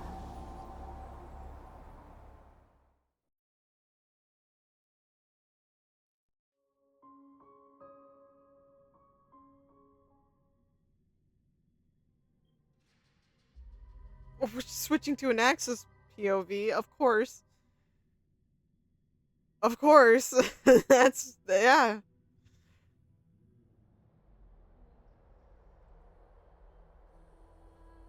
At the same time in Akama. Time flies. In the blink of an eye, the 15th entry hour is already at hand. When this farce is over, your soul will be placed on the scales of life and death. Are you ready? No need to ask so many times. Of course I am. Then why do you drag your feet? Is your fear of crowds holding you back again? I simply find them too noisy. Paying attention to conceited fools like them would be an utter waste of my time. Such harsh words. As I see it, you are no less arrogant than they are. I mean, this is pretty factual. I couldn't agree more. Oh.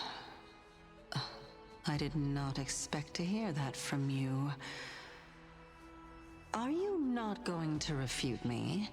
Nope, you didn't say a lie there. I know myself better than you think I do. At the very least, better than a stowaway like you.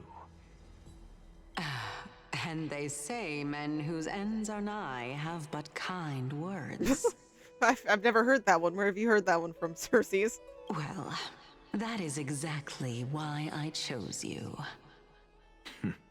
Should I thank you for the compliment? The hour of the trial has come. Do you have an answer for me? And how will you prove the veracity of your argument? I suppose there is no point in putting this off any longer. Do you recall where we stopped the last time? You were saying that Amphoreus' history is cyclical. Indeed.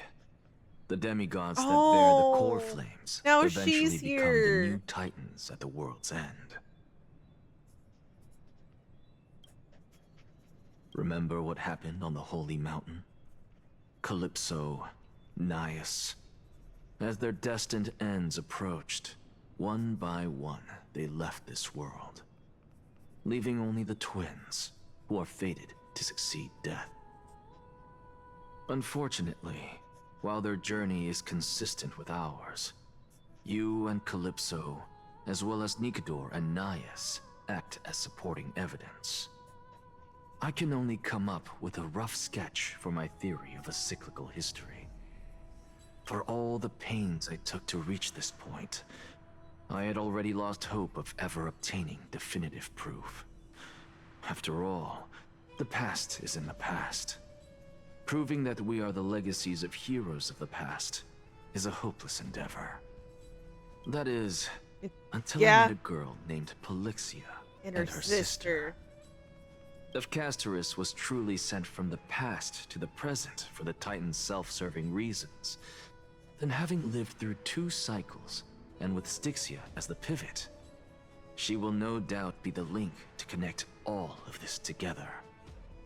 If the Twins of Death can bridge 2 cycles to reunite at the shores of the Sea of Souls, then my hypothesis will no longer be just a hypothesis. And you too will get the answer to your question.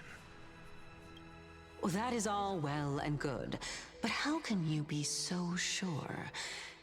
If there is even the slightest error in your hypothesis, the girl will be shattered.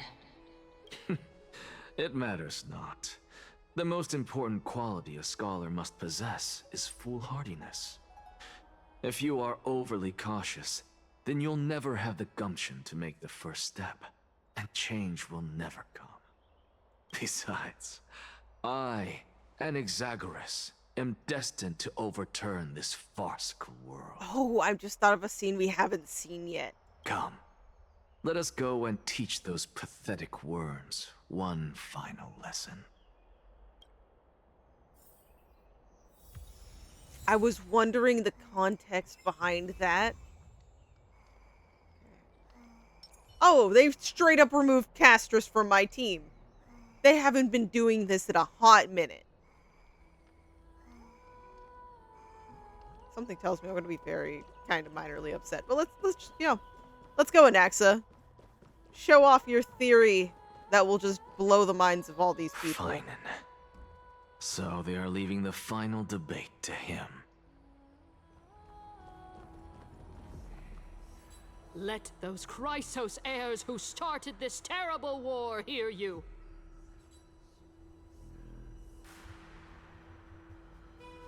The Chrysos heirs started the terrible war?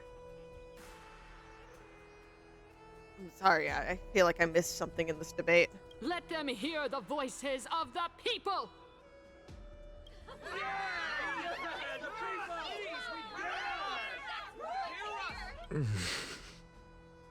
As always, that woman knows how to stir up a crowd. It's one thing she's good at. Professor Anaxa, I thought you'd pass on this. Everyone must cast their vote, or this assembly would serve no purpose. Prof, do you truly think it's wise to entrust the fate of the world to an assembly like this? Akama has stood strong under this system for 1,000 years. It stands to reason that there is purpose in its existence. Yes, but there are some things in certain circumstances I feel like you need more than just a singular debate for. But that is not what you're asking, is it? What you really want to know is Aglaya making the right decision in entrusting the fate of the world to you? Nothing ever escapes you. I didn't spend all those years teaching you for nothing. Most people only take 4 years to graduate, if I recall. To tell the truth, I feel like I'm on my way to an execution chamber instead of a podium. I mean, I understand. Like, you hear those people? I know. So, do you have an answer to that question? No, I don't. I thought so. Because that question is not yours to ask in the first place. Is Aglaya entrusting the world to you the right decision? Don't make me laugh. That is a question that woman must answer herself. Why are you fretting about this on her behalf? Or have you been seeing yourself as her pawn all this time? Listen up. I'll say this only once. Flip your perspective around and ask yourself this instead. What should I do to ensure that the world doesn't stray from the correct path? That is what you should be thinking about. You still have time, so give it some thought. Oh, and don't bother telling me the answer. Tell it to those begging for salvation from the gods. Got it. Thank you, Professor Anaxa. That's Anaxagoras to you. Who will you be voting for? That'll depend on how well you perform. May Circe safeguard your thoughts. Yeah.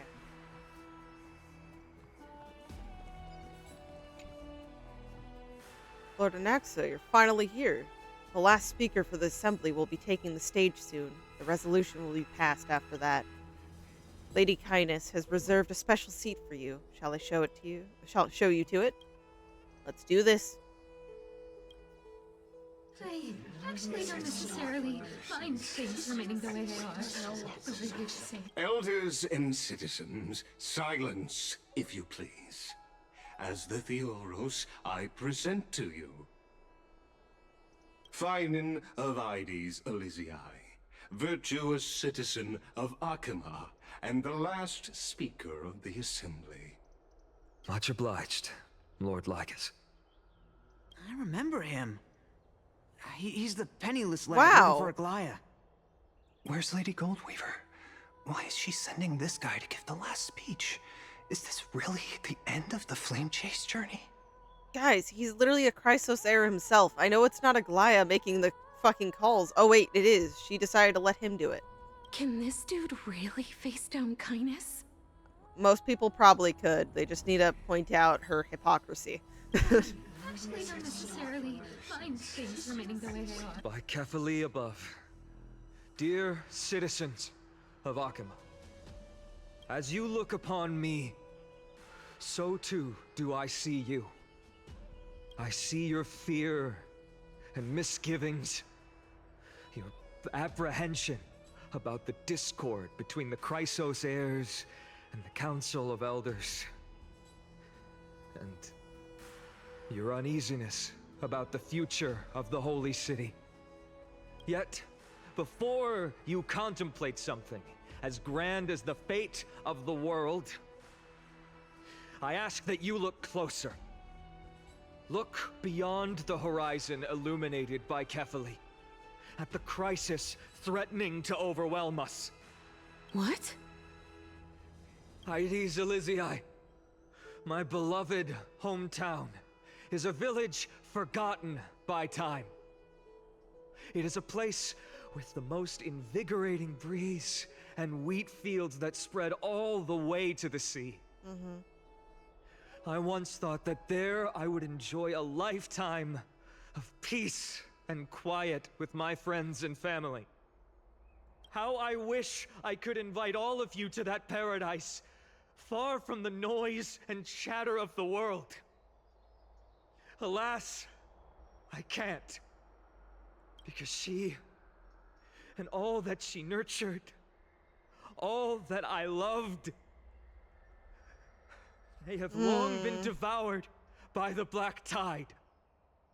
My beloved home is no more. All that she nurtured. I will never forget the day the black tide struck. My father, Hieronymus, fought with a broken sword to his last breath to protect his child. My mother, Aldada, she was ripped apart by monsters. Also, I might live to stand before you here and now. Galba, he was a hunter. But in the end, those arms that once drew a bow instead embraced Piso, his beloved son, as they both breathed their last. Pythias, the teacher, risked her life to save her students, but a burning beam fell on her, crushing her. Gosh. And what of Livia, her daughter? Did she make it out alive? No, she didn't. Livia, Piso, and so many other children. My childhood friends. They were all swallowed by the black tide and turned into monsters. They kept saying the same thing over and over. Even up until the final moment, I finally steeled my heart and granted them eternal peace with my sword. Why, Finan? Aren't we the best of friends? Gosh, man. That is the black tide. A looming threat that can bring Akuma to its knees any time. Kindness may have promised that with the 3 Titans of Calamity gone, Akuma will return to an era Chrysia once more, but much as it pains me, I must disappoint you. While the demigod of strife has done everything in his power to hold them back, they are still coming. By now, the name of that black-robed swordmaster, the Flame Reaper, has likely echoed throughout the city already. The roaring thunder is a message from the strife demigod. The Flame Reaper has risen from death, and they hunger for the core flames of the gods.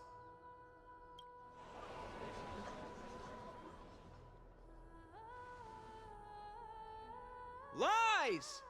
If such a powerful enemy is indeed approaching, why is Akuma still a picture of peace? Cause y'all are fucking oblivious because you're giving— oh my— I'm sorry for shouting.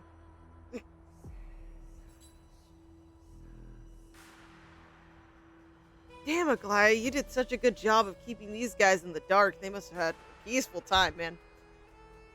We get struck down, basically murdered. Find out all about this shit. Meanwhile, everyone in Akuma just being like, oh, well, it's peaceful here. No attack happened.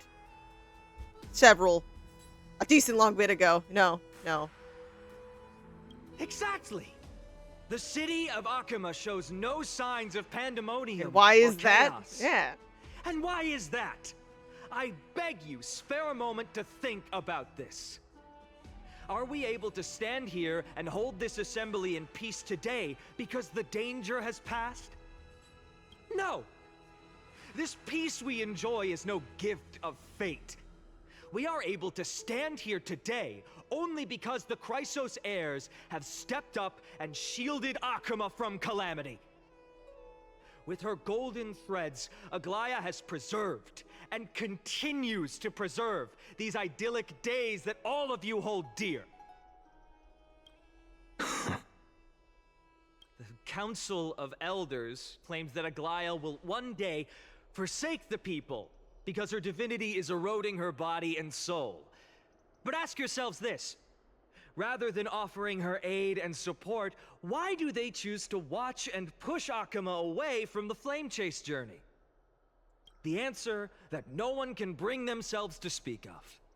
A truth stained in blood and buried in greed, fear, and vanity. Allow me to lay it bare before you. It is because the Council of Elders, which bears Akima's history and honor, along with this citizens' assembly we once took so much pride in, are now infested with vermin.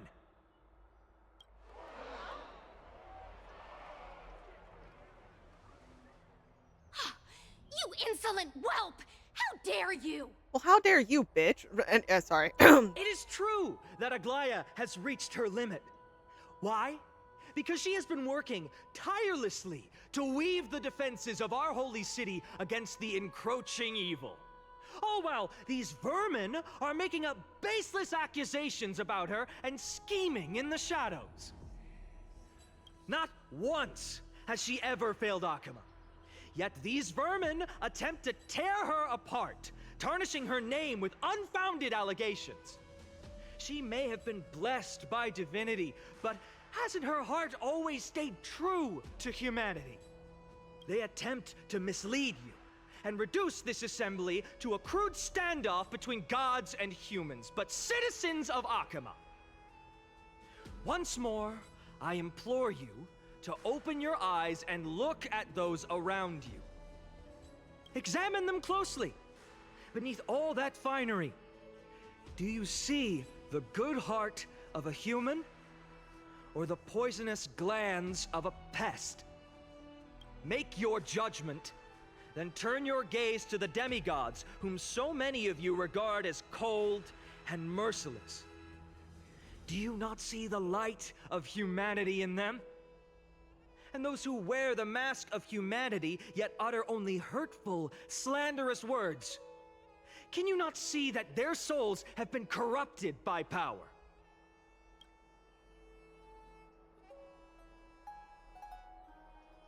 Yet, no matter what your answer is, and no matter who your vote goes to, rest assured that you have nothing to fear. For Aglaya, Tribios, and I will remain your faithful guardians and pledge our lives to upholding your decision. And this vow will stay true until the end of our days, where it will be passed on to future flame chasers. A steadfast and unwavering promise that shall endure through the ages. Absolutely right. The Christ heirs have only our... Oh, damn. Yeah, Naxo's, going through a look there, and I skipped it. At the present time, on the scales of Talentum, those who call for the continuation of the Flame Chase journey, and those who demand its suspension. Each faction holds an equal share of votes, perfect balance, resulting in a perfect balance. As expected, this is the moment when the Flame Chase journey is the closest to its end. And now, it's your turn to vote, Lord Anaxagoras. Is there anyone else who hasn't voted? No, you're the last. Cast your vote with care, for your decision will break this impasse. Well, let's see what happens. I have long since made a decision. Very well. May you bring much needed change to this farcical world. Okay. Vote for kindness. Who will die? I can't work.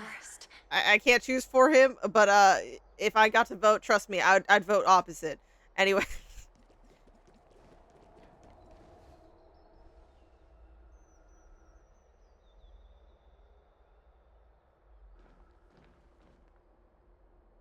You've done well, Finan. Given the circumstances, delivering a rousing speech to stir up emotions was a prudent move.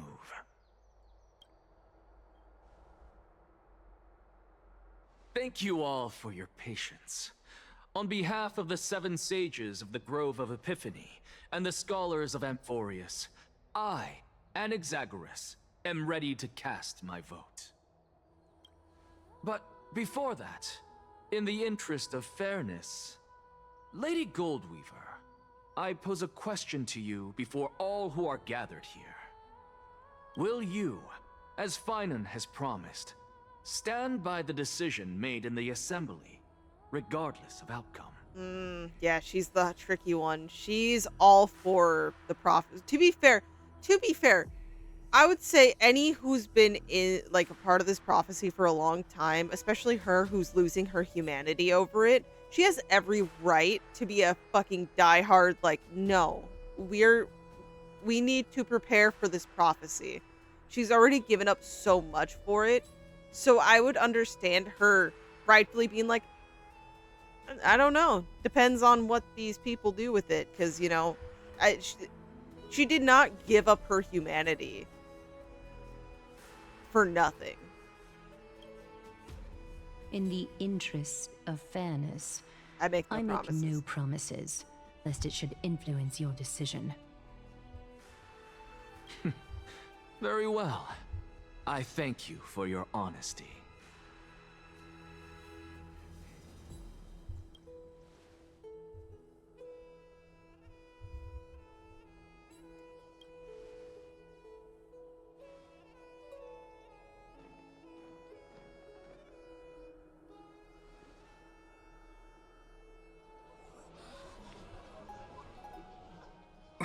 What's he doing?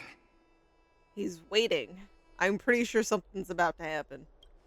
The stakes are high. Let's be patient. Cut the act! Who do you think you are wasting our time like this? This man is in charge of the fate of everything, and you're going to fucking say he's wasting your time? Oh, dude. No. He is holding too much power for you to be complaining right now. Like, I get being frustrated, but to be fair, at this point in the assembly, I would have been like, well, it's up to one person. I can't control the fate of this, so I'm going to sit back and honestly just take in the moments of peace before chaos, unravels. Because no matter who gets the vote here, it's going to be chaotic.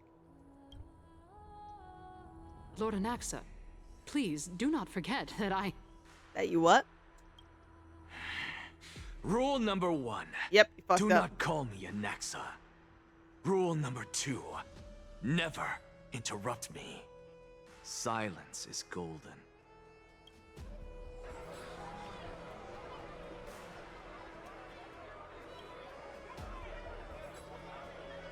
Just vote already. What are you waiting for?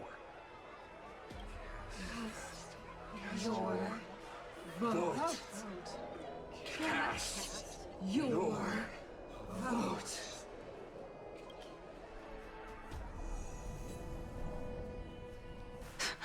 I cannot help but wonder, is every hardship in the world something you will exploit and use to your advantage? Who knows? It might be. How else am I supposed to make use of this situation where my body and soul are separated? Oh, Circes. Or should I say Calypso? Accompany me on this final journey.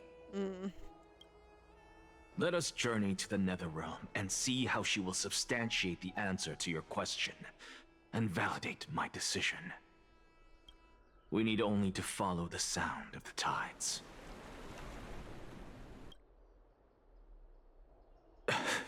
Oh. You are... Well done, child. Just as I foresaw, you have achieved great things. Teacher. What a twist of fate. A blasphemer raised in the doctrines of the Venerationists. It's like a foal kicking its mother in the belly after taking all her milk. I respect you immensely, sir. But you cherish the truth even more. So, child, do not be troubled by the criticisms I have borne. Do not let those voices hinder you as you forge ahead. As the Sage of the Venerationists, I am duty-bound to oppose you. But, as your friend and mentor, Anaxagoras, I say, go forth, for the truth is already in your hands. I will keep that in mind. Go now, child. Your lonely pursuit is about to welcome a new chapter. And when you reach the end of this journey, may we meet again with the truth before us. You have my word, sir. May Circes safeguard your thoughts. May Circe safeguard your thoughts. You are right, Empedocles. My lonely pursuit is about to welcome a new chapter. I must be on my way now. May we meet again with the truth before us, Empedocles. What are you waiting for? Just cast your vote. Silence! Silence, everyone! Behold, Circes, here at the center of the world, I shall write the final step of my proof. For this place is but one step away from the truth. Ooh, okay, cutscene. Professor. Oh, it's here, yep. The proof you wanted.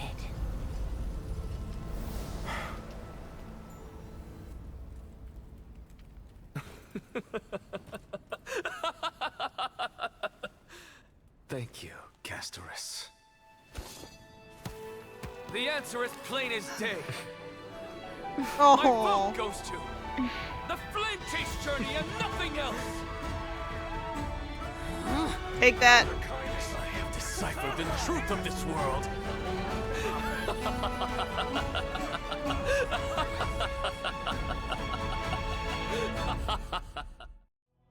With the balance shattered, the result is clear. By carefully enter Lenten above, as the Theoros I have observed. No!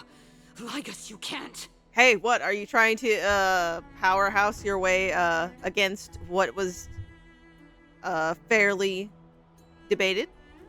Anaxa, what have you done? Have you lost your mind?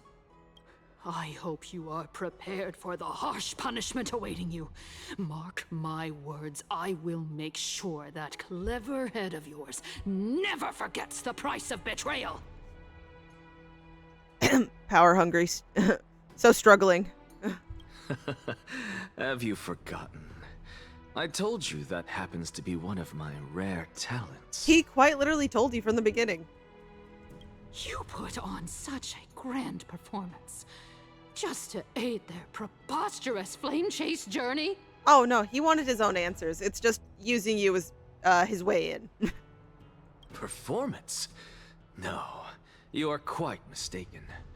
I may be paranoid by nature, but I've always been known for my honesty. If you really understood me, Lady Kindness, you'd realize that I never had any interest in your pathetic little game of politics. Factions, standpoints, they are jokes in my eyes. I have never once switched sides. Because I, and I alone, am the truth. Lady Kindness, with all the citizens here as witnesses, we should honor the spirit of democracy and respect the decision of this assembly. I have observed that Akama has chosen her destiny. this citizens' assembly has resolved to continue the flame chase journey. This resolution shall be put up on the Wall of Heroes, such that all citizens are aware of the city's way forward. You! Hey, this is what the people chose. It seems not everyone is ready for the assembly to end. Very well. Let me entertain you for a little longer. By your leave, Lord Lycus. Interesting. Elders and citizens, your attention, please. Stay for a moment more, if you will. Anaxagoras of the Grove of Epiphany has an announcement for the assembly. What is this performer up to now? Just moments ago, all of you made a decision on the fate of Amphoreus. As a supporter of the Flame Chase journey, it pleases me to see the choice you have made. But I regret to say that I still harbor doubts about this outcome. Thus, I hereby challenge this resolution. Tell me, who among you dare swear to Kephalli's name that Era Nova will truly welcome the fairy tale ending that the Chrysos heirs have promised? A beautiful new world free of calamity and madness? Nonsense! No one? Must I pick somebody to answer? Very well. You, the one acting so wise and profound, in front of all present here, do you dare swear that it will happen for sure? No? Fine. Next. You, the one with ignorance written all over your face. Damn, okay. Yes, you. Do you dare swear by it in front of the Titan? What are you trying to do? Useless. Your turn, then. With that smug look of yours, you must be confident that the Flame Chase journey is the best course to take, right? Hey! Mind your tongue! So, no one? I see. In that case, Finan, answer me this. Your speech was filled with such passion just now. How confident, then, are you in making this promise? Professor, what are you doing? Let him continue with his performance.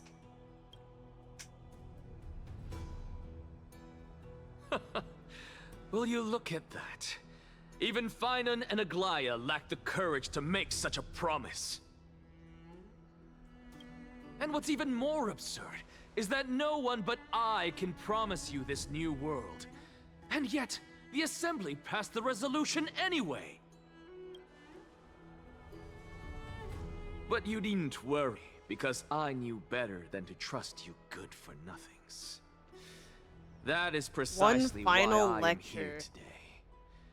To give you one final lecture.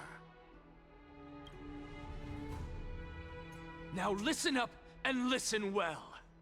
I, Anaxagoras of the Grove of Epiphany, hereby declare everything that the Flame Chase journey promises is true. Finan of Ides Elysiae, the prophesied demigod who shall succeed Kephalli, will reforge each and every one of us in the new world with his complete, intact memories. Complete, intact memories. What? The core flame-bearing titans were the Chrysos heirs of yesterday. And the Chrysos heirs who carry the core flames today will become the titans of tomorrow. All of our souls shall endure for eternity in the miracle of the World-Bearer. And all under Kephalli's protection shall step into that new world.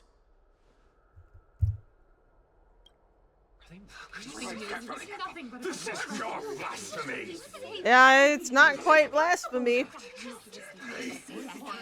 It's a lot to take in, but it's not quite blasphemy. What? Are you saying that we must bow down to you and worship you, even in our next lives? I mean, or the system can be fucking changed, but also, bitch, what's wrong with just having a god? Like, don't, like, do stupid, crazy shit like they did in this day and age, like, you know, fight to the fucking death. But, you know, just be like, oh yeah, this is our god. Yeah. We pray here and there. Enough, you blasphemous imbecile! How dare you try to deceive us with all these lies and falsehoods? How can you prove? I told you, don't interrupt me.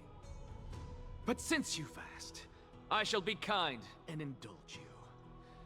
My statements are based on my experiments on the divine body of Kefali themselves. You heard me correctly, everyone. With the tacit approval of Kindness and the Council of Elders, I fused my soul with a god through alchemy and learned the truth behind Era Nova. What is he talking about? Isn't that pure blasphemy? I, the vile, wretched blasphemer, deserve nothing less than death for my sins.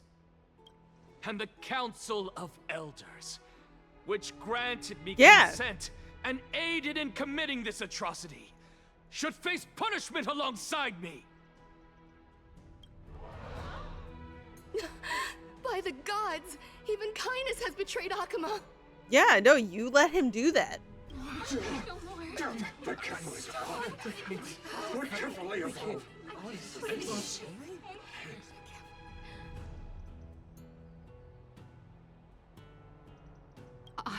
I had no knowledge of his transgressions.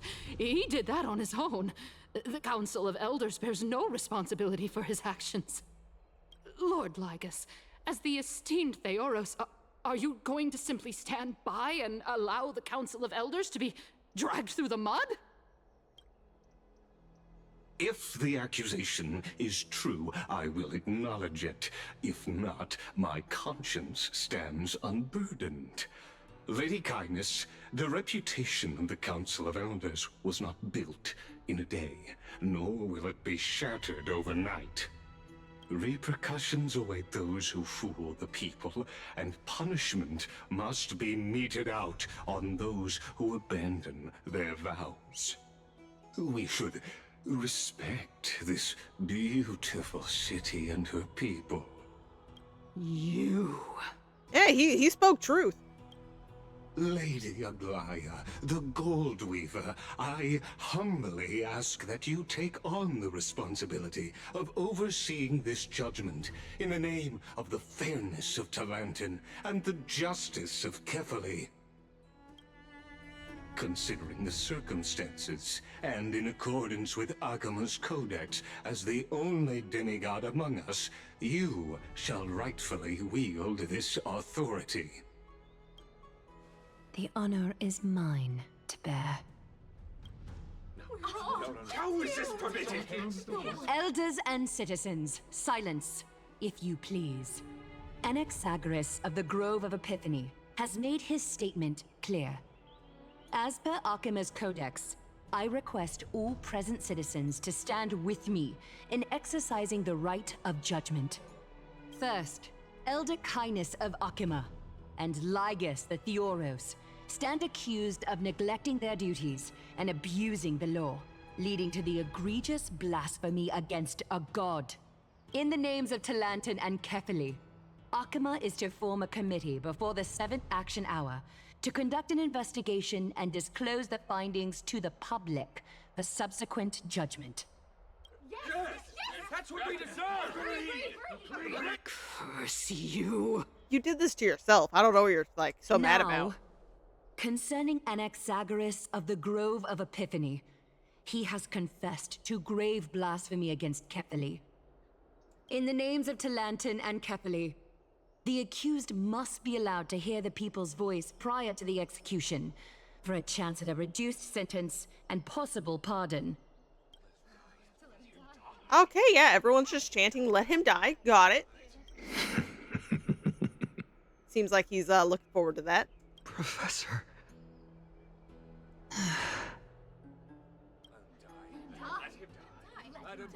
Y'all sound deranged. I'll let you know. That is not something you should be chanting. Let him die! Let him die! Let him die!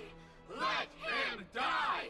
What decision will you make, Lady Goldweaver? Enough with the hesitation, Aglaya. This is not like you. Let him die! Let him die! Let him die!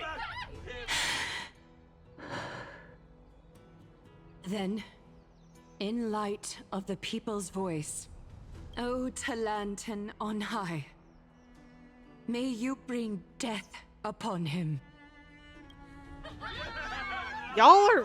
Oh, God. Oh, we're switching to our... Come... Okay. These back and forths gotta stop. Oh, we're brought in. A sea of flowers? What is this place? Oh, Castris.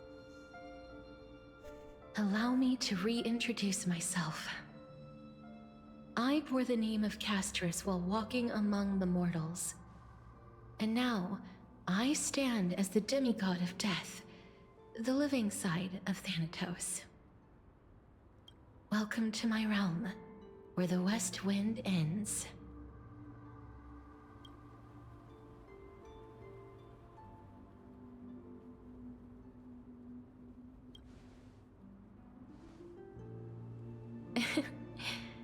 Every departed soul who has arrived here has expressed the same. It is really pretty. Did you know? Every flower here was planted by Thanatos themselves.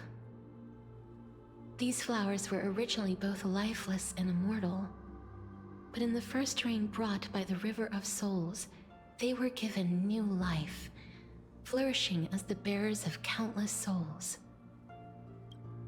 And it is my duty as the Master of Death to tend to their well-being and foster their growth in this serene haven. Similar to the structured cycle of life and death in the mortal world, these flowers too shall wither and fade, returning to the earth and then ascending to the sky with mist and tides. Eventually, they will descend to the mortal land as gentle rain. Every soul undergoes the perpetual cycle of reincarnation, albeit in varied forms, until the world meets its end. Yet, sadly, there's no time left for Amphoreus to wait for when the flowers bloom again. Now, death is the power at my fingertips. It once led the souls of the deceased here, but I shall open the gate of the netherworld and return you to the realm of the living. In exchange, please, take the core flame of death with you and complete the flame chase journey. Do not let our work thus far be in vain. Oh. Hmm.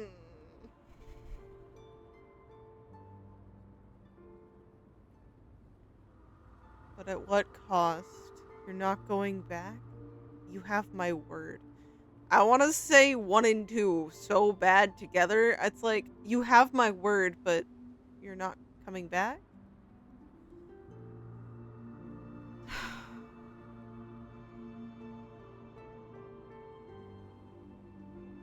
This is an end game, right? I don't want to be sad. We're not saying goodbye, right? I mean, there's see you tomorrow. There's always see you tomorrow, but I don't want to see you tomorrow yet. It's too soon, just like with Trianne. Like,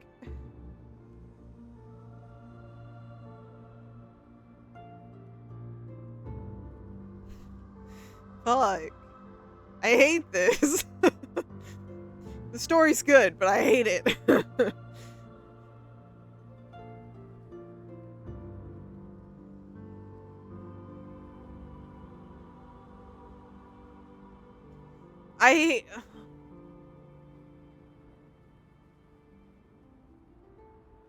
Can I say both?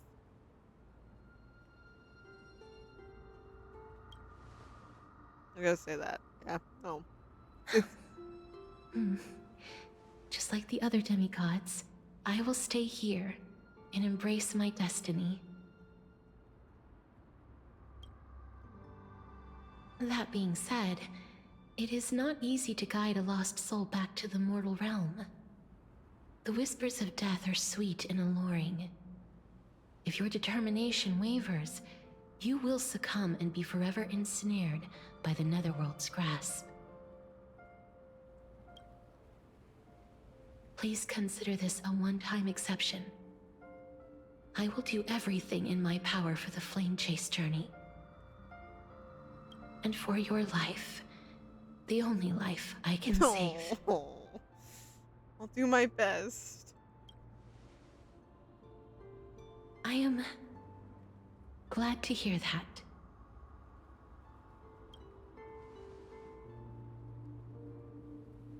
No. Over here. March! March!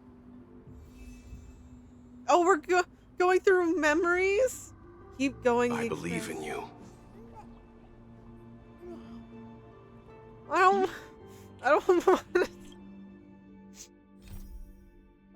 don't want to say bye.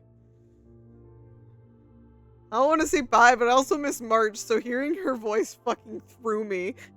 I'm just... Oh. I've been going longer than I thought it would go. Hence, longer recording session. Hi guys, YouTube. What's up? I'm a wreck. Homeward journey. Never look back upon the path whence you came. Resist the land of the dead's temptation and leave the nether realm. It is not easy for a lost soul to return. Do not turn around. Look forward. Leave the nether realm and return to the mortal realm.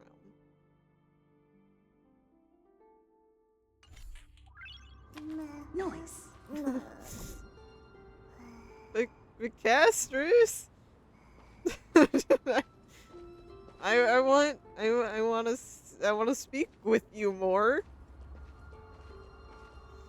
Also, I miss the simpler days too. We've gone through so much since the beginning. Please, Kafka. I beg you, look back for me. No. One day our paths will cross again. Oh my god. Lift your chin up high and step forward with us toward tomorrow. Oh. That's right. Keep your eyes on the dawn. My god. Onward. Show me your courage. Partner, we shall become heroes together. Remember when all of us were a squad? It feels like yesterday. Almost there.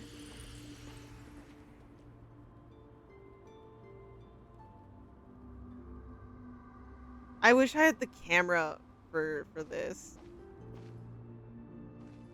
Okay. Finally.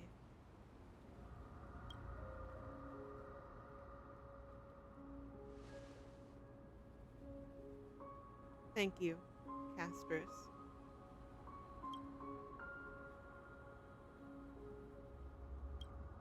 Since I've already made it to the end, maybe I can have one glance at the Sea of Flowers.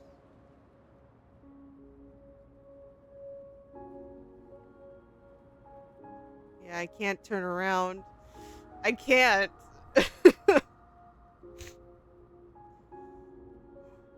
I'm okay. I'm strong. I'm strong. Don't turn around. Keep looking forward. Oh. Acheron. Acheron, fear not, as a touch of red will be awaiting you at the end of the path. Acheron! I was expecting that. It'll guide you and illuminate the way out. By doing so, you'll eventually reunite in the warmth of sunlight. Yes. We will always be able to reunite.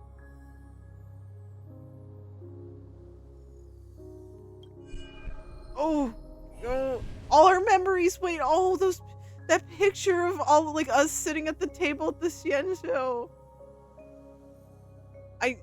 Everything's flashing so fast, but what in the, oh, shadows and voices cast. Oh. All of this is proof that you once lived. Your soul, your memories, the years you've journeyed through, and the path they revealed, leading you back home. I don't think that's Polixia. I don't think it is. I could be wrong in that. No, I don't think it is. Wait. So, continue onward. Or maybe it is. Stop moving I don't know the voice forward, well. And do not let her sacrifice and the support of all who have stood by you be in vain. No, I won't let it. Over here, friend! Mem. Mem. Take my hand. Let's go home. The cast. I'm fucking torn. But we can't let it go in vain.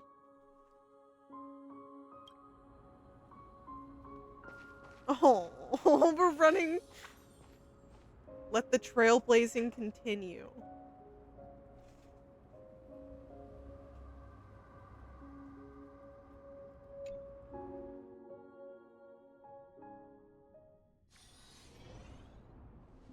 Cass!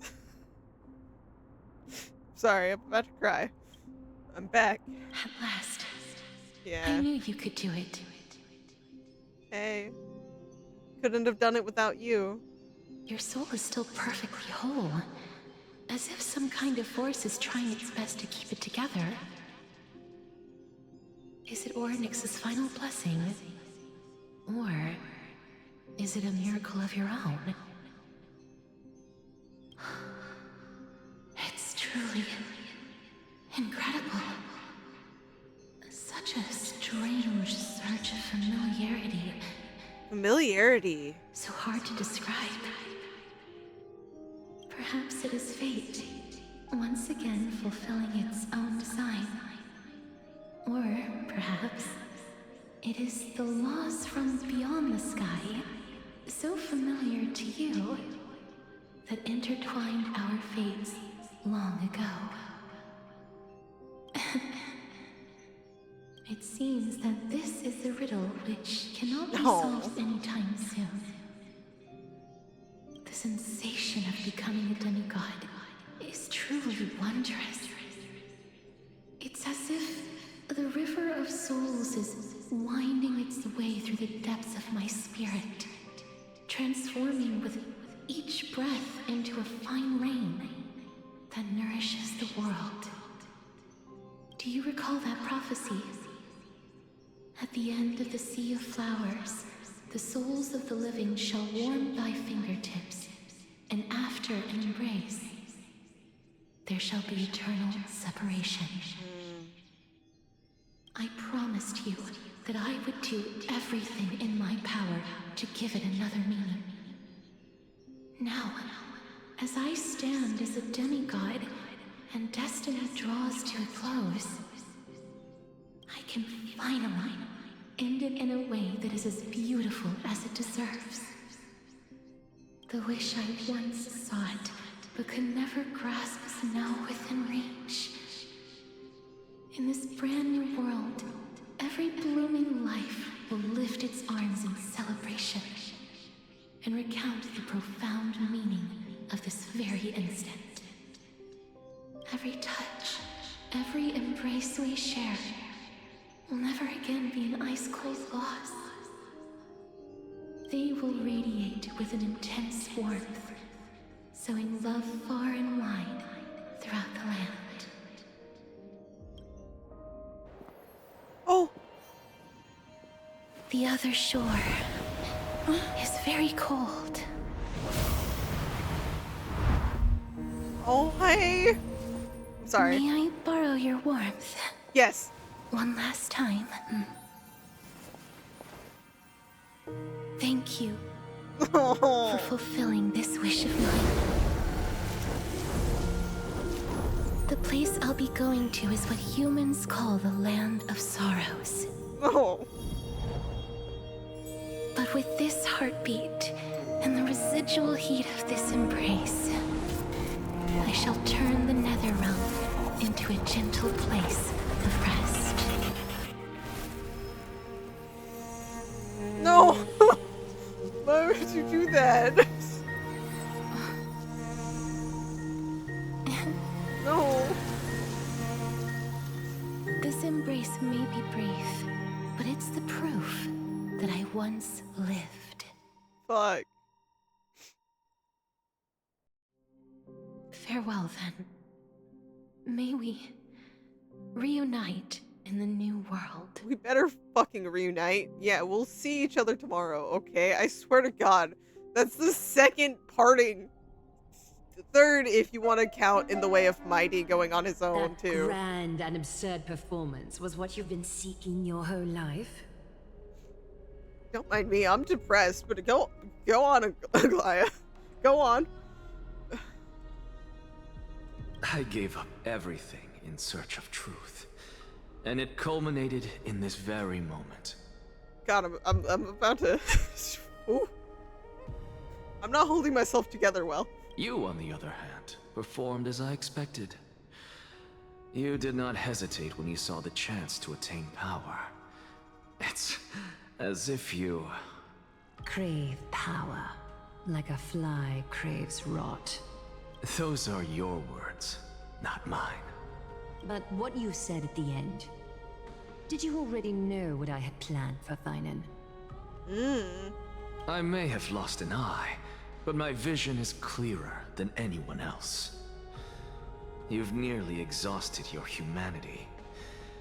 You're no different from my current state as a walking corpse.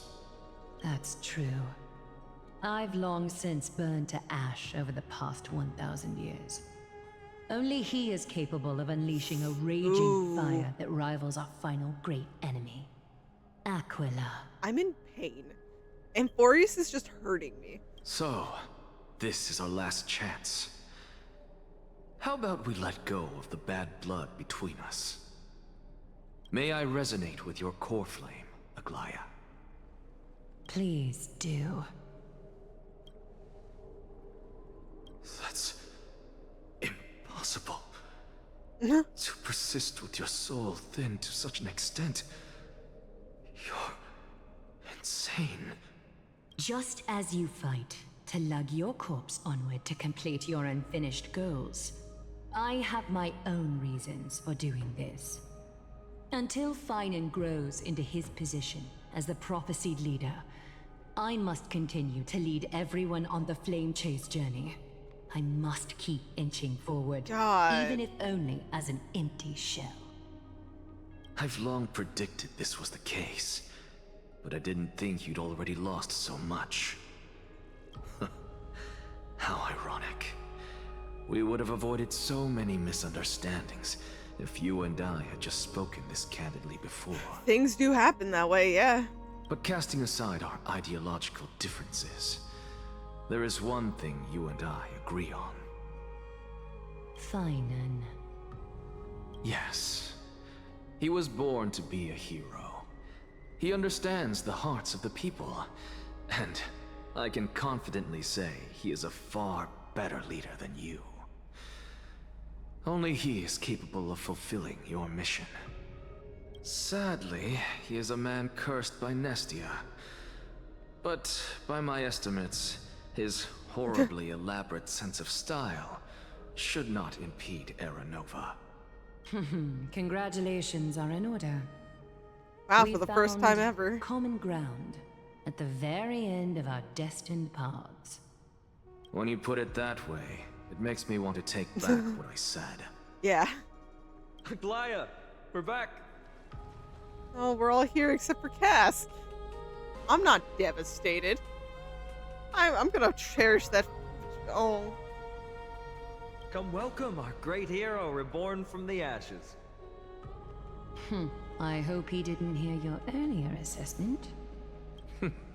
It wouldn't be the first time I criticized him. A man should be aware of his own shortcomings. I know Cass was gone, but my brain saw her because I have her, and it just, Core Flame of Death. The fallen soul of Thanatos, the Death Titan. The Core Flame urgently awaits to return to its place. The demigod of death has already overcome the trial and assumed the authority of the Titan.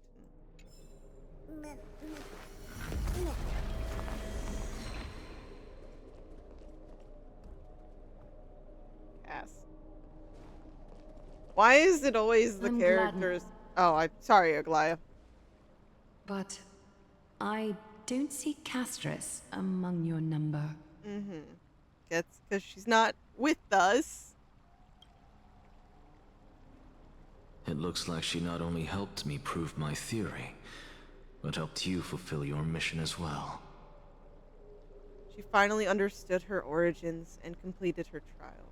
I believe she'll always be at our side. She will. I agree.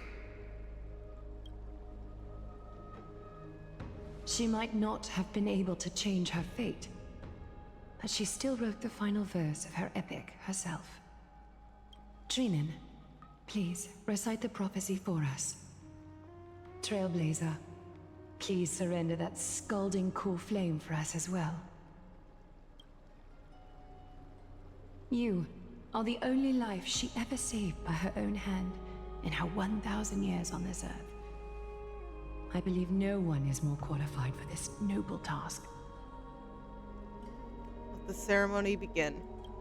As my voice breaks.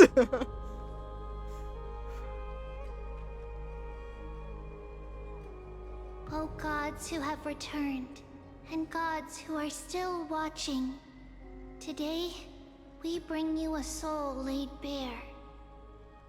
The Hand of Shadow, Thanatos, remembered their name from the past. From daylight they came, and to their fragrant dwelling they return, to walk now among your ranks. And there was one who joined hands with the Titan, a traveler risen from the dead, and reborn among mortal kind. She is the everlasting night, and shall now proclaim in her good name, O Majesty of the 12 Titans, pillars of the world, we seek your divinity to mend the rifts of the world. Fill our bodies with blood of gold, till we wither in willing service to the prophecy. Step forward, trailblazer from beyond the sky, and together with us, surrender the core flame and carve their star into the sky.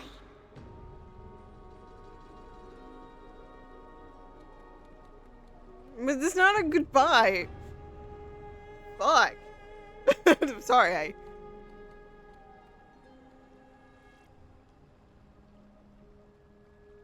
It's see you tomorrow. Get it right.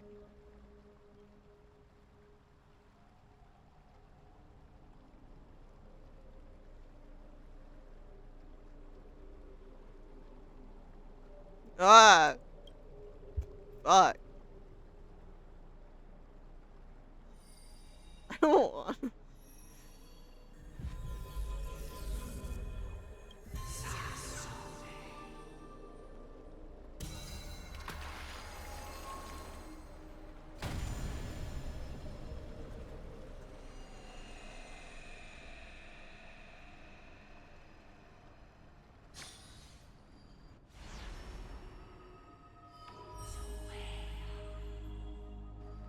A constellation for death. For life and death, to be more precise. Life and death.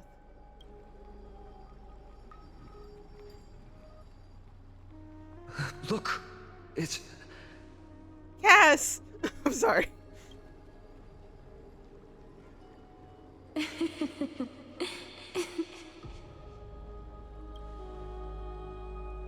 Or is it... Oh, I'm curious.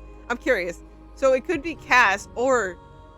Let's let it play out. No. Yeah. It's only a divine echo. She's here for the trial. She's here for the trial. Yeah. I was like, I don't think it's Cass, but I want it to be Cass.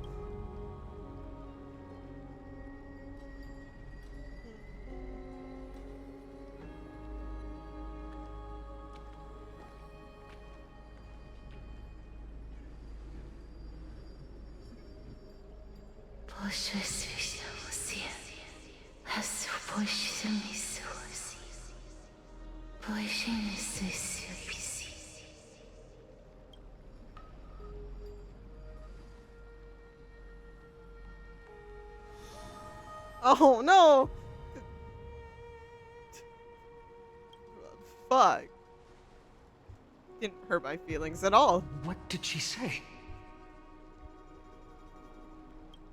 That's the language of the Titans.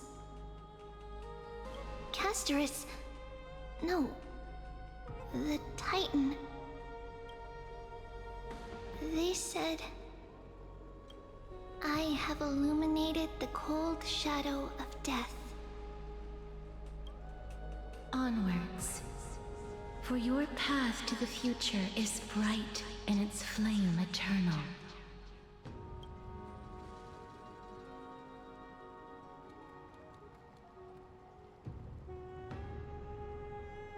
Do not forget. I will fucking not forget. Nope.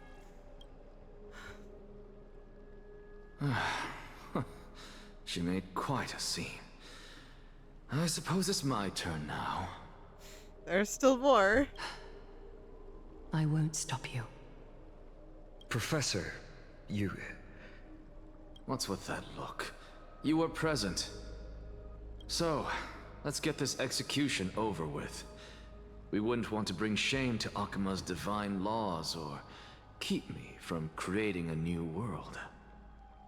You never change, do you, Professor? I don't understand.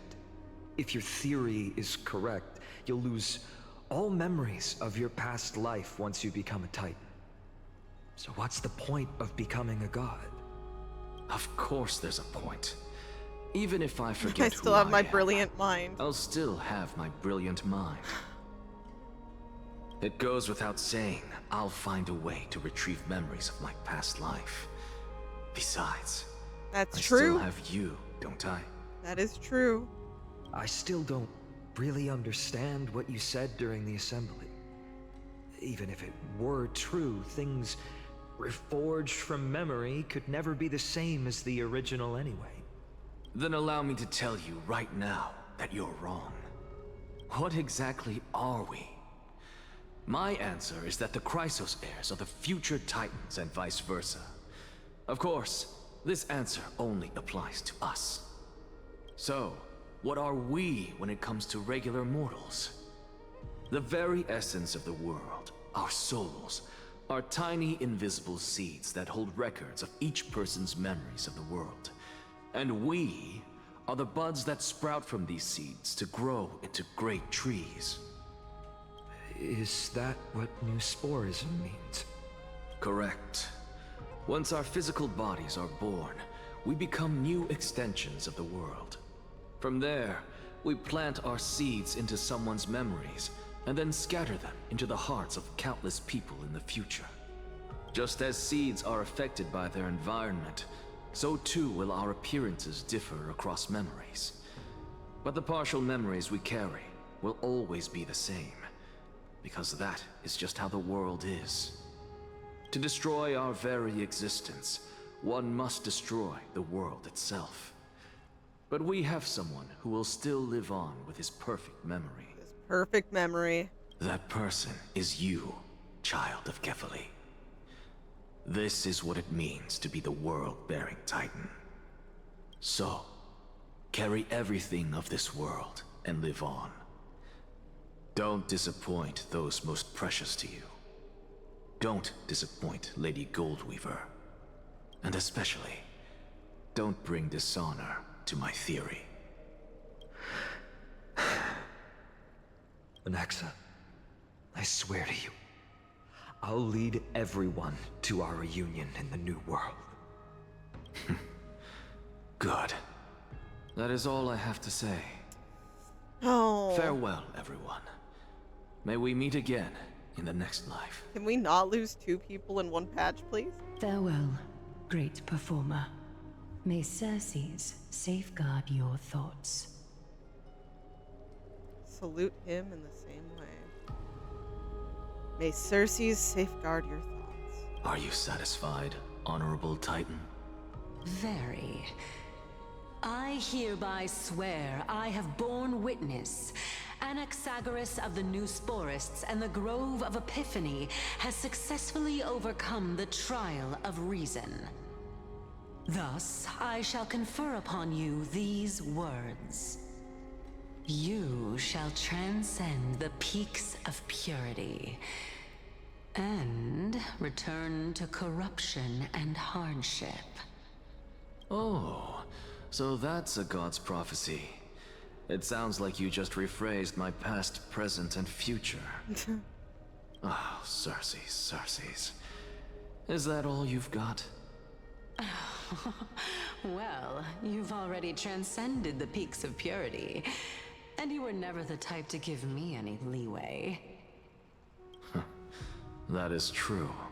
But I do still have one question. I knew it. What is it? Maybe we're thinking of the same thing. As you've so boldly stated, we and the world itself live on through the memories of others. If that is the case, whose memories did the very first new spore sprout from? How should I know?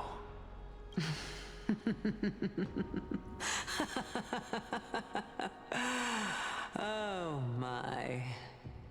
But since we are both equally curious, we should allow the children of humanity who come after us to investigate in our stead. Oh. Oh.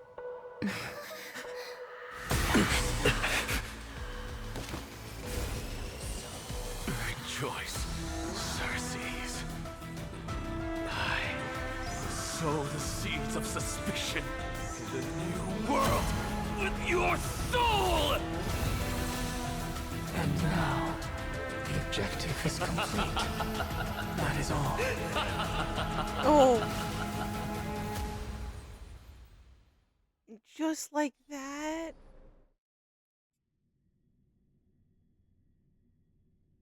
Oh, it just fades away like that? I mean, Thankfully, Oh! she's still alive. Oh my god, bro. What do you mean, thankfully? Okay, like, no, she's gonna be fine, guys. Too much is happening. What's happening? Yeah, I don't like that. Oh. Was March 7th also in this condition when she was first rescued by the Express? Her condition was very similar. It's just that at that time, the Express did not have a memo keeper who could diagnose her condition. But she still woke up naturally. Looking on the bright side, that might happen this time as well. Oh, I can hope. She's gonna be okay. When March awakened from the ice, her memories were completely wiped clean. I want to prepare for the worst. Please no. And prevent something like that from happening again. Can you share with us your hypothesis? I do not have conclusive evidence, but judging by her current condition, perhaps March 7th's memories have been hijacked. Wait. Hold on. Oh, it's not going to show up. No, wait. Circes and Anaxo were just talking back and forth. Whose was the very first memory that we saw there? And now Black Swan's theories and hypothesis is that March's memories were being hijacked. Hijacked? Think about it, Miss Himiko. What will happen when someone loses their ability to remember? I'm not a biologist, but I hear that there's a species of fish that has the memory span less than a second. It forgets anything that occurs in the very next instant. Perhaps something similar will happen. Unfortunately, short-term memory is an entirely different From the concept inability to from the remember. inability to remember. Perhaps it is difficult for you to imagine, but an individual who has lost their ability to remember Turns to nothingness. No. Nothingness. No. March is gonna be fine. March is going to be fine. Okay? Hoyo? I've had it up to here. Nothingness? The belief of the Garden is that everything in this universe can be interpreted through memories. This is the driving force behind the continuance of this path. The past is made up of memoria, while the future is a possibility that will eventually be converted to memoria. But the present, it doesn't really exist, and it's only an abstract expression. Therefore, when a person is affected by the path and loses their ability to remember, their physical form will also be affected. These ice crystals are a manifestation of that. Miss Black Swan, there is one thing that I haven't looked into deeply until now. You've guided us to Amphoreus, but refused to tell us your true intentions.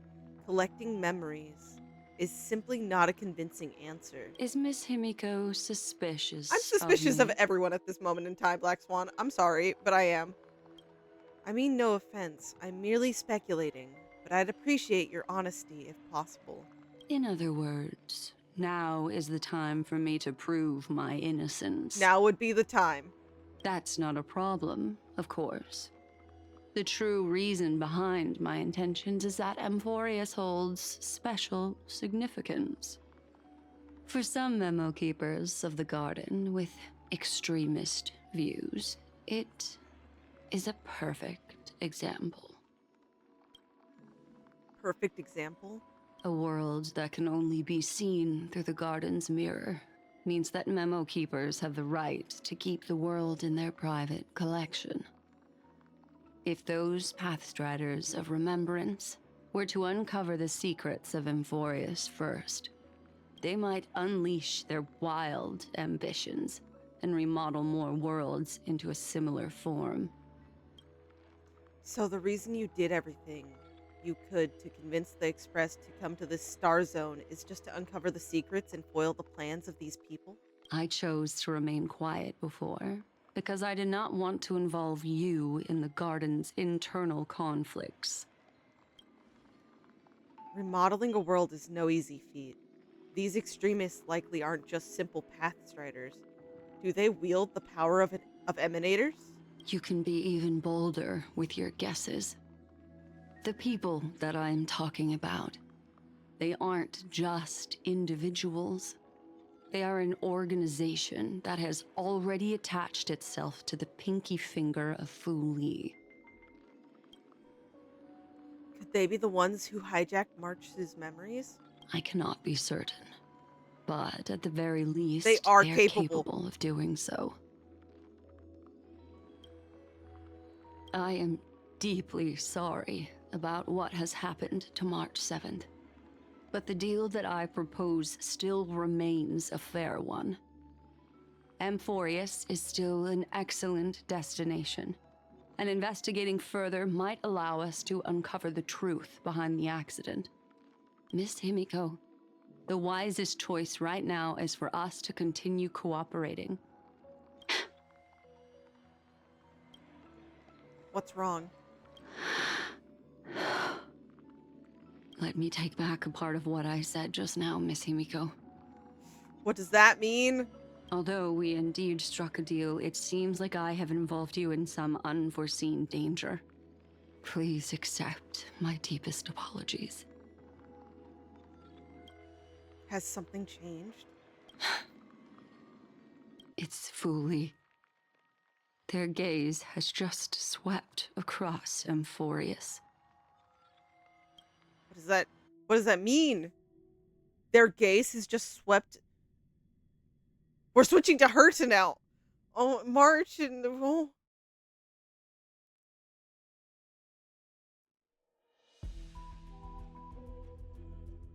Forget that it's bright outside now all of a sudden. How interesting. I never expected a mere memo snatcher to be actually hiding so much inside her head. What's even more interesting is that the word Amphoreus has appeared in her subconscious. Okay. This lady seems to be having fun. Is she usually like this? Herta's Herta. You get used to it maybe one day. It's hard to explain. What are you two whispering about? Has it not occurred to you that I can hear everything clearly? Please pardon me, Madam Herta. Would you mind sharing with us what you've discovered? The ones who need help are the Astral Express. You will have to put up with my methods, even if they are rather unconventional. Let's get back to the topic. By using the fourth mirror, I rummaged through the brain of this memo snatcher and learned a good deal. Not only does this person know of Amphoreus, but there are also many memo keepers who are interested in the place. Okay, similar lining up with what Black Swan told us. I searched through her consciousness and found the following terms. The Eternal Eternal Land, the Rejected Land, and the Private Collection of the Garden of Recollection. It seems like Miss Black Swan is indeed hiding some things from us. Since I'm not able to find any useful clues from the outside, why don't I personally actually visit show this up? Mysterious Amphoreus? You're planning to head to Amphoreus yourself? Would you be able to? Yes, but not in the flesh like you all foolishly did. Yeah, no. Our path got us literally basically killed. So See these Herta mirrors? With them, I can project my data spirit entity to any corner of the cosmos through spatial warps, without even needing to leave my room. But of course, these corners of the cosmos must be within the coverage zone of inter-astral peace communications. Okay. After all, this is So that's not going to be super collaborative easy, technology. I see. You do seem like the more indoor type. Okay, Sunday. Although that star zone is not within the network of the IPC, the Express itself can serve as a signal station. Come, give me the astral chart coordinates. Then, sit back And enjoy the show. Well, shares the Astral Express coordinates with Herta. Come on, it's just Herta. Okay? All right, now that everything is ready, mirrors, get to work.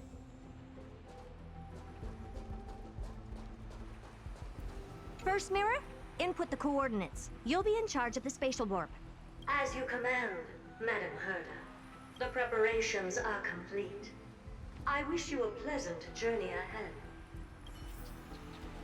Second mirror, prepare for the thought refraction.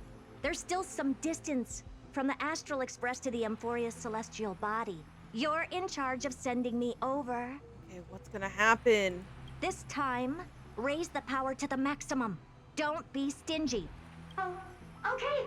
I won't fail the mission, Madam Herta. Emerge from your cocoon. I'll be back after these messages. Okay. Third mirror, you're in charge of generating the data spirit entity. I'm happy to help, Madam Herta. What kind of appearance are you planning to use this time? Good question. Let me think. Forget it. Just use my own appearance. There's no one there that'll recognize me anyway. As you wish. We didn't go to the fourth mirror. Preparation of the data spirit entity complete. Thought refraction at max power. Excellent. The first mirror. Let's get going. Have a safe trip, Madam Herta. May your journey yield good results. Coordinates input complete. Okay, is this gonna work? To activate spatial warp. Destination: unknown celestial body. Amphoreus. Spatial warp countdown. I'm so scared. Is it? 4, 3, 2, 1. Warp activated. Oh! So that's Amphoreus? Its appearance is, well, sure is unique. Second mirror, prepare for thought refraction. It's time to send me in. Alright, please read the safety protocols carefully. I would like her to do that, but I'm pretty sure she just wants you to send her in. Can't you hurry up? Exactly. Yes, ma'am. Wait, is this all happening simultaneously? So is this like what happens like the moment Fully's gaze? I didn't expect it to be so turbulent. I should have asked the second mirror to use slightly less power. Wait. There's us. There's enemies here, but right here. What a magnificent sight. Is this the entrance to Amphoreus? Let's see. Perhaps I'll be able to find a way in.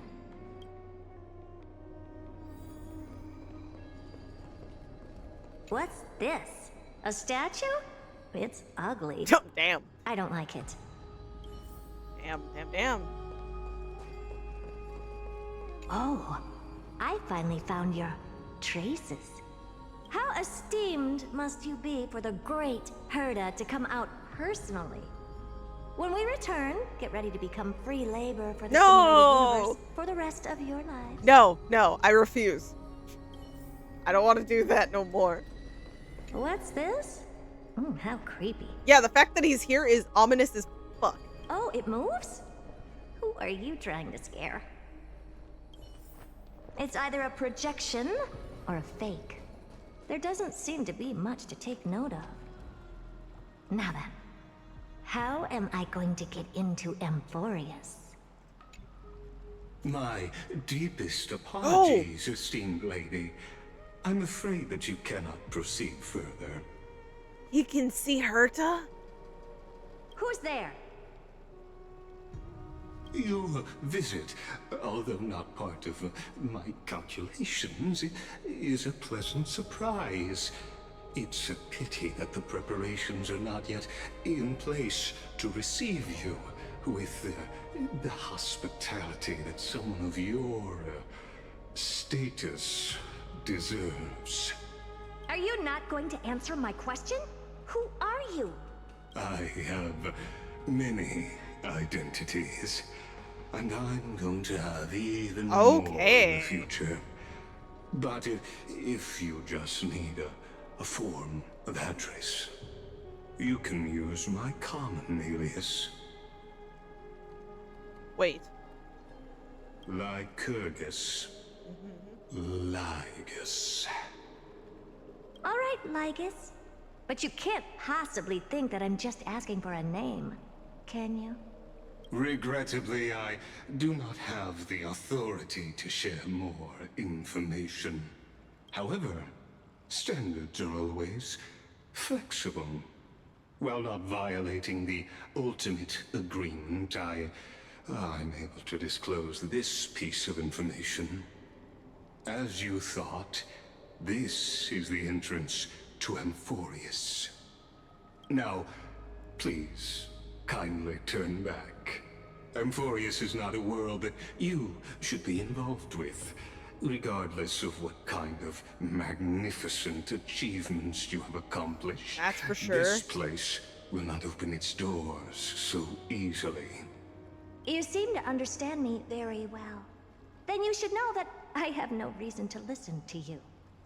Your reaction is completely within my calculations. Despite my long years as a watcher, it seems like my assessment of human nature still remains accurate. From you, I'm able to sense a beautiful desire for knowledge. But my answer remains unchanged. Madam, it is with the utmost goodwill that I suggest you return to where you came from. Let's assume for a second that I'm not so well-mannered, and that I insist on uncovering the secrets hidden behind you, Mr. Lygus. How do you plan to dispel this notion of mine? Yeah, I'm interested in that. Within the scope of the ultimate agreement, there are 178,244 logic chains at my disposal to convince you. After filtering through them, I have determined that I only require three to attain the results that I desire. Oh? First, for reasons that cannot be disclosed, Amphoreus is a completely isolated celestial body. Apart from me, no one else will be able to help you enter. That's not a good argument. Second, if your plan is, as you've alluded to previously, to force me into cooperating by showing hostility, do know that, just like you, I have basked in the gaze of erudition. I stake my honor and assure you that, in the worst case scenario, our mutual destruction will be inevitable. Oh, no wonder I couldn't find a back door. When I did a scan of our surroundings, the safety protocols on you are comparable to Screwy's. Oh, really? How interesting. I assume that you still wish to hear the third logic chain? Of course. Why wouldn't I? Third, even if you exhaust all your means and find a way to break through, you will surely give up once you understand the consequences of your actions. After all, throughout your long life, as much as you'd hate to admit, your conscience has played a crucial role. What a brazen robot. You think that you can actually understand me through your paltry calculations?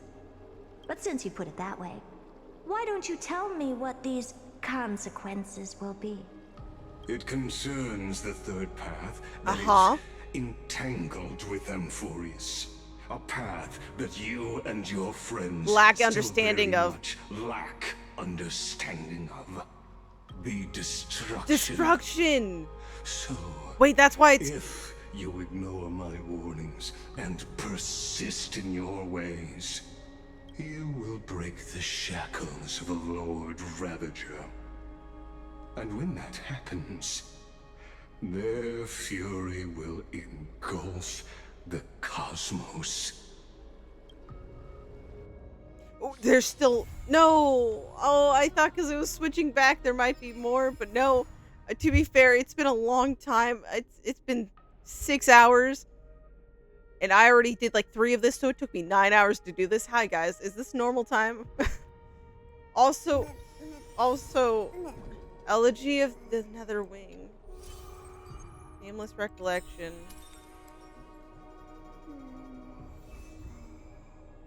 We switched back to us. Is that... Hey, God. Can I visit? I know we can't visit. I'm just in denial. Let me cope a little bit. It's what I do best, okay? I'm so parched. I don't think I... Oh, yeah. Okay. Raise to 40. The sweet waves are surging. No, I saw this right. Smiling politely, there is a very warm and bright light in my heart. Because of that light, my nights are no longer last as long. Oh.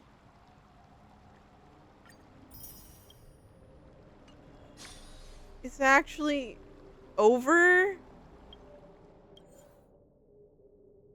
invalid. Whoops. Oh, I can give them this. Okay. Oh, thank you. I appreciate you all.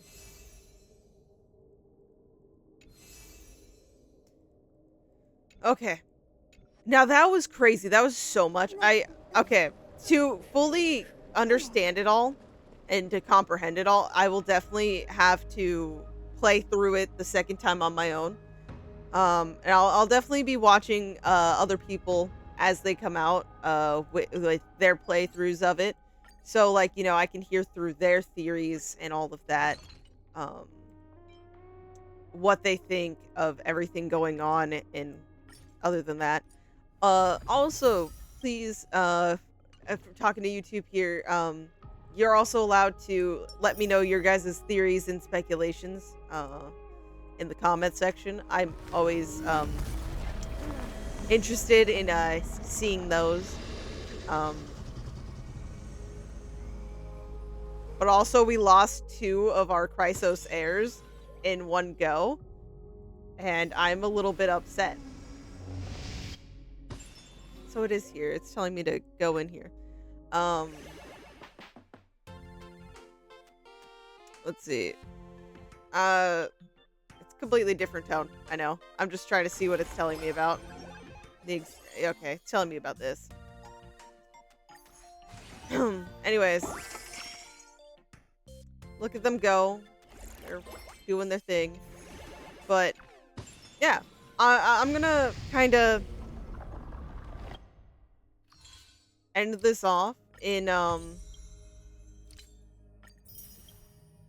my own way.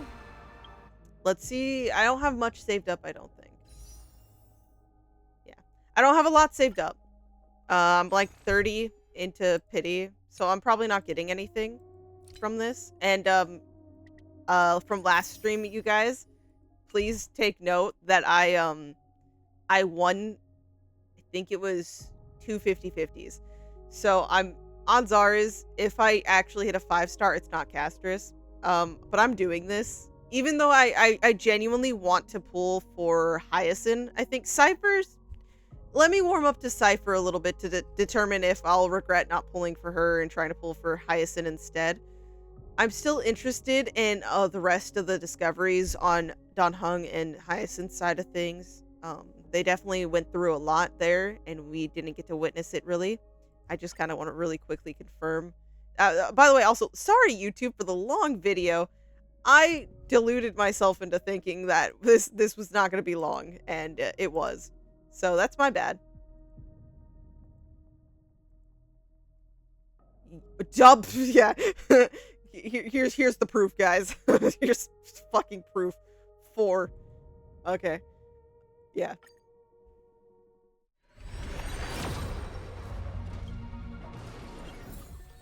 Ooh, it's Rekka. Yeah, look at that. I'm willing to use literally every bit of what I have here, so. It's 50. Links. And then we should have... Okay, we're gonna have 7 pulls. Because I don't think I can come up with any more than this.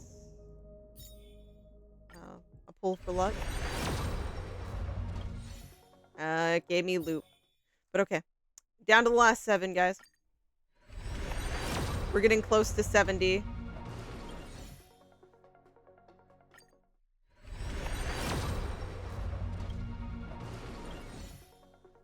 Odds are is we're getting nothing.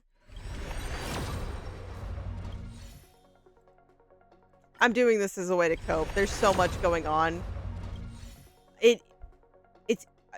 I feel like Herta knows when to back off, but I'm interested in where everything will go with that, you know? Because now she's interested. She, like, has a, like, want to know. So, I don't think it's going to be that easy to scare her off. And we're down to the last one. I will be pulling probably for till she's gone. Yeah. We're really close to pity. I will probably continue to pull off stream and off video. But, guys, I'm very sad. There's so much again, and thank you all for joining me, whether it be on the YouTube side of things or the Twitch side of things. Um, I actually started uploading everything, so we should be caught up. And yeah, I'm sure Amphoreus is going to be a wholesome story, as Xiaoji has stated. And I can't wait to explore all of it with all of you. So, in the meantime, guys, farewell, and I'll see you in the next one. Bye-bye.